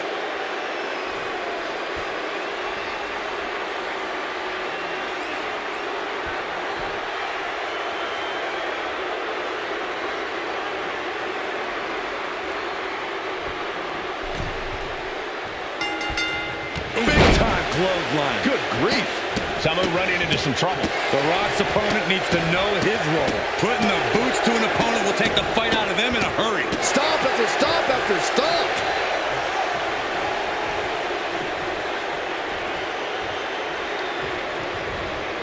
Clothesline! The Rock telling him what he said his whole career. Just bring it.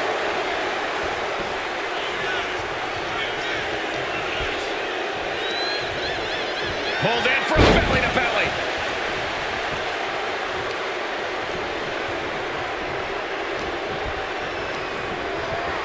Has one set up in the corner of the ring. Ooh, and Samu fights back. Each athlete finding an answer for everything thrown at them. Look at this. Picture perfect backbreaker. The Great One has become relentless. Samu has to trust his instincts at this point. Oh, an inverted atomic drop. Very nice. Ooh, again.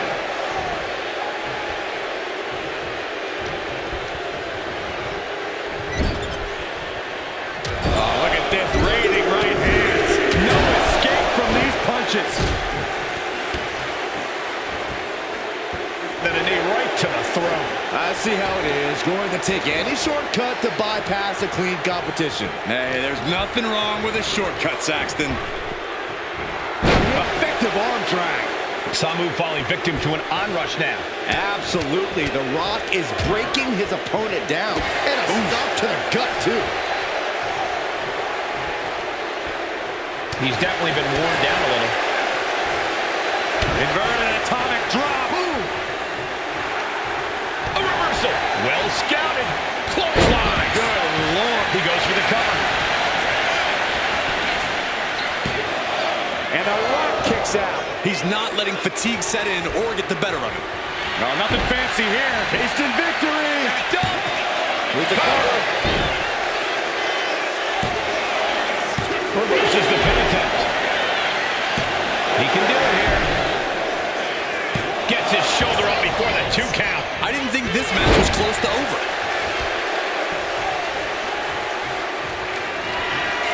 Here it comes. Yes, right bottom. I'm not liking Samu's odds here. 2. And that ends Samu's time in this gauntlet match. Around and around we go. I got lost in the entry pool, but believe me, this thing's far from over. Here's Jimmy entering the fray in this gauntlet match.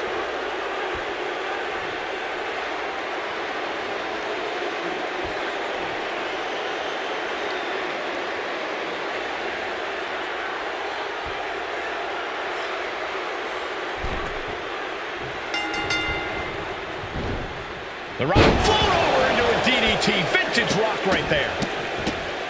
And Corey, there's more than family pride on the line tonight. Everyone in WWE is watching, wanting to know this challenge can be conquered.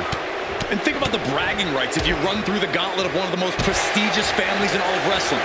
You will automatically be considered the toughest badass walking this earth. Whipping lariat. The Rock is laying the smack it down. This is Usos' perseverance getting tested. Oh, and that has to bring Jimmy down a peg.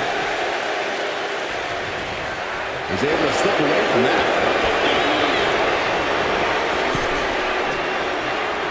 Boom! Good defense from him.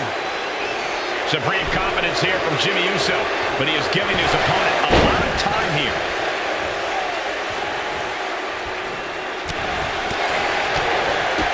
Kick to the gut. Oh, what a right!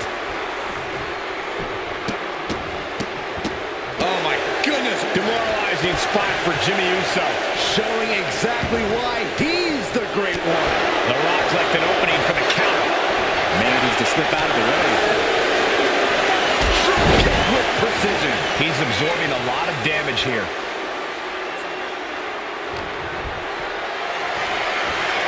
Place it up high here. Power slam.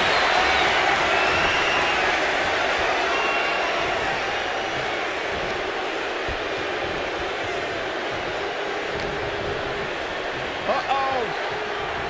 Clothesline. What a way to get countered. Sent right into the corner. Caught with the boot. And stomping away in the corner. Just ruthless. It goes without saying that there is a certain disdain for your opponent. Ross digging deeper to the playbook. Looking for the sharpshooter. The more he fights, the more pain he's in. But he can't stop battling. He has to get... How on earth do you counter this?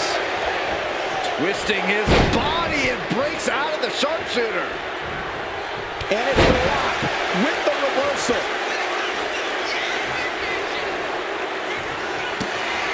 The millions and millions are prepared to experience. Jimmy saves himself. All these counters, it's like they're in each other's minds. Uh-oh. About the Rock with a bottom. Picture perfect from the Rock. Jimmy Uso's been eliminated in this gauntlet. And we've only just begun. Buckle up. We got 5 more entries slated for action. More action on the way with Sika headed into the gauntlet.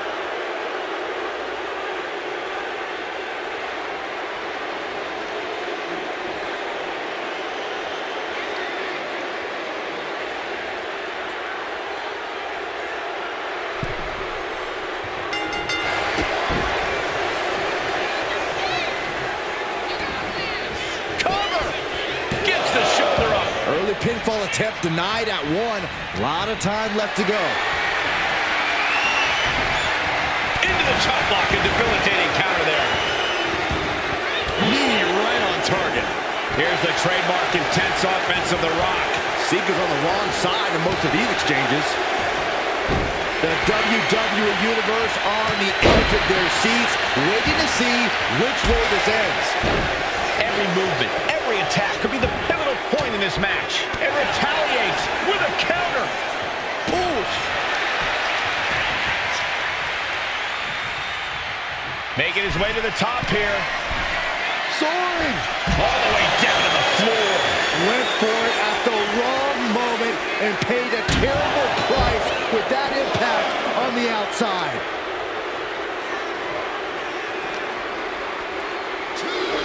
Watch the quickness on this. Bang! Snap suplex. That attack was enough to shake up Sika. The Rock brought that Hawaii toughness to bear, and his opponent didn't have an answer. Down in a hurry.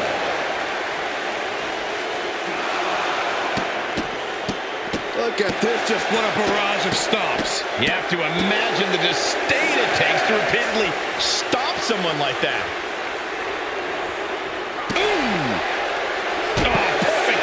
Time for him to get back in the ring.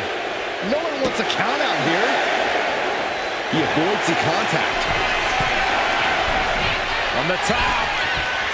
The WWE Universe is pouring more fuel on his fire right now. Got out of there at the perfect time.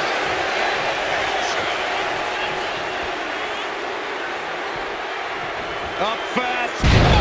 Buster. Down hard. can feel the energy from the millions and millions all around the world. No way Sika's getting up now. There's two. He kicked out at two. He's taking some serious hurt, but somehow he's still in this. I think he managed that kick out on pure instinct alone. The Rock has cut some quick. We've got the arm trapped. Looking for the Maestro cradle. Sika's time is coming to an end in the gauntlet. Plenty of gauntlet match left to fight with 4 more on the way. Time for Haku to enter the gauntlet and prove something.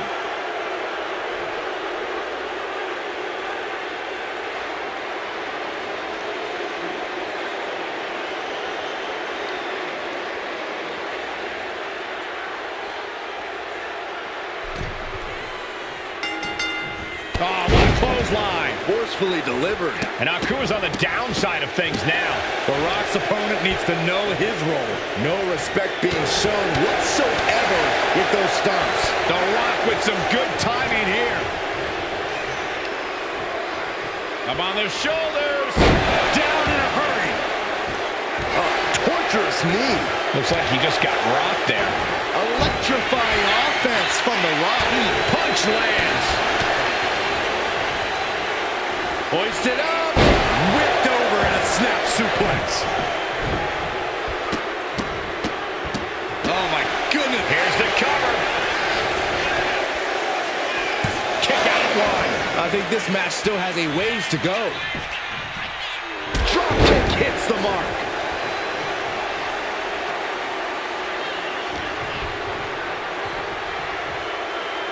Someone call a dentist. And he's being somewhat backed into a corner right now.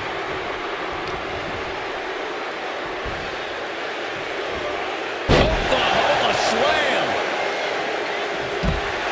The Rock firing up.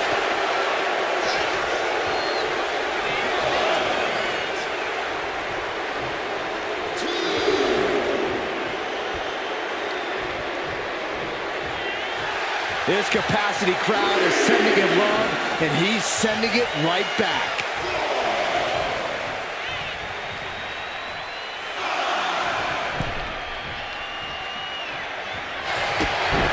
Kick right to the knee. This could be it here, guys. Wrapping him up. Look at this. Yes, La Maestro. Shoulders down. And he manages to kick out at 1. I can't believe the ref didn't get 2 here. Distress showing in the face of Haku. And the Rock's opponent is looking like a jabroni. Big time clothesline. Good grief. There it is. Rock bottom. The Rock got out of it. Cover. 2. Time's up for Haku. No longer running the gauntlet. Another one down, but 3 more entrants remain. Next into the gauntlet, we've got the one and only Rocky Maivia.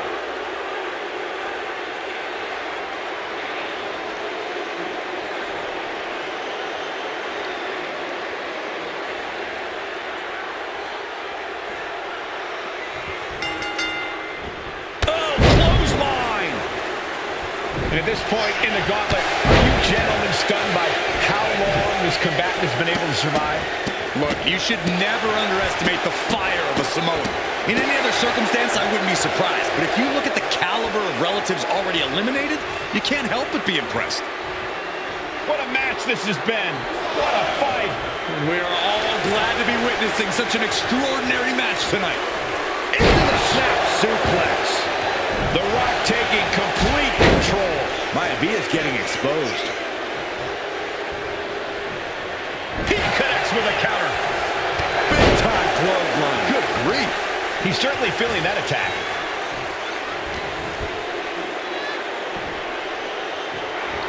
Oklahoma slam. Stomp after stomp after stomp. And repeated impacts like that will weaken you mentally as much as it does physically. Up fast. Buster. Down hard. Uh-oh. About to Rocky's on Dream Street. 2 count. Yes, Rocky Maivia has been eliminated. Time to hit the showers. 2 more competitors to come after this entrance. This is awesome. Tama looking to make a statement in this gauntlet match.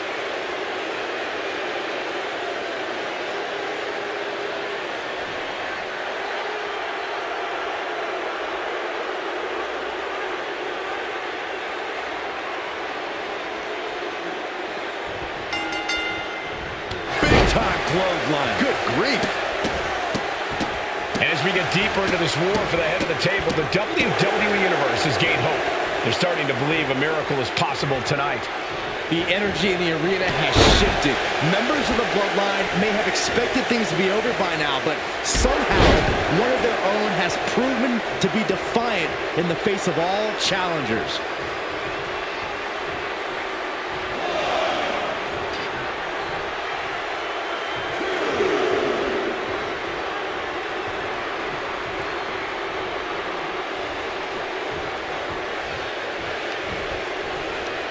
Right to the kidneys from behind. Tama isn't being given any room to recover. Showing exactly why he's the great one. And The Rock gets warded off. Momentum going back to Tama's corner. He endured the charge and now looks to lead his own reign.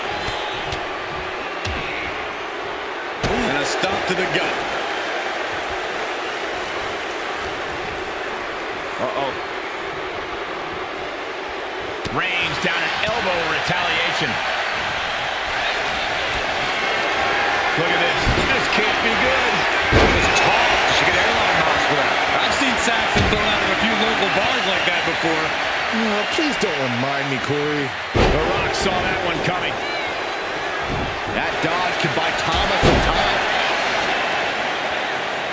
Ooh. Oh, look at this. Just cranking the head. That's got to hurt. Just cranking the head.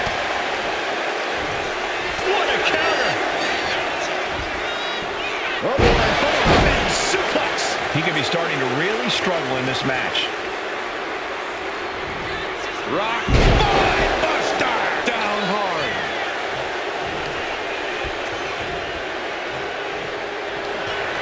Here it comes. A rock bottom by the Rock. Rock got it. I think it's over. Well, Tama has been eliminated. Here's our final entrant. Gauntlet match finale time. And now we've got Tama stepping up in this gauntlet match.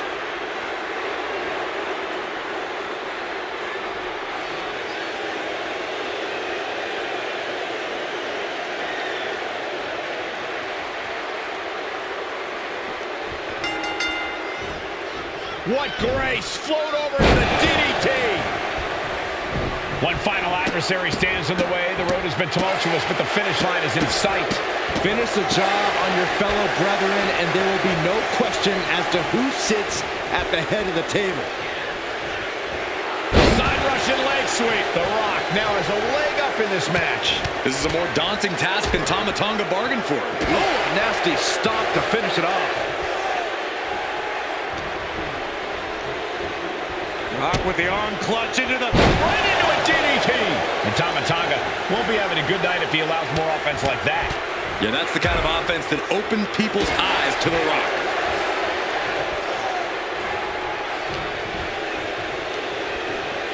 Pulled in for belly to belly.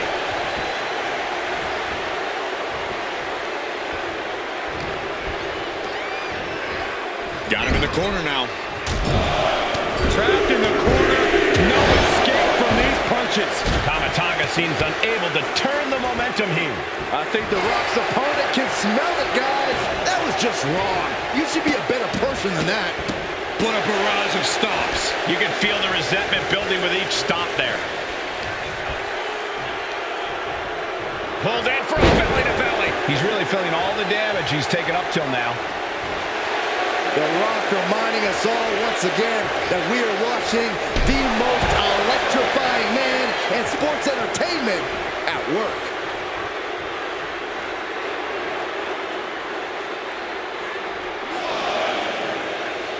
Clearing off our desk.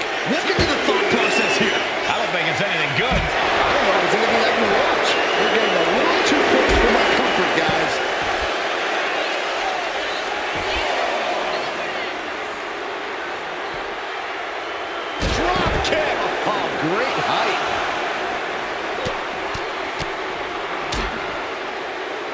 a stomp to the gut.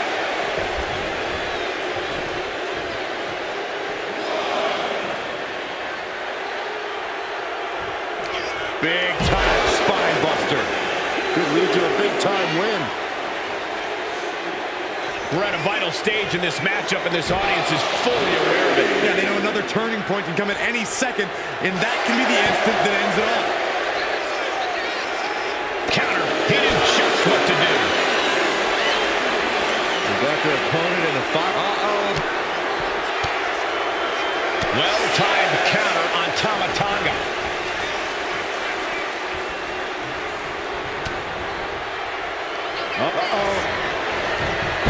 Tama fights back.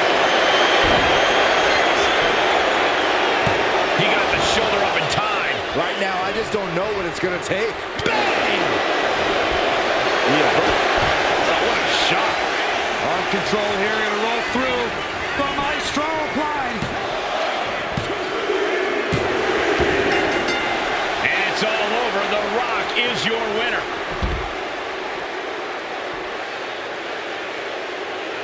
The winner of this match, and officially, your Tribal Chief, The battlefield was laid out. The gauntlet was fierce. Pain will live tomorrow. Scars will remain for life. But in this family, you will rule your own kin from a seat at the head of the table.